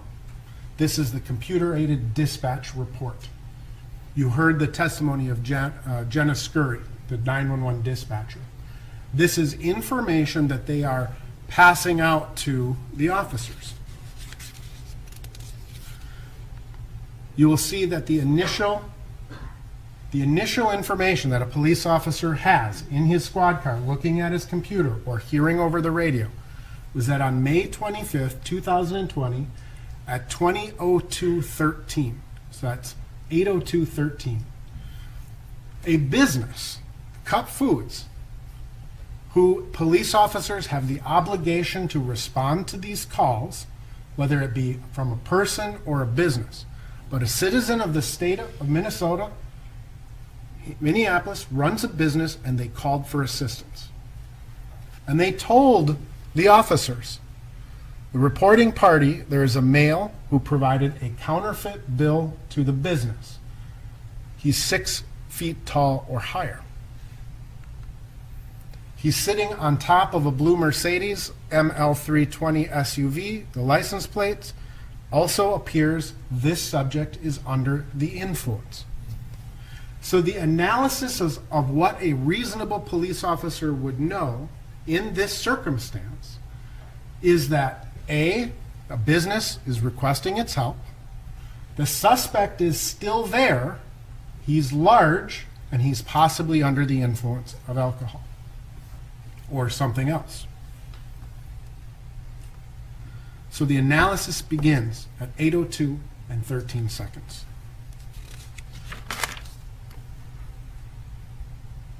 You may recall the testimony of Jenna Scurry as well, and it's not reflected in this exhibit pretty well, but in the evidence, exhibit number 10, you can hear the audio recording of the dispatch, Jenna Scurry to the officers. Jenna Scurry informed you that initially Officer Chauvin was assigned to this call on a Code 3 Priority 1 basis. It's Code 3, get there lights and sirens, get there fast, right? It's Priority 1 because the suspect is still on scene. So per the Minneapolis Police Department policy, get there fast, the person is on scene, right? That's what she testified. And then very quickly after that, that occurred at 8:04 and 28 seconds. Then what you see is what she told you, was that the sector car 320, that's the car that patrols this part of the city, said, hey, we can take this call, and Officer Chauvin and Officer Tao were canceled from the call, right? So they were canceled from the call, and sector car 320, Officers King and Lane took it, and that occurred at 8:05 and 11 seconds. When Officer King and Lane took it over, you can hear, again, you can go back and you can listen to that audio of that dispatch, and you can hear them talking to each other. Officers King and Lane arrive at the Cup Foods at 8:08 and 20 seconds.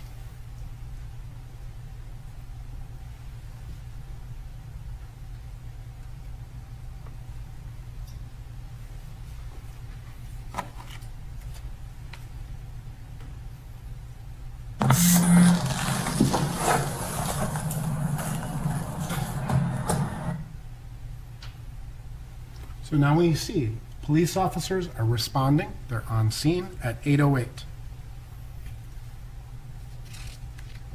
Both Jenna Scurry and Peter Chang described that during the course of the interaction between the initial interaction between Officers King and Lane and Mr. Floyd, through dispatch they heard what sounded like the sounds of a struggle. Jenna Scurry described she's trained to listen. She heard these sounds of a struggle, and she aired out on her own. Other officers need to respond, code 3, to assist Officers King and Lane, right? So a reasonable police officer, he's going emergent to a scene, he gets canceled from the scene, he's now being told that. So you can see again, based on the records, that at 8:10:08, 20:10:08, backed up 320 with 330, right? So now 330 is Officer Chauvin and Tao. They're backing up Officer King and Lane. And you can see Peter Chang respond at 8:10 and 21 seconds.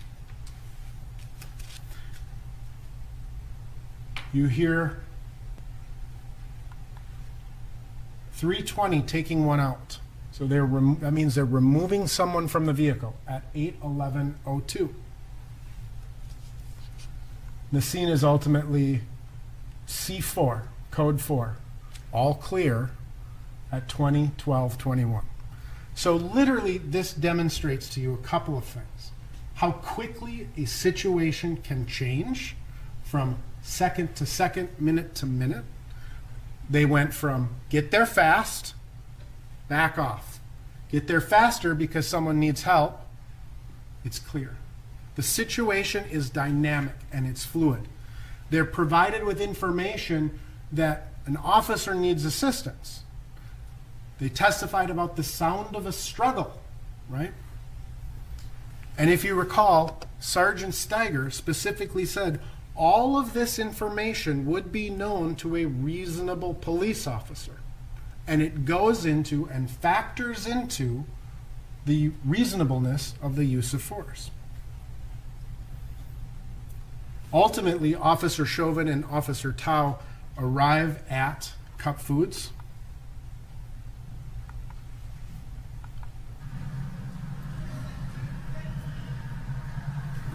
Just pause this for 1 second here. Sorry. When we look at Officer, I just have to give you a little piece of information. When we look at Officer Chang's video, Officer Chang arrives first. You see the time is 1:16:33 Z Zulu. That's Greenwich Mean Time. Subtract 5 from 1 a.m., get you back to 8. So,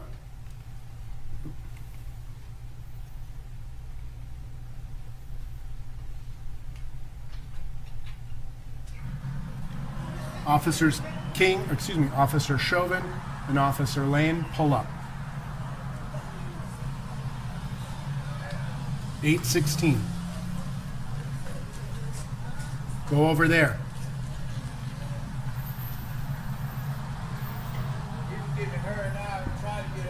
Okay, just stay put, all right? I don't want anybody near his car.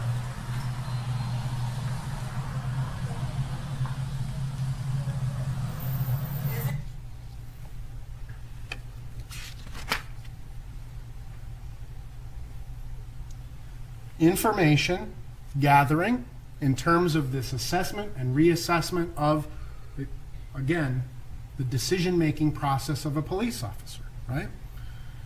Don't come over here where I am, Officer Chang says. Go over there. They need your help. Because what at that point, at that precise moment, they don't know what's happening over at the squad car. They don't know that Officers King and Lane struggled with Mr. Floyd, getting him out of the car, that they sat him down, that they stood him up, that they walked over. They haven't seen any of this information, and there's no evidence to suggest that they had. So that doesn't factor into the information. It's again, a reasonable police officer, what do they know? And they don't know that. But they're starting to get some indication, hey, go over there, right? Go over there. You can see right at about 8:17, and I apologize for the quality of the picture, Officer Chauvin is arriving and walking up to the squad car. So what would a reasonable police officer see in this instance? What a reasonable police officer would see could be defined, because again, a reasonable police officer has to be aware of his department policies, active aggression or active resistance. Let's call it active resistance. A response to police efforts to bring a person into custody or control for detainment or arrest. A subject engages in active resistance when engaging in physical actions or verbal behavior reflecting an intention to make it more difficult for officers to achieve actual physical control. So as Derek Chauvin walks up to this scene, he has all of the information from dispatch.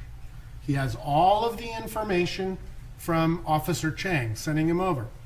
He knows his department policy on the difference between active aggression, active resistance, passive resistance, based on policy, training, etc. This is an officer's consideration of, again, the use of force. All of these things factor into it. So what does he see? He sees Officers King and Officers Lane struggling with Mr. Floyd, attempting to put him into the car. He hears the words that Mr. Floyd is saying at that point. I'm claustrophobic. I'm a good guy. I'm a good man. I'm claustrophobic. I just had COVID, right? He's hearing this information. He's observing with his eyes. A reasonable police officer is observing this with his eyes and his ears and assessing what he sees pursuant to policy. And what he sees, at a minimum, is active resistance. Mr. Floyd's not just simply getting in the back seat of the car.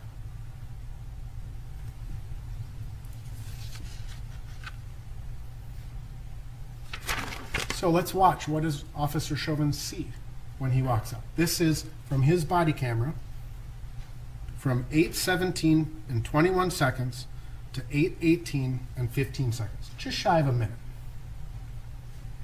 You can't win. I'm not trying to win.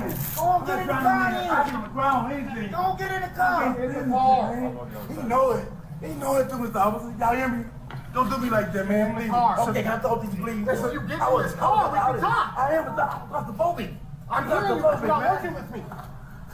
God, I'm claustrophobic, man. Can we get in the car? Can you get me in the front? Please. No, you're not getting in the car. I'm claustrophobic, Mr. Officer. Get in the car. Okay. I'm not a bad guy, man. Get in the car. I'm not a bad guy. You ain't gonna win. Please, officer. Please. Please, man. Please. Hold on, man. Hold on. You take the seat. Hold on, man. I can't choke. I can't breathe, officer. Please. Please. My wrist, man. My wrist, man. Please. I can't take that, man. By 8:18 and 15 seconds, Officer Chauvin has not laid a finger on Mr. Floyd, but he's observing. And a reasonable police officer is doing this. He walks onto a scene. He sees active resistance occurring, potentially active aggression occurring. He has two other officers. He has not intervened. But again, based on the policies and the training that you have seen, what were his options available to him at that time? If a person is actively resisting in the center, distraction techniques, controlled takedowns, conscious neck restraints. Can you clear that in? Right. These are options available to Mr. Chauvin at this point. He has, per his training, these techniques at his disposal.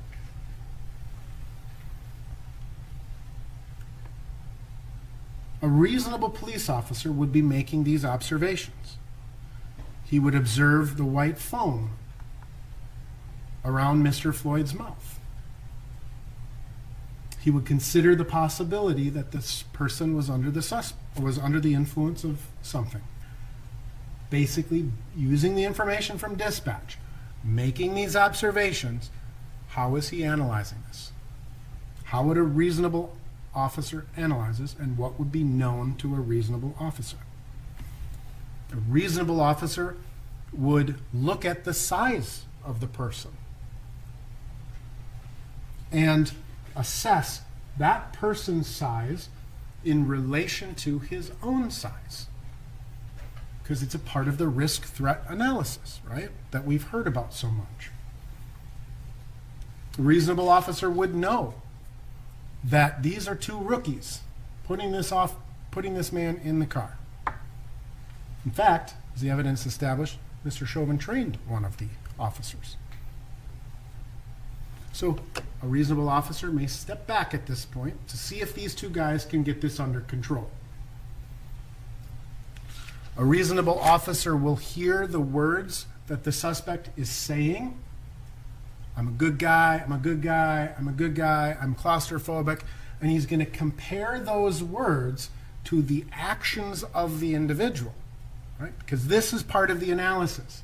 Because I can say, I'm going to cooperate with you, I'm going to do whatever I want, but if my behavior is inconsistent with what I am saying, a reasonable officer takes that into consideration.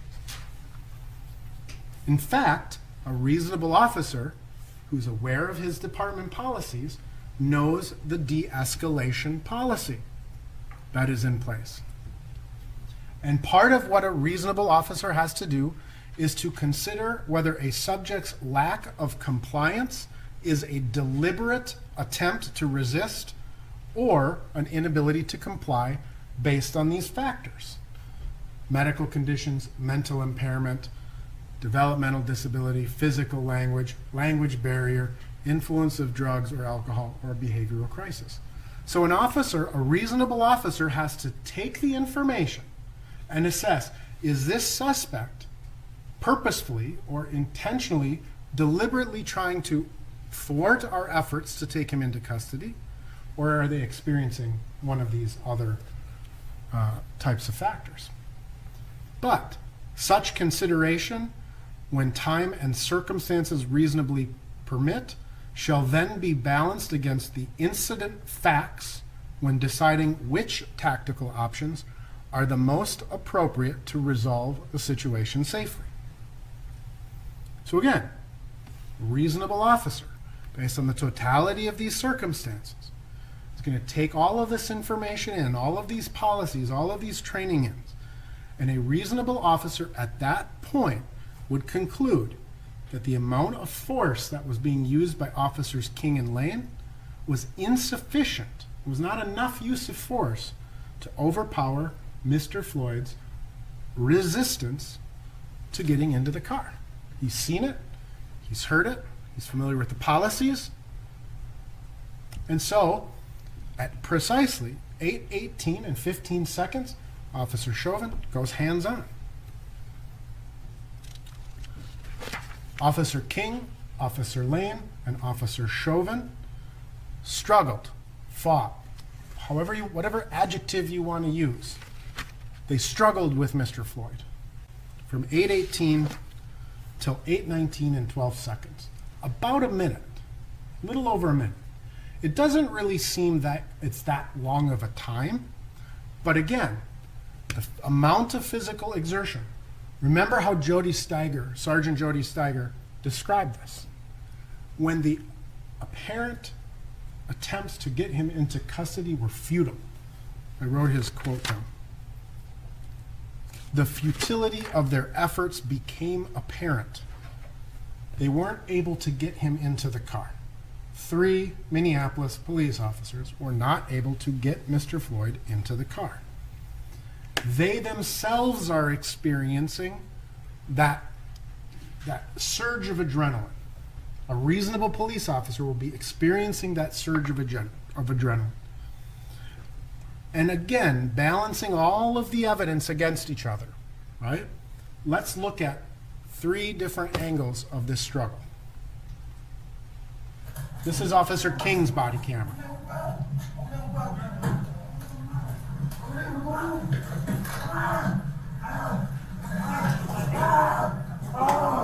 I'm going down. I'm going down. I'm going down. Get in the squad. I'm going down. I'm going down. I'm not going to leave. Bro, you walked down a heart attack, man. I know I can't breathe. Get in the car.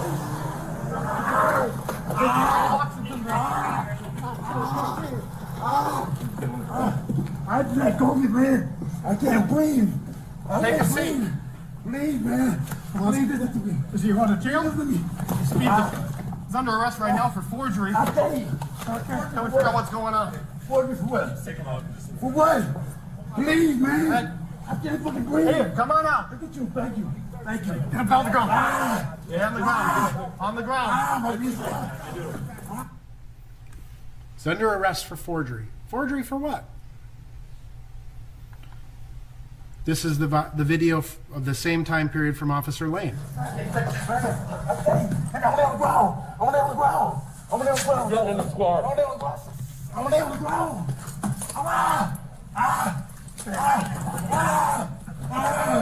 I'm going down. I'm going down. I'm going down.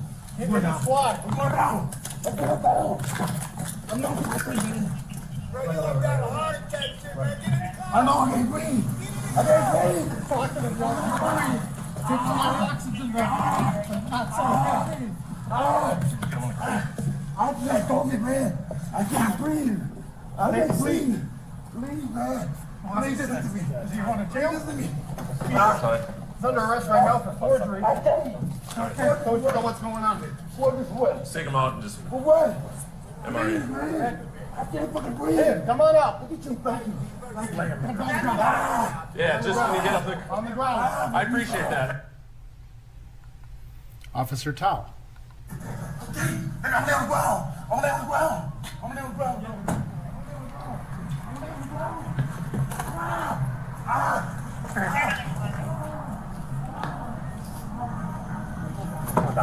I'm going down. I'm going down. I'm going down. I'm not going to run, man.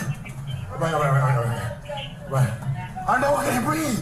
I can't breathe. You're talking and oxygen. Not breathe. I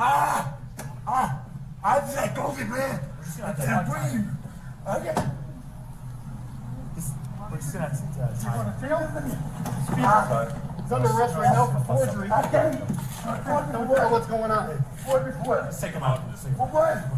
Please, man. I can't fucking breathe. Hey, come on out. Look at you. Thank you. Thank you. Yeah, just when you get up there. On the ground. I appreciate that. A reasonable police officer understands the intensity of the struggle. You can see at points when Mr. Floyd's legs kick back, it actually almost knocks Officer Lane over. Right? It knocks off the body-worn camera and the badge of Officer Chauvin in this struggle.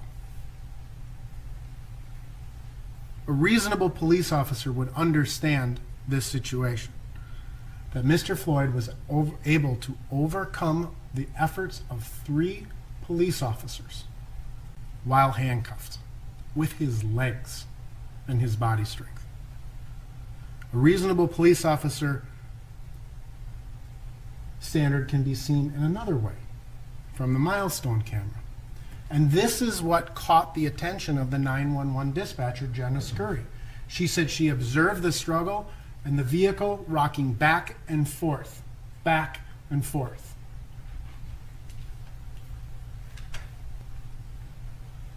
Watch the vehicle.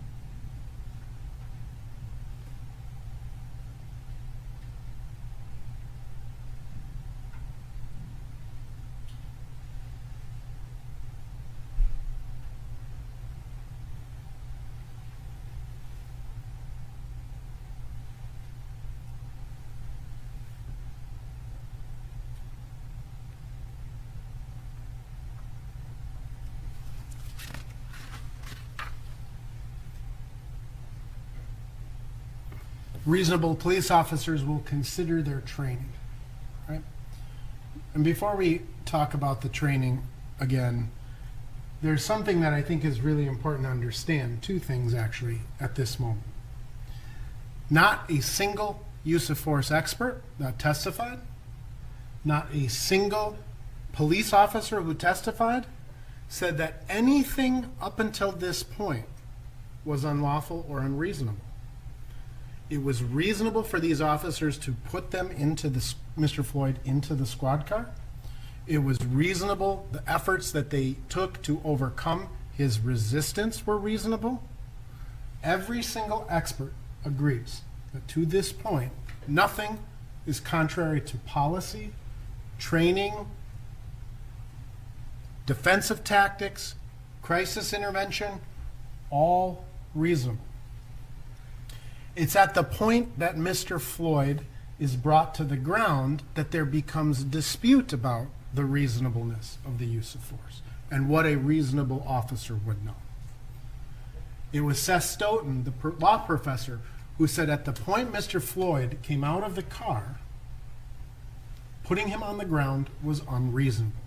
So, was it reasonable for Officer Chauvin or a reasonable police officer to put Mr. Floyd on the ground in that instance? So a reasonable police officer is going to rely on his training and information, his evidence, what he knows, all of the information he's built up to this point. You heard Lieutenant Mercel testify about how about 15 years ago, the Minneapolis Police Department went to ground defense tactics, getting people on the ground to control them, control the head, control the body. Different types of moves that the police use to create and eliminate space. Escape versus control. Those are two different things.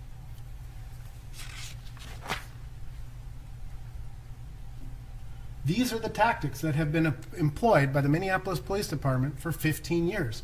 Why? Because it's safer for the officers and it's safer for the suspects. It keeps people contained, controlled, and confined until they no longer are resisting. A reasonable police officer would also consider his department's policies, including the use of non-deadly force policy. Force that does not have the reasonable likelihood of causing or creating a substantial risk of death or great bodily harm. This includes, but is not limited to, physically subduing, controlling, capturing, restraining, or physically managing a person. This is the policy, 5-302 of the Minneapolis Police Department, that non-deadly force can be used to physically manage a person. And again, every single person has agreed that the use of force up to this point is reasonable, lawful, and meets the reasonable officer standard. And so we get into the 9 minutes and 29 seconds at this point. And the state has really focused on the 9 minutes and 29 seconds. 9 minutes, 29 seconds. 9 minutes, 29 seconds. It's not the proper analysis, because the 9 minutes and 29 seconds ignores the previous 16 minutes and 59 seconds. It completely disregards it. It says, in that moment, at that point, nothing else that happened before should be taken into consideration by a reasonable police officer. It tries to reframe the issue of what a reasonable police officer would do. A reasonable police officer would, in fact, take into consideration the previous 16 minutes and 59 seconds. Their experience with the subject, the struggle that they had, the comparison of the words to actions, it all comes into play. Why? Because human behavior is unpredictable. Human behavior is unpredictable, and nobody knows it better than a police officer. Someone can be compliant 1 second and fighting the next. Someone can be fighting and then compliant. Nobody knows it better. But reasonable police officers continue to assess and reevaluate. This is the critical decision-making policy, right, or model. You gather information, you assess the threat versus the risk. Do we have an authority to act? What are our goals and actions? Review and assess. Start over. Because this is not a singular cycle. This is a cycle that humans, as humans, we literally make millions of decisions in a day, right? Do I go this way? Do I go that way? Do I go up? Do I go down? I mean, we are constantly doing this. This is just human behavior. But in the policing context, you have to gather the information, assess the risk, assess the threat. Do I have authority to act? What are my goals and actions? Review and assess. And it's constantly rotating. At the precise moment that Mr. Floyd was laid on the ground, a reasonable police officer would know about those previous 17 minutes. A reasonable police officer would know about the struggle. A reasonable police officer would consider the suspect's reactions to the previous use of force. A reasonable police officer would continue this process of reassessment.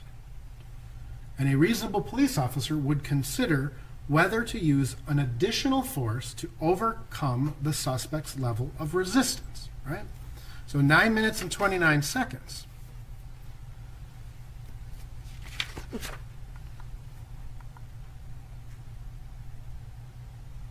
I appreciate that, I do.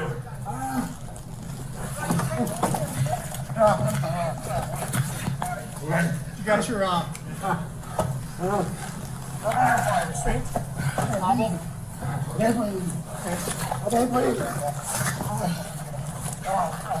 Jesus Christ. Thank you. Not moving. Mama. Continuing to assess the risk and the threat.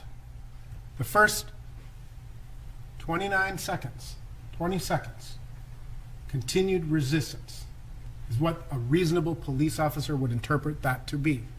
Jesus Christ, the kicking.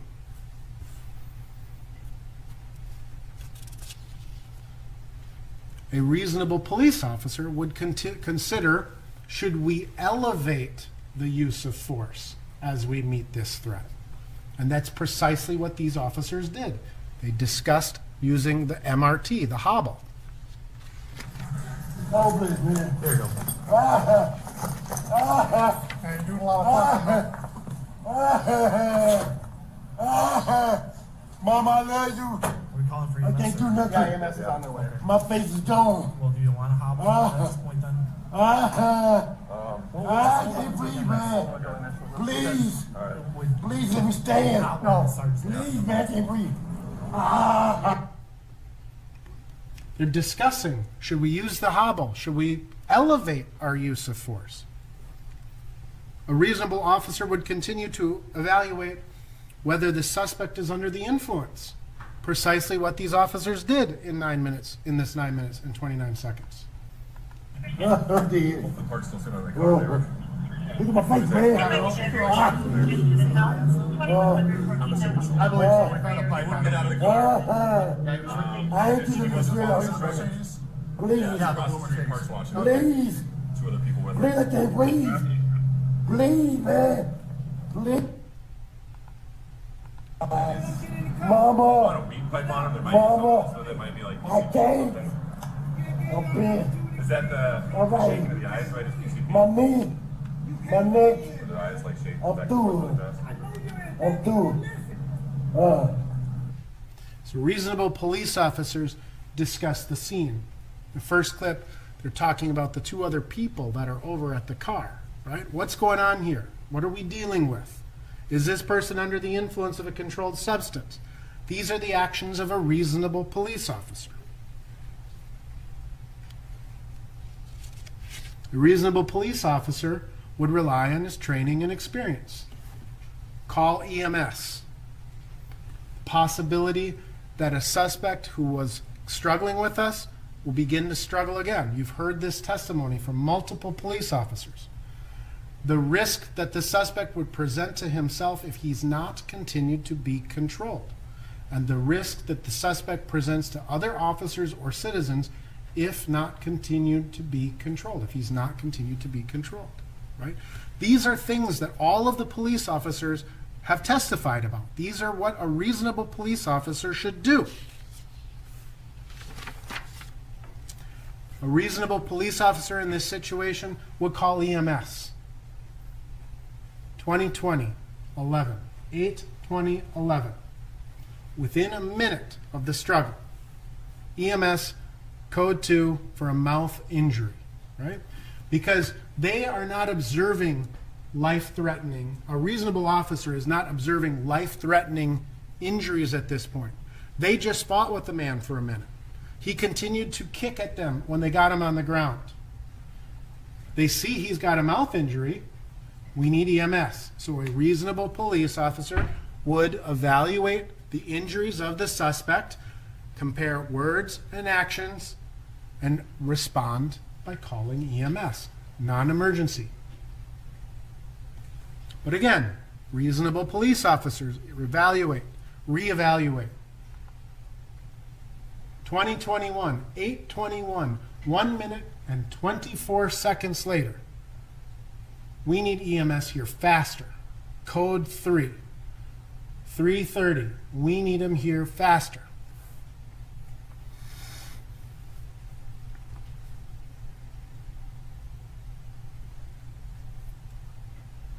A reasonable police officer would take into consideration the anticipated time of a emergent response.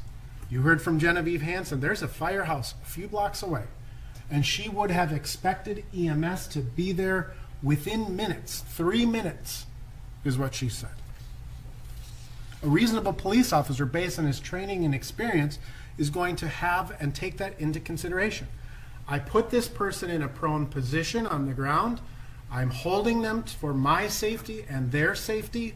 I'm expecting someone to be here within 3 minutes to help this person. I have called for that help.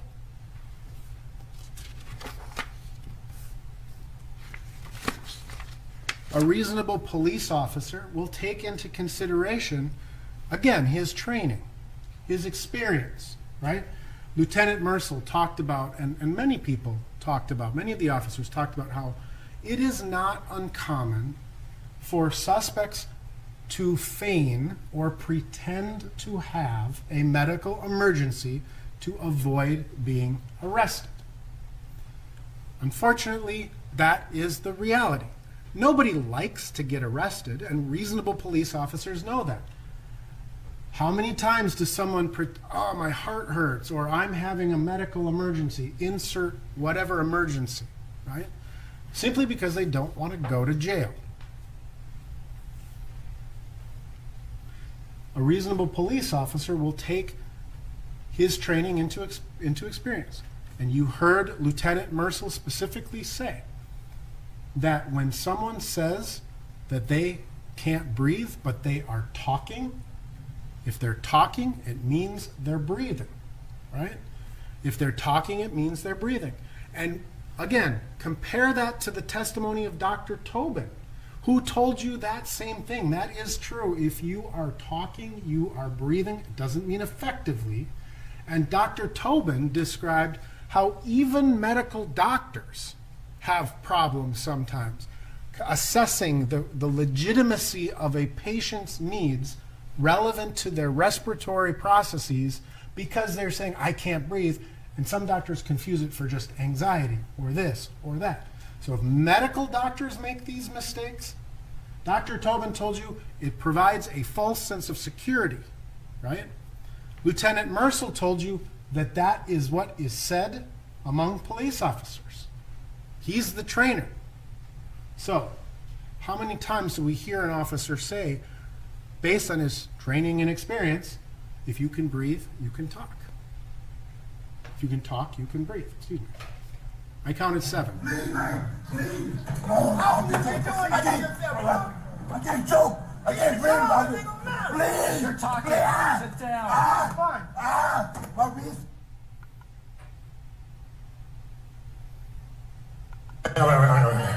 Wait. I know I can't breathe. I can't breathe. You're talking and oxygen. Breathe. I'm sick.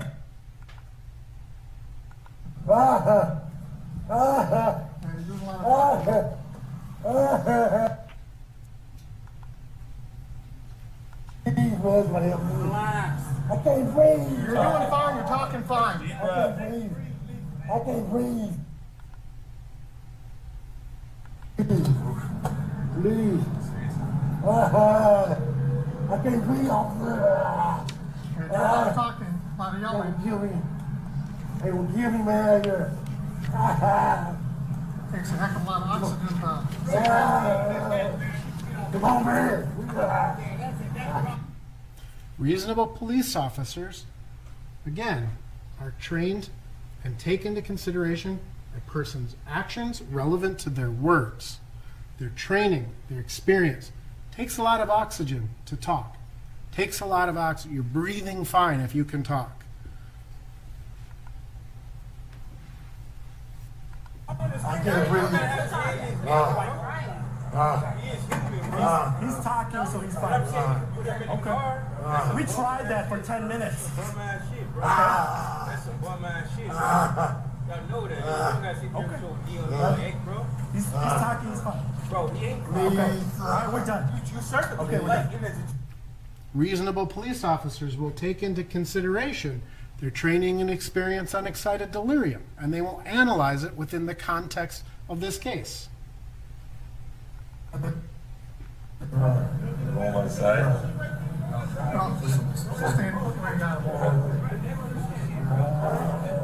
I just worry about that delirium or whatever.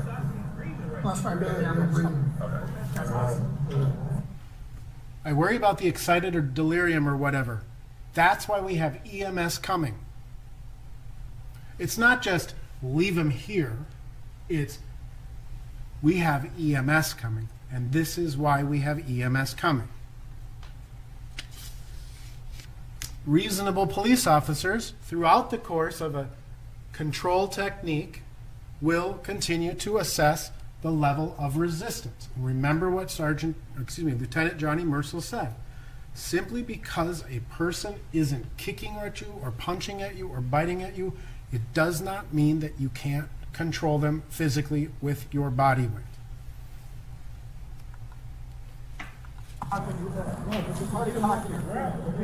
This is at 8:24.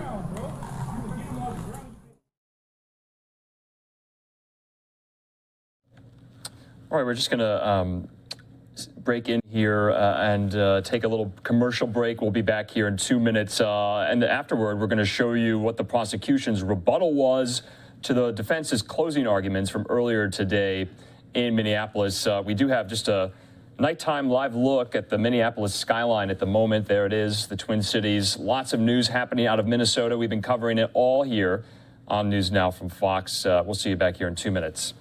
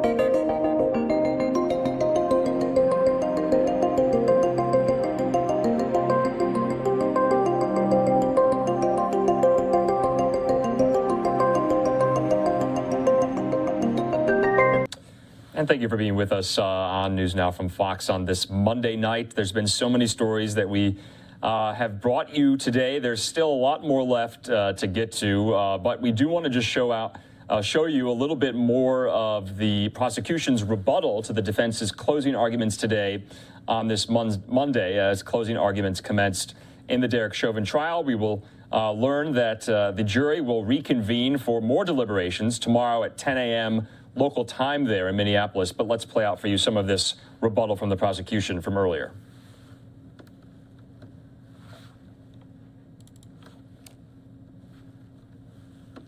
Discussions here in the closing, ultimately it really isn't that complicated in what it is you have to decide with respect to the excessive use of force and the issue of causation. In fact, it is so simple that a child could understand it. In fact, a child did understand it when the 9-year-old girl said, "Get off of him." That's how simple it was. Get off of him. Common sense.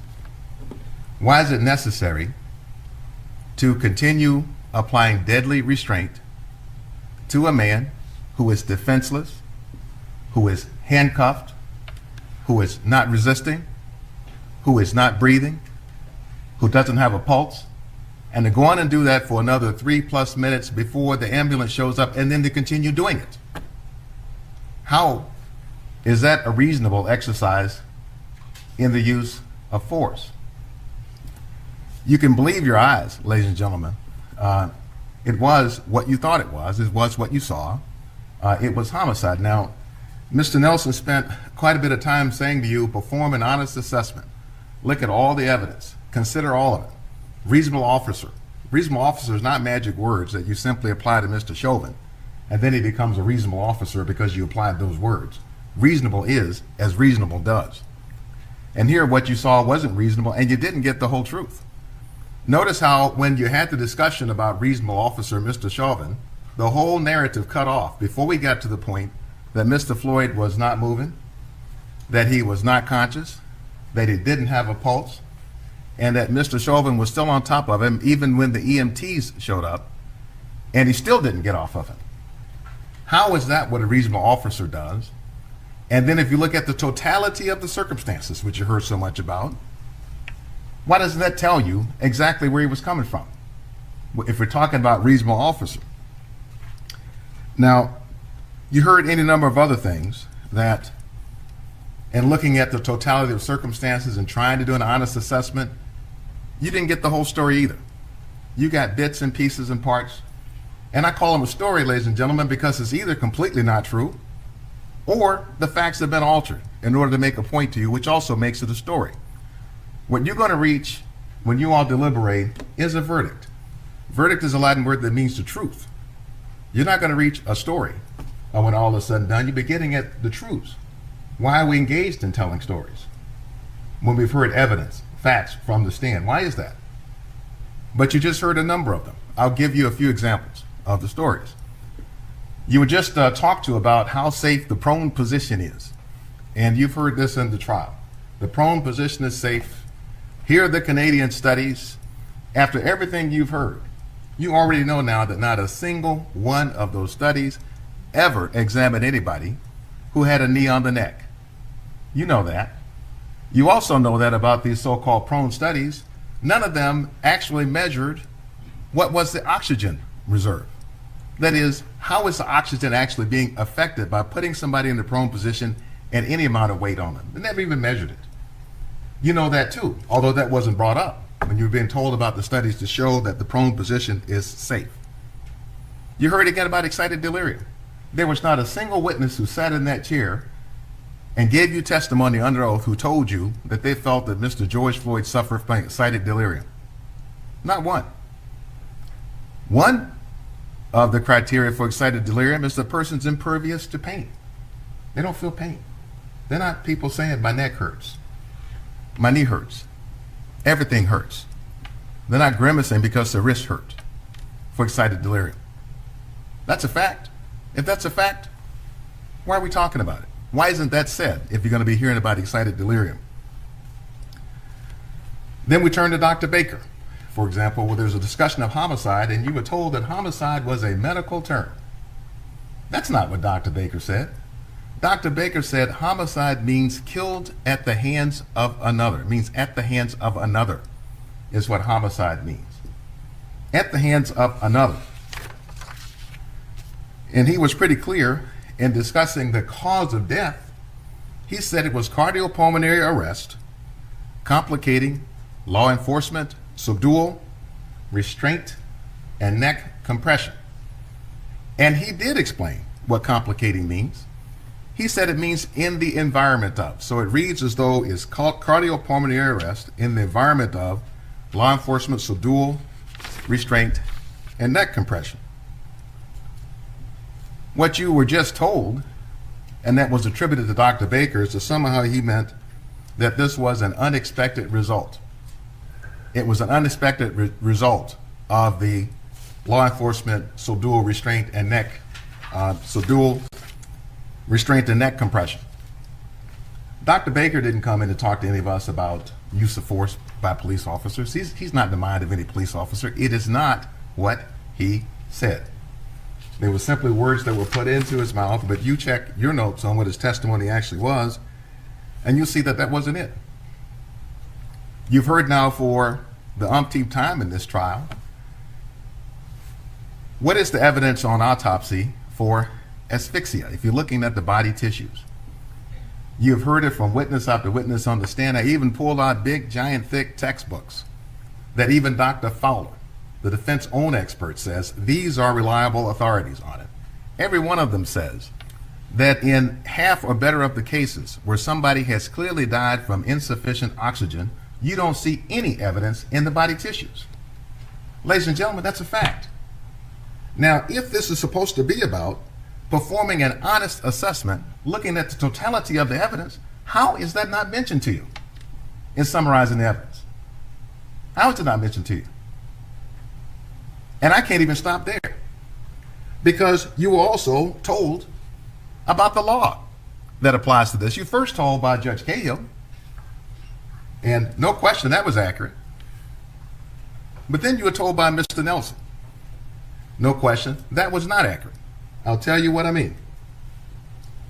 When he was talking about causation, and he talks about fentanyl, heart failure, hypertension, and he said that we have to show beyond a reasonable doubt that none of these other factors played a role. That's not the law. And you don't have to believe me. You'll be able to read it yourself. You'll have the instructions there and see if Mr. Blackwell isn't telling you the truth.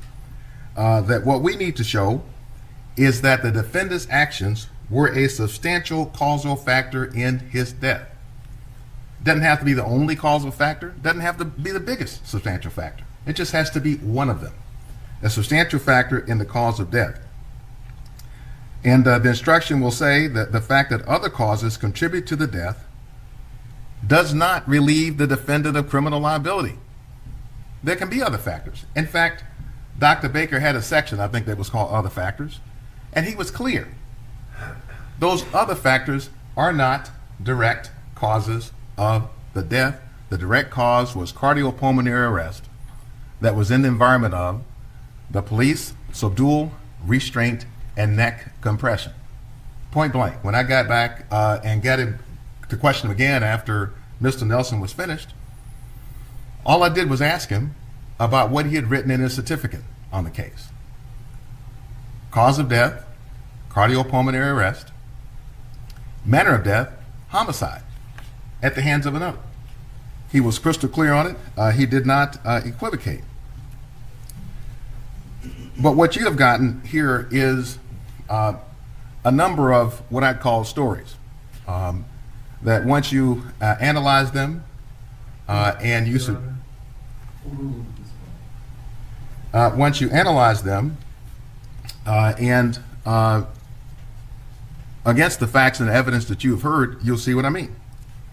Take, for example, the notion that Mr. Floyd dying of cardiopulmonary arrest, dying from low oxygen, was just coincidental. He just happened to die at the same time, in the same place, of factors completely unrelated to what Mr. Chauvin was doing with his subdual, restraint, and neck compression. That's a story, ladies and gentlemen, and defies common sense. I'll show you what I mean.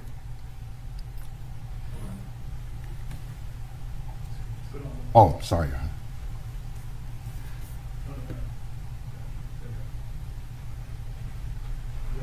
Yeah. So if we just treat each day that Mr. Floyd lived, he was born October 14, 1973, and just made it a dot on a page. And we looked at over his lifetime. You'll see here, if we look over 10 years, 20, 30, 40 years, up to May 25th of 2020, that means that Mr. Floyd would have lived up to that day 17,026 days. Now, only one of these dots corresponds to May 25th. Only one of them. All the rest of these days, all the rest of these dots represent days that Mr. Floyd was living. He was breathing. He had a being. He was living. He was breathing and had a being with every single disorder that Mr. Nelson has chronicled. Each and every day. You know, with his struggles with opioid addiction, with his high blood pressure, etc. Every single day, except the one day. May 25th, that tiny little speck of a dot, and not even that whole day. Because as we know, there was a 10-minute segment, 9 minutes and 29 seconds, that he didn't survive. So in one day's time, there are 144 of those, 10-minute segments. And only one of them was the reason that Mr. Floyd failed to survive. And what happened in that space? Well, you know what happened. Ladies and gentlemen, that's where there was deadly force applied by Mr. Chauvin. We know it was deadly force because we heard from Officer Zimmerman on the stand, who told us it was deadly force. He said it's deadly force because it's force capable of killing a person, which makes it deadly force. Now, deadly force, ladies and gentlemen, once you see what Mr. Floyd was subjected to with this deadly force in the prone position, there are certain consequences or the risks that come with the prone position and the use of this kind of deadly force. And that primary risk is it affects your breathing. You heard that from witness after witness after witness. It affects your breathing, makes it harder to breathe. You put the subject into the prone recovery position as soon as possible because you don't want to affect their breathing, low oxygen. Do you have evidence of low oxygen here? There is evidence of low oxygen, ladies and gentlemen, that is medically unassailable, medically. Take, for example, the fact that Mr. Floyd had an anoxic seizure. That is, he's already unconscious, not breathing, and the body is simply having a twitching reflex. That anoxic seizure represents low oxygen to the brain. And that is what causes the anoxic seizure. But not only that, he suffered from, remember, PEA. And you remember we talked about the PEA, the pulseless electrical activity, PEA? The common cause of PEA is low oxygen. You can't fake it. You can't make that up.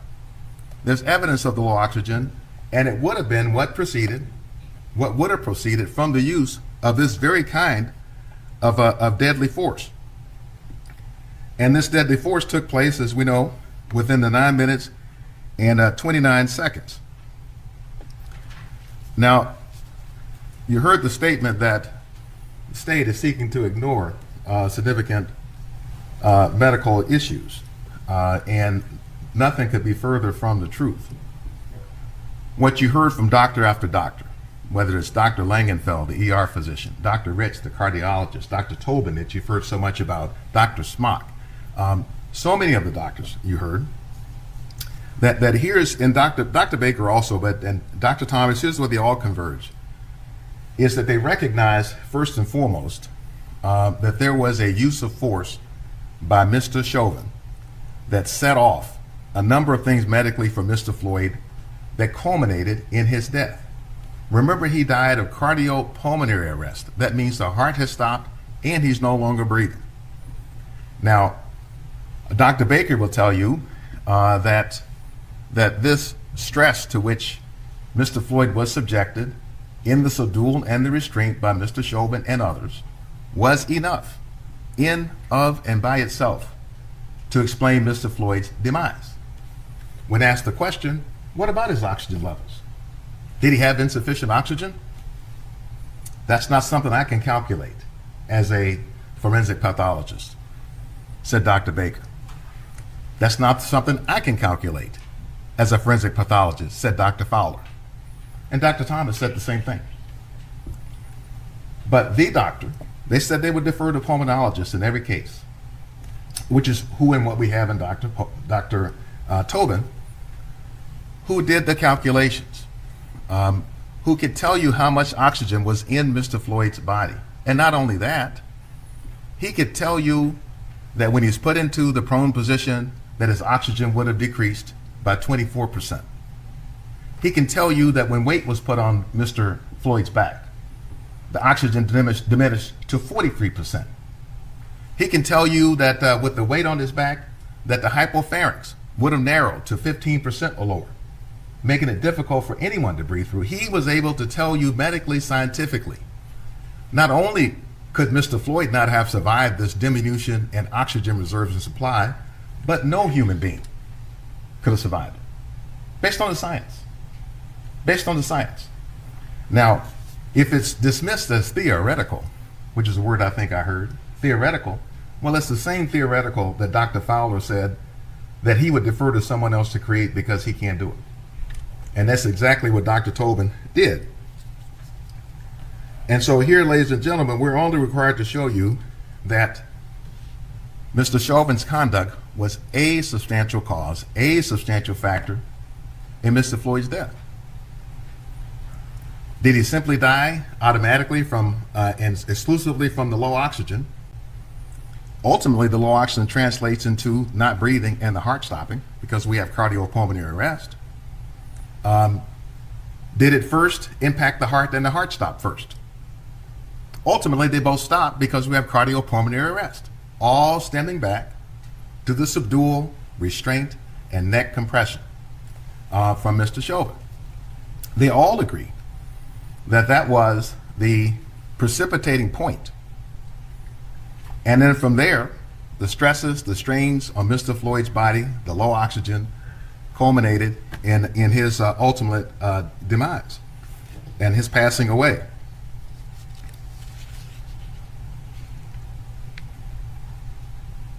So I want to address kind of several other points on the heading of what I think are stories that you've heard versus I think the truths here. You know, when the case started, I think you all were asked and talked to about there being two sides to every story. Two sides to every story. Which is one of the most dangerous things, I think, about the process of truth, because it suggests that everything is simply reduced to a story.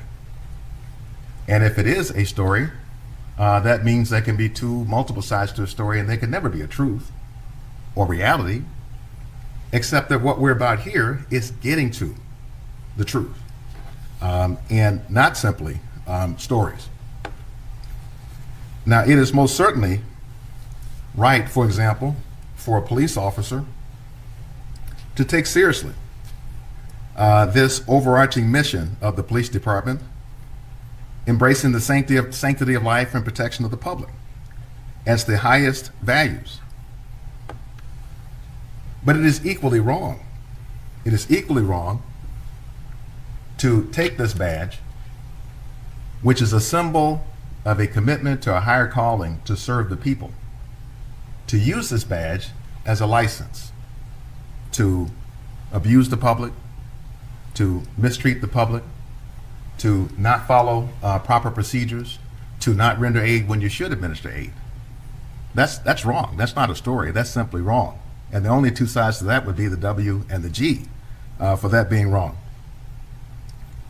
Now, you have heard statements to the effect of Mr. Chauvin being concerned about the bystanders and about others. Well, if you are looking at the totality of the evidence, you have to bear in mind that at all relevant times here, there were 5 grown men police officers right there. And 4 right there on the scene. And then you got Officer Chang, who was there too. There's a radio to call for backup if they felt it was needed. You didn't hear any evidence about any call for backup at all. Now, there was concern here that Mr. Chauvin was concerned. And I won't say much more about body language than has already been discussed. And you'll decide for yourself whether that was the face of one who was afraid at the time. Because he had all of the power at this point. He had the bullets, guns, he had the mace that he threatened the bystanders with, he had backup, he had the badge, and he had all of it. And what was there to be afraid of here, particularly at this scene? There were 3 high school juniors there and a 2nd grader who was going to the store to get candy. There was a high school senior who was taking her cousin to the store, a first responder on the scene. And there was Donald Williams, who wanted nothing more than to try to intervene to try to save Mr. Floyd's life. Mr. Charles McMillan, a 61-year-old man, that if I gave him a name, I would call him the mayor of the neighborhood. He just likes to see what's going on and to look out for things, but he was simply there to try to intervene to try to save Mr. Floyd's life. So this wasn't the face of fear or concern or worry. You've seen what the face of fear and worry looked like that day at that time. That's what fear and worry looked like. When Mr. George Floyd was well aware that with one wrong move of his hand, one turn in the wrong direction, and it could be his last turn, that he could be shot to death over an investigation around a fake $20 bill. That's fear. Now, you're told some stories about the bystanders and the suggestion that they were an unruly crowd. You've gotten to meet them now. You've gotten to meet 2/3 of ones who were there at that time. I described them earlier as a bouquet of humanity. And I call them that because they came in different ages, different genders, different races, and they all came together focused on the one thing, which was they saw that a human being they did not know was suffering, and they wanted to try to intervene to stop the suffering. And in that sense, they were not only symbols of the love and caring we want to encourage, but they were also something more than that. They were also symbols of what it means to respect this badge, because they were in a very difficult spot then. You saw them on the stand almost to the last one in tears. You felt the anguish even a year after the fact. They felt torn between their love for the sanctity of life itself that had them wanting to intervene to try to save Mr. Floyd's life, and on the other hand, their respect for the authority that the badge represents, for the city, for the state. They were torn between it. Now, the ultimate proof of this is if those bystanders did not respect this badge, they could very easily have taken the law into their own hands and simply have removed Mr. Chauvin. Then we wouldn't have to have any discussions about how reasonable it was for him to stay on a man's neck who wasn't even breathing. We wouldn't have to have any of these kinds of discussions at all. But none of them did that. None of them did that because they respected this badge even if it tore them up inside. None of them did that. Instead, they called the police on the police. Instead, they picked up their phones to memorialize what they were seeing so that it could not be forgotten and so that it could not be misrepresented. Instead, they waited for their day to come in and talk with you. Not, ladies and gentlemen, to tell their story, but to tell the truth about what they experienced. They didn't deserve to be called unruly because they weren't. And you will hear time and again, oh, the crowd was getting louder. Oh, the crowd was getting more agitated. Earlier in the trial, you hear, oh, they were getting angrier and angrier. as though we can't see somehow what it is they're getting upset around. The fact that a defenseless, helpless man is literally losing his life one breath at a time right in front of them, and there's nothing that they can do. If you love life, you get excited when you see life being taken, when that's your perception. That's what they were excited about. And if they all just simply wanted a donut in watching this, you might wonder what's wrong with them. That's why they were upset. So you felt their pain, you felt their sense of helplessness. What you heard about them was a story, ladies and gentlemen. And stories really are just excuses that get told. You don't object to that statement. Disregard the use of the word stories. The fact of the matter is, ladies and gentlemen, that there can be no excuse for police abuse. And I'll be clear, ladies and gentlemen, I will tell you, if I think there's a fact that's been altered, I will tell you what it is. And that's all I ever mean when I say story. But there's no excuse, ladies and gentlemen, for police abuse. And you've heard any number of these. So let me walk through some of them. You've heard accounts that the traffic was distracting to Mr. Chauvin. Well, the fact was that you heard from the 911 who was watching the scene. And she said that the officers remained in the same place, in the same positions for so long on top of the body of Mr. Floyd that she thought the camera was broken and frozen. They weren't distracted. They weren't looking around because they were concerned about being disturbed by the traffic or anything else.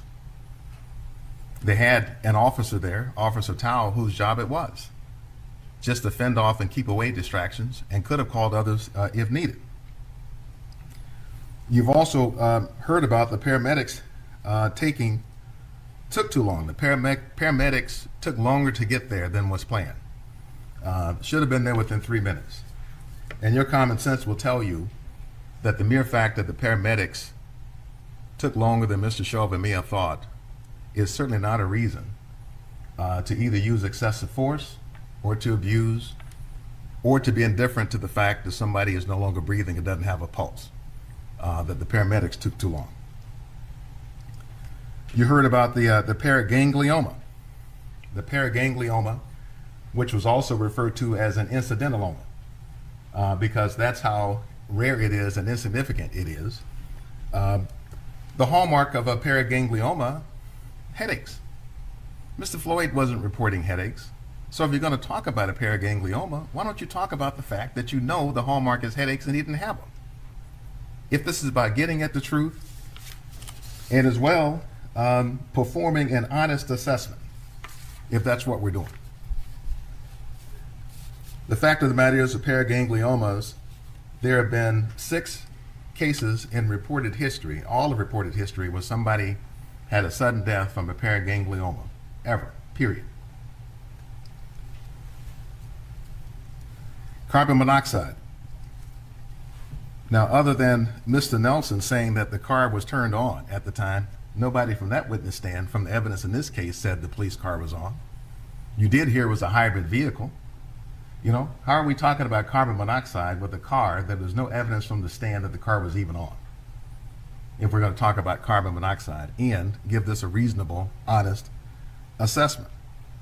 But even more to the point about carbon monoxide that you just can't lose sight of. Whose car was it, ladies and gentlemen, that if Mr. Floyd is being subdued on the ground by Mr. Chauvin, and if he puts his face in front of a tailpipe of a car that's spewing out carbon monoxide, why isn't that an unreasonable use of force by an officer? In your custody is in your care. It's not in your custody, I don't care. In your custody is in your care. What reasonable police officer would apprehend someone on the ground, subdue them, and put their face in front of a tailpipe of a car and then think that's a defense? Here, not particularly fair. There's no evidence the car was ever even on. And you learned all you need to know, which was if he was suffering from carbon monoxide, as Dr. Tobin told you, you wouldn't be able to get a 98% oxygen saturation from the oxygen they gave him artificially. You heard about the fentanyl overdose. And with this one, you were just told, oh, earlier that afternoon, he was asleep in the car. Ladies and gentlemen, that's not the hallmark of somebody who dies from a fentanyl overdose. It isn't just that you took a nap and dozed off. If you pass away from a fentanyl overdose, you cannot be awakened. You are in a coma. If people are shaking you, it is to no avail. If we're doing an honest assessment of the facts, looking at the totality of the circumstances, if we're going to talk about fentanyl, death by fentanyl or an overdose, why isn't that said? He does not fit the description of anyone who dies from a fentanyl overdose, and even Dr. Fowler conceded it from the stand in terms of what a fentanyl overdose looks like. It does not look like somebody who's saying, I can't breathe, my neck hurts, my back hurts, everything hurts. You know, you can't win. I'm not trying to win. That's not what happens when somebody is suffering or dying from a fentanyl overdose. They are completely non-responsive and not reactive at all. Methamphetamine. Ladies and gentlemen, what meth? There was so little of it that it was below the therapeutic levels that are given. You heard that from the toxicologist, from NMS, the laboratory that Hennepin County sends off the medical examiner pathology, not pathology, but blood samples to test for tox. He told you it was a minuscule amount of meth that was in his blood. And then we heard about the pills. Now, on cross-examination on the pills, I brought out the fact that what they were saying was a pill that he was taking in the car was just as likely chewing gum, and showed you just before he was in the car, he was chewing gum in the store, opened his mouth, you saw the same white substance in his mouth. But here's the deal about the pills. If we're really going to give this an honest assessment of the evidence, why are we talking about pills that are not in his system? We know what's in his bloodstream already. We know he struggles with the opioid addiction. Why are we talking about pills that we know were not in George Floyd? Why? You have to decide that for yourselves, ladies and gentlemen. Why is that even being brought up when we know what's in his bloodstream? What is the point? And you keep hearing drugs in the car, drugs in the car. And the drugs were one pill. One pill that was not in George Floyd. And then the suggestion that he was somehow taking it in handcuffs in the police car, which makes no sense. There was no evidence of George Floyd taking any pills in the police car at all. There was a pill found there. Only. You heard references in talking about Dr. Tobin and his 46 years of experience studying the way people breathe. But, you know, Mr. Chauvin's not a medical doctor. He doesn't have these years of experience and hours to pour over records. He didn't need it, ladies and gentlemen, because you know who else is not a medical doctor? 9-year-old girl is also not a medical doctor. You didn't need to be a medical doctor to understand that when somebody's saying, I can't breathe, and not just saying it, everything about them is showing that they can't breathe. And when that ends, they just are passed out. You don't need a PhD. You don't need an MD to understand how fundamental breathing is to life. And when somebody's saying, I cannot breathe, and they have passed out, and you're aware that they don't even have a pulse, even a 9-year-old little girl knows it, get off of them. That's all you needed to know in that case. You, just a couple more of these, because I can't even do them all because there were so many. This concern that George Floyd would somehow come to again. He would come back around again. And they'll say, we didn't really mean superhuman strength, except maybe we really did mean superhuman strength, because he's going to have all this extra strength now, and he's going to do dastardly things. Now, we heard from 3 medical examiners, ladies and gentlemen, 3 of them. Between the 3 of them, they probably have done close to 15,000 autopsies. And not a single one of them testified about one instance ever where somebody who didn't even have a pulse somehow spontaneously came back to life, broke handcuffs, and rampaged the city. It's the facts of this case, not some other thing. Mr. Floyd didn't even have a pulse. That didn't justify keeping your knee on his neck when you should have been administering CPR when you could have brought him back to life again, because you're afraid that he would come to with no pulse and rampage the city. That's the sort of thing you see in Halloween movies, ladies and gentlemen, not in real life. Not in real life. The idea that Mr. Floyd suffered from a sudden death, which is what Dr. Fowler was saying. Now he'll say that Mr. Floyd had a fatal arrhythmia in the end. That's misleading in a way because, as you've heard from doctor after doctor, ultimately everybody dies in the end of a fatal arrhythmia. Everybody dies of cardiopulmonary arrest, the heart stops and the lung stops, and then the last thing that happens is, bloop, you get an arrhythmia, and then that's it. Now, is there any evidence that there was an arrhythmia as the primary cause of his death, unrelated to the subdual, restraint, and neck compression on the ground? There's zero. There was zero evidence that he had a heart attack. Zero. In fact, his heart was in such normal condition that Dr. Baker, during the autopsy, didn't even have a need to photograph it intact because it was so normal. Now, Dr. Rich did not say anything akin to George Floyd having a normal heart. That's not what he said. What he said was that he had a strong heart. He had a strong heart. And what he meant by that is that he sees patients all the time who may be in need of transplants, who have serious cardiac disease, and they can't even get a normal blood pressure. And he talked to you about how George Floyd, having lived with this for some time, explains how it is that his body and its the arteries that serve the heart were able to compensate in the case of Mr. Floyd, and such that he did not die of a fatal arrhythmia, and there's no evidence that he died of any kind of a heart abnormality.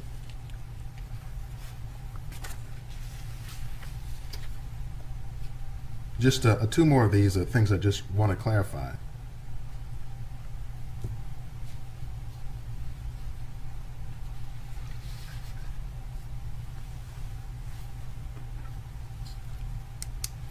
There was a lot of discussion about the police conduct. The situations can change rapidly from moment to moment. And on this, I don't want you at all to lose sight of, again, the facts here. That for the 9 minutes and 29 seconds, the problem was there was nothing moving or changing, no matter what.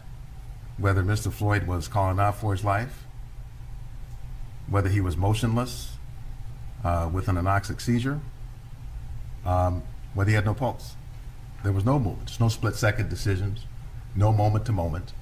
To the extent you're hearing that as representative of this case, it is not representative of this case, does not meet the facts of this case at all.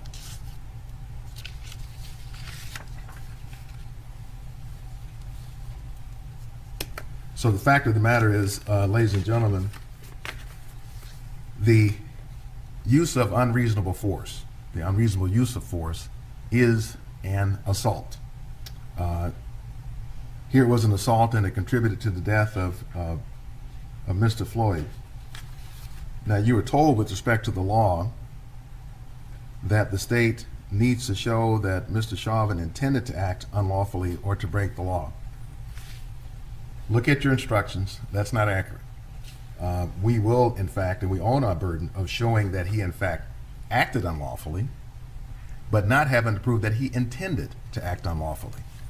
We need only to show that he intended to do what he did, which was to put the knee on the neck, the knee on the back, and against the shoulder, that it wasn't an accident, and that we will show.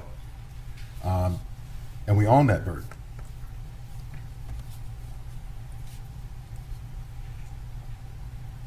So there really aren't two sides to the story about whether this use of force was unreasonable. It was not authorized by the Minneapolis Police Department. The pressure on Mr. Floyd's neck did affect his ability to breathe, and I know that you were told when Mr. Nelson was just here that this was not a choke, it was not a chokehold, and that Donald Williams had suggested or so testified. And if you remember that testimony, Donald Williams disagreed with him every time and said that was in fact a chokehold, even on the one side, and he explained how that even works. And while Mr. Nelson quibbled with him, Donald Williams never gave that up in his testimony. So there aren't two sides to the story as to the unreasonable use of force. And when Mr. Floyd is saying, please, please, I can't breathe, 27 times in just a few minutes, you saw it when Mr. Chauvin did not let up and we didn't get up. Even when he passed out, not breathing anymore, he doesn't let up or get up. When he knows he doesn't have a pulse, he doesn't let up or get up. Even when the ambulance comes, he doesn't let up or get up even then. They have to come up and tap him before he will let up and get up off the body of Mr. George Floyd. And they try to resuscitate him in the ambulance, and they never do. He never regains consciousness. He never breathes again. His heart never pumps again. And Mr. George Floyd was deceased. So finally, ladies and gentlemen, I will sit down in a minute, but I wanted to save till the end what I thought was the biggest shading of the truth, or what I call story. Object to that, Your Honor, and You'll disregard the phrase shading the truth. Well, here's what I thought then was the largest departure from here, the evidence. I'll show it to you. You were told, for example, that Mr. Floyd died because his heart was too big. You heard that testimony.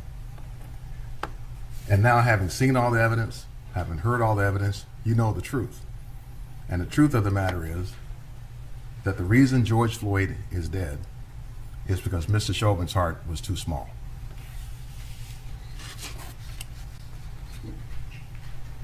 The jury, if you'd grab your instructions again. And turn to page 11.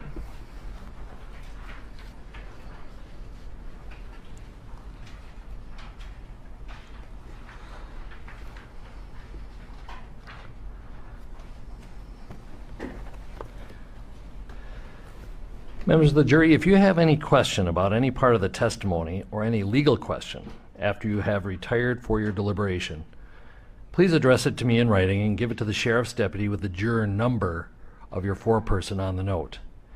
It will take some time to answer any questions because I will have to consult with the lawyers and receive their input before answering your question. I do not say this to discourage questions, but only to advise you that it will take some time to provide you with an answer. As I told you, you will take with you into the jury room copies of the instructions that All right, and this is Andrew Kraft back here on News Now from Fox. We've been showing you for about the last couple of hours the closing arguments with the defense and the prosecution in the Derek Chauvin trial on the last day as the jury is now deliberating. And we await a verdict here, and most Americans and cities all across the country are waiting for that verdict. The jury will reconvene to deliberate tomorrow at 10 a.m. local time. In the meantime, we're going to take a quick commercial break. Before we do that, just want to leave you with this beautiful nighttime view of Minneapolis, downtown there in the Twin Cities. See you back here in 2 minutes on News Now from Fox with more stories still left to get to.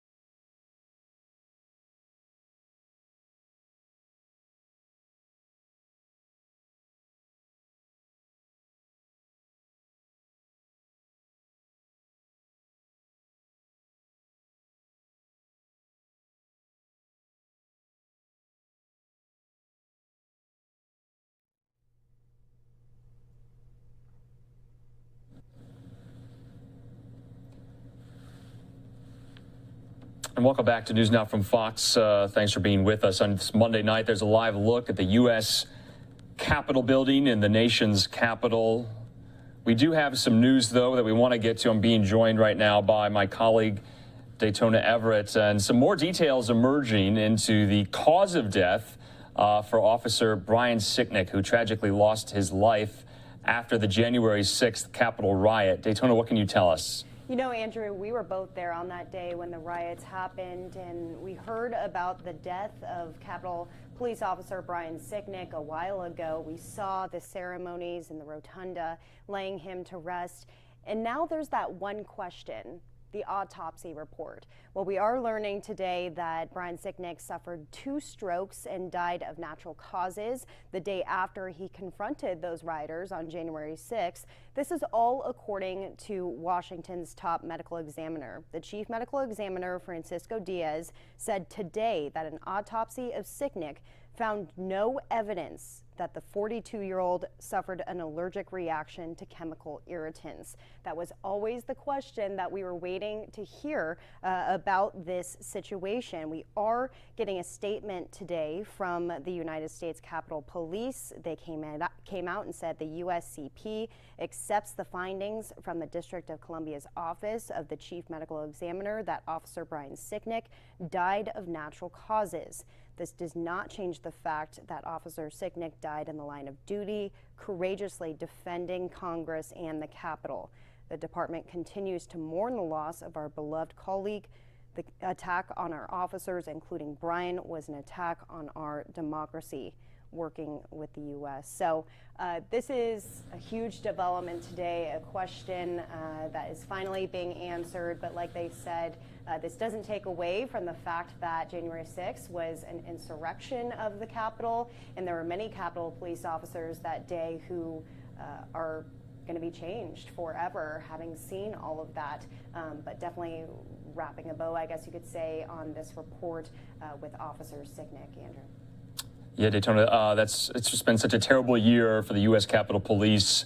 And learning today, like you said, a lot of people before this had been chalking his death up to a homicide. Now we're learning the medical examiner saying it's natural causes. But you heard from the Capitol Police. They said he still died in the line of duty, protecting members of Congress, protecting the U.S. Capitol structure in the riot on January 6th. So, and Andrew, one second. You'll remember, though, there were so many videos and pictures circulating about that day, and there was so many questions about what happened to Officer Sicknick. Yeah. And there was a lot of conspiracy theories about how he died that day. Finally, we did see video that came out that was presented during a lot of those FBI investigations that confirmed that he was in fact confronted with chemicals. But today the autopsy is showing that it in fact was not the cause of death, and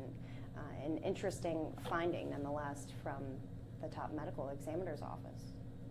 Yeah, Daytona, remember early initial reports said that he was beaten over the head by a fire extinguisher, and then some of that video, like you referenced, came out, and it showed some of the rioters spraying that bear spray, that chemical irritant, into his direction. Still no word yet on who has been held accountable, who has been charged solely for the death of Officer Sicknick. Obviously, here tonight, we want to extend our condolences once again to his family and friends, especially on the U.S. Capitol Police Force. So, like you said, that kind of puts the bow on this story here for us tonight. We have lots more left to get to on the stream tonight out of Washington, as well. And so right now we just want to go to a quick commercial break. But thanks for being with us on News Now for Fox on this Monday. See you in 2 minutes.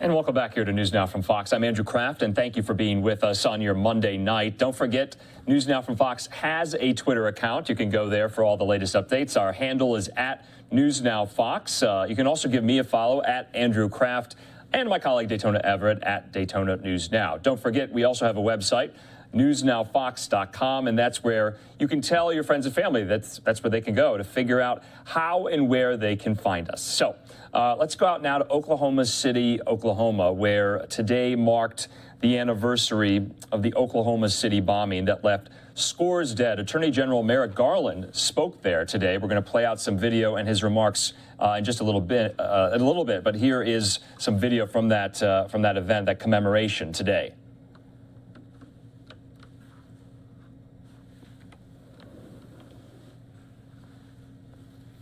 Today's remembrance ceremony included family members, survivors, and first responders only due to the coronavirus restrictions. 168 people were killed that day when a bomb detonated outside the Alfred P. Murrah Federal Building. Many of them were children. Today, the names of all those who died were read aloud. Garland led the Justice Department's investigation into the attack and the prosecution of the bomber Timothy McVeigh back in 1995. And so there you can see some of the ceremony today. I haven't been to Oklahoma City myself to see the memorial. I heard it's very, very moving, commemorating countless lives lost on that terrible day, April 19th, 1995. Let's play out some of the remarks from Merrick Garland today.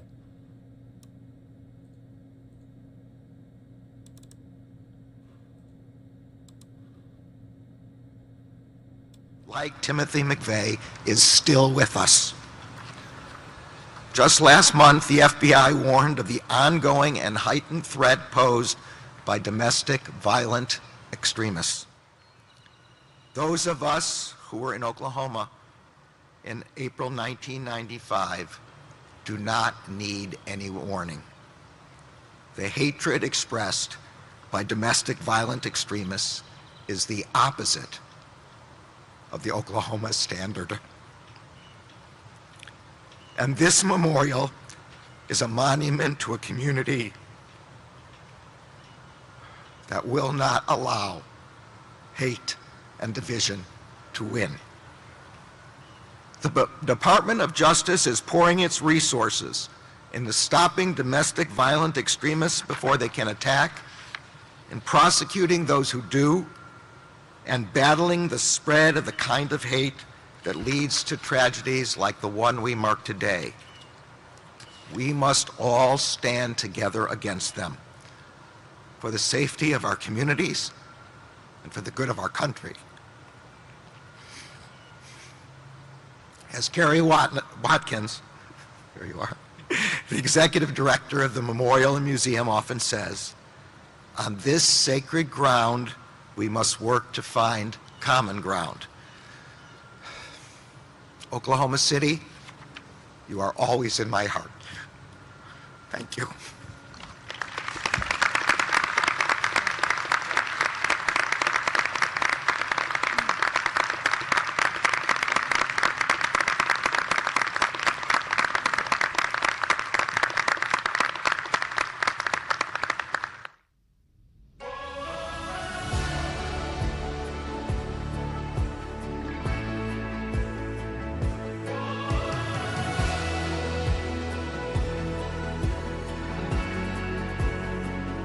You are here, moving in our midst.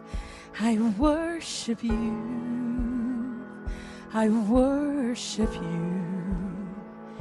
You are here, working in this place. I worship you. I worship you. You are Waymaker. So we just wanted to show you some of Attorney General Merrick Garland's remarks there today in Oklahoma City, Oklahoma, as many around the country are honoring that solemn memorial there on the anniversary of the Oklahoma City bombing, leaving 168 people dead. Merrick Garland, if you didn't know, was instrumental in the Department of Justice investigation that brought Timothy McVeigh to justice, who carried out that terrible, terrible attack. Anyway, we're going to go down now to Louisiana, and we're getting some reports. We've been bringing you that story for the last week about that capsized vessel there off the Gulf Coast. Remember, we heard that there were 12 employees missing. 6 had been recovered, but right now we are learning that the U.S. Coast Guard said it will suspend the search for crew members just today. They had been searching just yesterday. We have some video of some aerial pictures of the scene as well.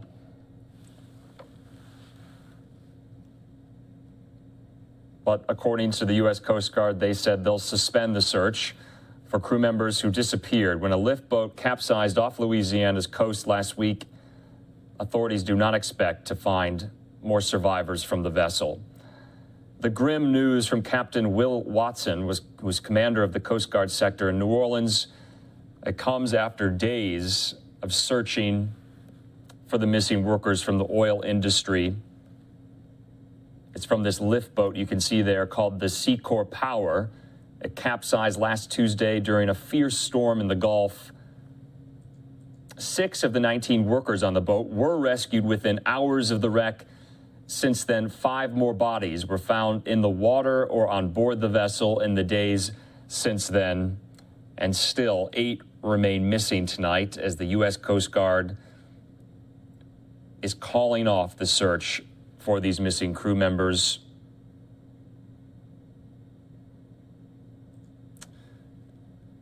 It's a tragic, tragic scene out there in the Gulf of Mexico.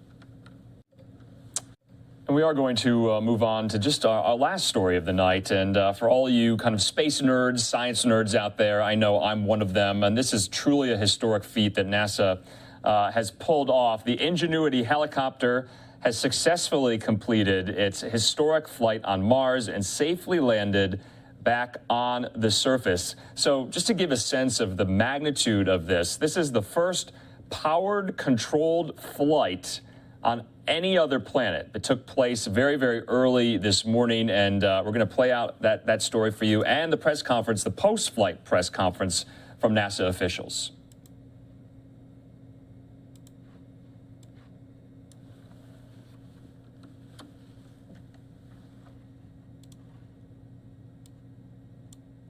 Million miles away. Look at this reaction from NASA here. They just took another giant leap on the surface of Mars. Yes, that tiny Ingenuity helicopter, which really isn't that tiny, I guess, just took mankind's first controlled flight on another planet. How about that? Let's bring in Craig Patrick now, who has followed this Mars mission from the beginning.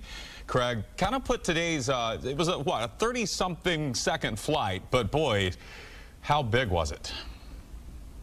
Well, let's put it this way. NASA likens it to the Wright brothers' first flight. Yes, only a few seconds, but keep in mind back in 1903, the Wright brothers, they didn't go that far either, and the first test flight wasn't that long. Same goes here. Even though this was a very brief test, it was a very momentous one. It shows exactly what we can do from such a great distance and what we can and will do next. The Mars Perseverance is the world's most advanced probe for extraterrestrial life. And it carried the most advanced helicopter we've ever built to explore other planets. It's called Ingenuity, and NASA put it to work early Monday morning. That Ingenuity has performed its first flight, the first flight of a powered aircraft to another planet. Here's Ingenuity hovering on Mars, taken from the Perseverance. And here's a shot from Ingenuity itself. You can see its shadow on the ground. And here are the engineers at NASA's Jet Propulsion Laboratory in California at the moment of triumph. This flight control confirming that we have EVRs from Ingenuity. Ingenuity's reporting having performed spin-up, takeoff, climb, hover, descent, landing, touchdown, and spin down. This means we just made the next giant leap in the search for extraterrestrial life. Ingenuity can glide over boulders and craters and sharp terrain that ground rovers can't. And this is a striking feat of engineering given the challenge of flying in such a thin atmosphere in which there's little or nothing to push against. It required building a super light helicopter, only 4 pounds, with super fast rotors that spin in opposite directions at 2,500 RPM, and with a processor that can maintain balance in flight. Congratulations. Take that moment, and then after that, let's get back to work and more flights. While this first test flight only took Ingenuity 10 feet off the ground, it sets up 4 other flights for Ingenuity. It'll explore areas around the Jezero crater, which used to be a lake with an inflow channel and an outflow channel. If there were microorganisms on Mars, scientists believe this could be a good place to find it. And now that NASA engineers have proven they can do this, it sets up plans for building and launching many more, perhaps in fleets that can scout other planets. They could help us figure out the best places to land future rovers and manned missions, and eventually build colonies. And in terms of the cost, Ingenuity was an $85 million project. Very expensive for sure, but in broader context, keep in mind that Perseverance was a $2.7 billion project. This was a comparatively small piece of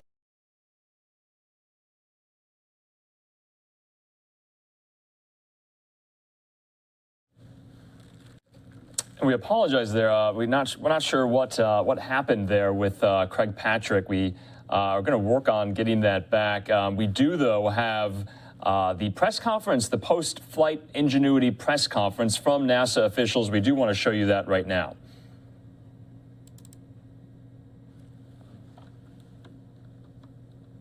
A helicopter to put on the Perseverance rover. And so we did what we felt was right, which was we stuck to it. And we kept working on the Mars helicopter. We kept overcoming technological hurdles, and we kept showing why it would be valuable as a scientific instrument in the future. And a combination of rugged support from JPL in terms of technology development, as well as NASA headquarters, and an exceptional team that overcame all the technological challenges one by one until it became obvious that the right thing to do was to put it on Perseverance and fly it to Mars as a full demonstration. And I think that's the kind of partnership, the kind of push of technology and pull of science that we are now seeing to be very productive within NASA. And actually, we're working on several other missions that have technology components, much like Ingenuity, but going to other parts of the solar system as well. Now, our brilliant team has overcome a number of challenges. And for those of you that remember back in 1997, we had a mission called Mars Pathfinder, and it had effectively a technology demo called the Sojourner rover. And that freed us up from being in the place we stuck the landing to being able to drive around. And now of course, those rovers have become Curiosity and our latest Perseverance, capable of driving tens of miles on the surface and going to the best places for scientific discovery. Well, what the Ingenuity team has done is given us the third dimension. They've freed us from the surface now forever in planetary exploration so that we can now make a combination, of course, of driving on the surface and sampling the surface and doing reconnaissance and even scientific experimentation on inaccessible places for a rover. And I think this is exactly the way we build the future. And I think you'll hear a lot more about the scientific promise of rotorcraft on Mars as part and other planets as part of the Science Mission Directorate portfolio. And to talk about the importance of Ingenuity and some of the future, I'd like to turn over to my colleague, Dr. Thomas Zurbuchen, who is the Associate Administrator for the Science Mission Directorate at NASA headquarters. Thomas. Yeah, thanks so much, Mike. And I just want to tell you, as I'm starting here, I'm just so proud to be up here next to Mimi, and especially that team here also on the monitor. And I just want to tell you on behalf of all of us at NASA Science how proud we are of you and how we recognize how important you are for this particular success. So just want to ask one more time, everybody, to join me in applause for the team.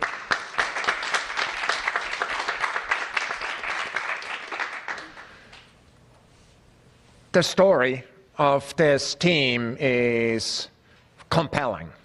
It's a story of a great, perhaps even a crazy idea initially. Many people have a really hard time. It turns out we all have a hard time, finding that right line between crazy and innovative. It turns out we're often wrong with that line. Crazy idea that was being developed, and this team put that idea into reality. The most important thing that takes, of course, is hope.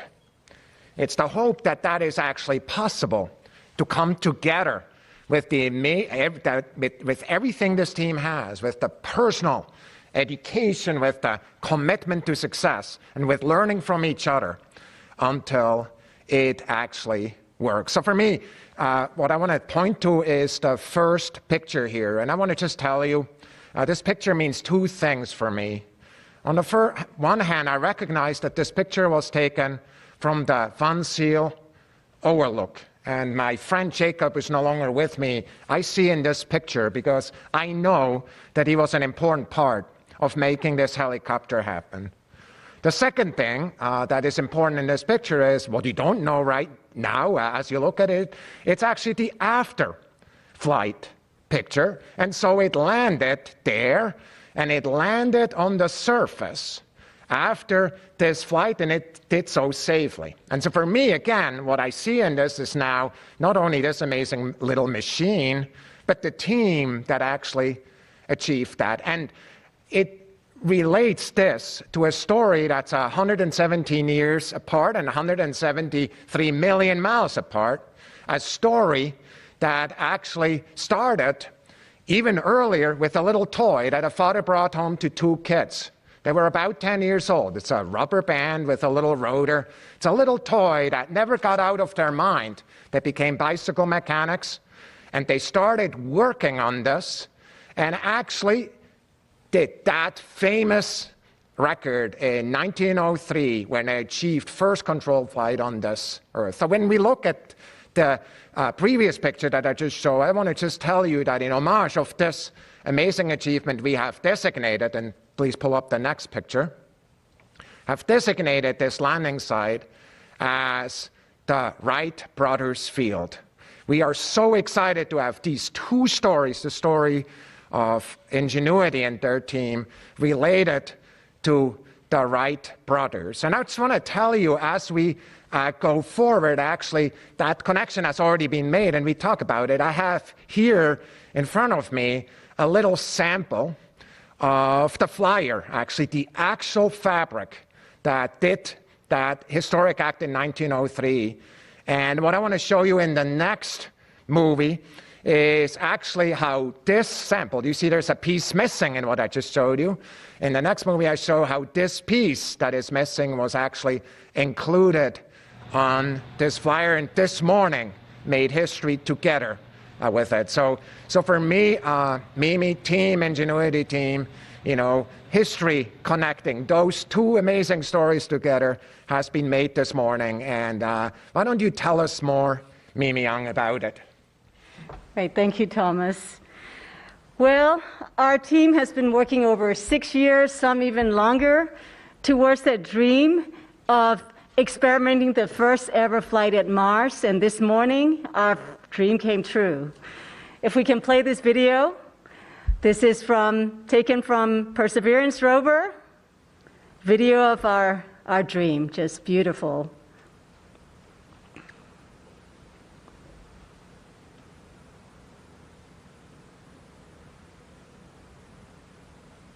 Taking off, goosebumps. It looks just the way we had tested in our test chamber, space simulator chamber here. Absolutely beautiful flight. I don't think I can ever stop watching it over and over again.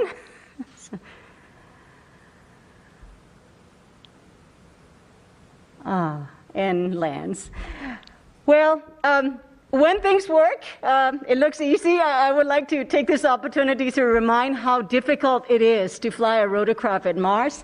First and foremost, because the atmosphere there is so thin, right? About 1% compared to that at Earth. That's like on Earth being elevation 3 times the height of Himalayas. So the air is very thin, and Ingenuity had to be really light, small, and has to be able to fly in this thin atmosphere and survive on its own It did all of that under 4 pounds. So Bob Belram will be talking more of that, but I did want to remind that. Well, this morning was an incredible moment. Our team reaction here this morning, this video. It was around 3:30 a.m. this morning, but it sure didn't feel like early in the morning. It just felt like a very normal middle of the day, extraordinarily exciting. Data products confirming that we unpacked image and 1 Hertz data. This is downlink handing off to flight control for telemetry analysis. Swash plate servos appear healthy. Overall actuators appear healthy. This flight control confirming that we have EVRs from Ingenuity. Ingenuity is reporting having performed spin up, takeoff, climb, hover, descent, landing, touchdown, and spin down.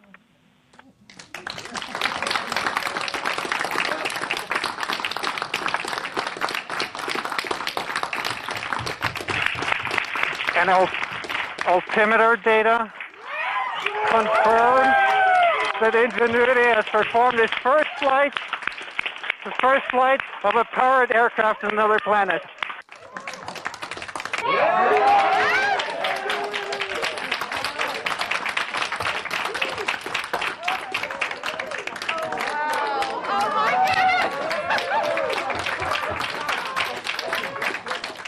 It's unforgettable day. And, you know, it's all about the team to start with. Really, you know, our team across JPL, Ames, Langley, with our industrial partners, AeroVironment, Qualcomm, Solero, Lockheed, others. We were a team. I mean, just a strong team. And during this morning downlink, I did say that we had many friends who contributed to our success. Okay, and including Perseverance rover team and many, many others. And some of them are far away now. And again, as Thomas mentioned, Jacob Venziel, I'm sure you were watching our first flight from the Jacob Overlook. So we're thinking about you, David. I'm thinking about you, Jacob. So with that, this early morning flight, what it means for our mission success. Mars Helicopter Ingenuity Technology Demonstration Project has 3 goals in line with NASA's agency-level objectives. So the first is to show on Earth that it is possible to fly power control flight at Mars. We did that before we were launched. And then the second goal was to actually fly at Mars. We have done it. This is the first time I've been able to say we've done it. And the third goal is to get data back that will inform engineers that are going to designing future generations of Mars helicopters. And we have done that too, and we're going to continue. So beyond this first flight, over the next coming days, we have up to 4 flights planned, and increasingly difficult flights, challenging flights, and we are going to continually push all the way to the limit of this rotorcraft. We really want to push the rotorcraft flights to the limit and really learn and get information back from that. So with that, I'd like to hand over to Bob Belram, our chief engineer and really the innovator of our original design for Mars helicopter. Over to you, Bob. Thank you, Mimi. First, I'd like to just take a moment to thank all of you who have been on this journey with me. There's been many a technical conversation, many a late night, many a test, and I want to thank all of you who have been part of that, and your families and your loved ones who have helped, get us to this point. Ingenuity itself is extremely healthy at this point. In fact, she's even healthier than she was before this flight. She shook off some of her dust that had been covering her solar panel and is in fact producing even more solar energy than before. The batteries are looking good.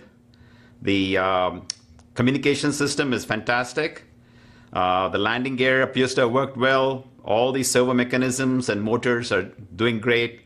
The computers and the avionics behaved flawlessly. So all in all, it's in a perfect state, and I'm just really excited to see what all she can teach us over the next few weeks as we explore aerial mobility on Mars. And with that, Howard, if you can tell us about exactly what happened during this flight, that would be great. Thank you. Yeah, this flight was all about proving that it is possible to fly on Mars.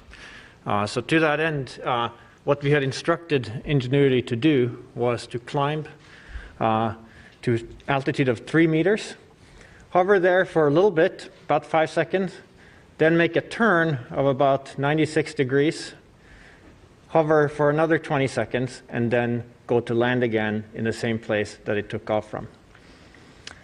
And that's what we told Ingenuity to do, and it did exactly that, and it did it just perfectly. From everything we've seen so far, it was a flawless flight. It was a gentle takeoff. At altitude, it gets pushed around a little bit by the winds, but it really just maintained station very well, and it stuck the landing right in the place where it was supposed to go. So you heard there from NASA officials that it was a flawless flight. It didn't get very high in altitude, and it wasn't up in the air for very long, but nonetheless a successful flight. The Ingenuity copter there flying on Mars. That's a first for the space agency. It's the first in history, a piloted, controlled aircraft. Obviously, it was piloted from NASA down here, but nonetheless, it flew on Mars, the first type of any flight like that on any different planet. So in the meantime, we are going to end our live coverage tonight. We want to thank you for being with us on this Monday. It's been such a busy day, lots of stories we've had to cover, lots of breaking news. Myself and Daytona Everett and Christy Larson and Mike Page. So we thank you for being with us. We'll be back, same place, same time tomorrow. There'll be lots more to cover. At this time, as you know, we play the best hits of the day, a compilation of the live events we've already shown you on the overnight, and then we'll pick it back up live tomorrow. So thanks for being with us. Have a great night.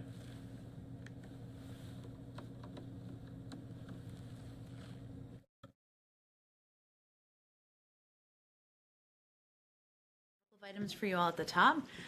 Today is an exciting day. We enter a new phase of our vaccination program and our effort to put the pandemic behind us. Starting today, everyone 16 years and older in every state is eligible for the vaccine. Thanks to the aggressive action we have taken through our wartime whole of government response, we have enough vaccine supply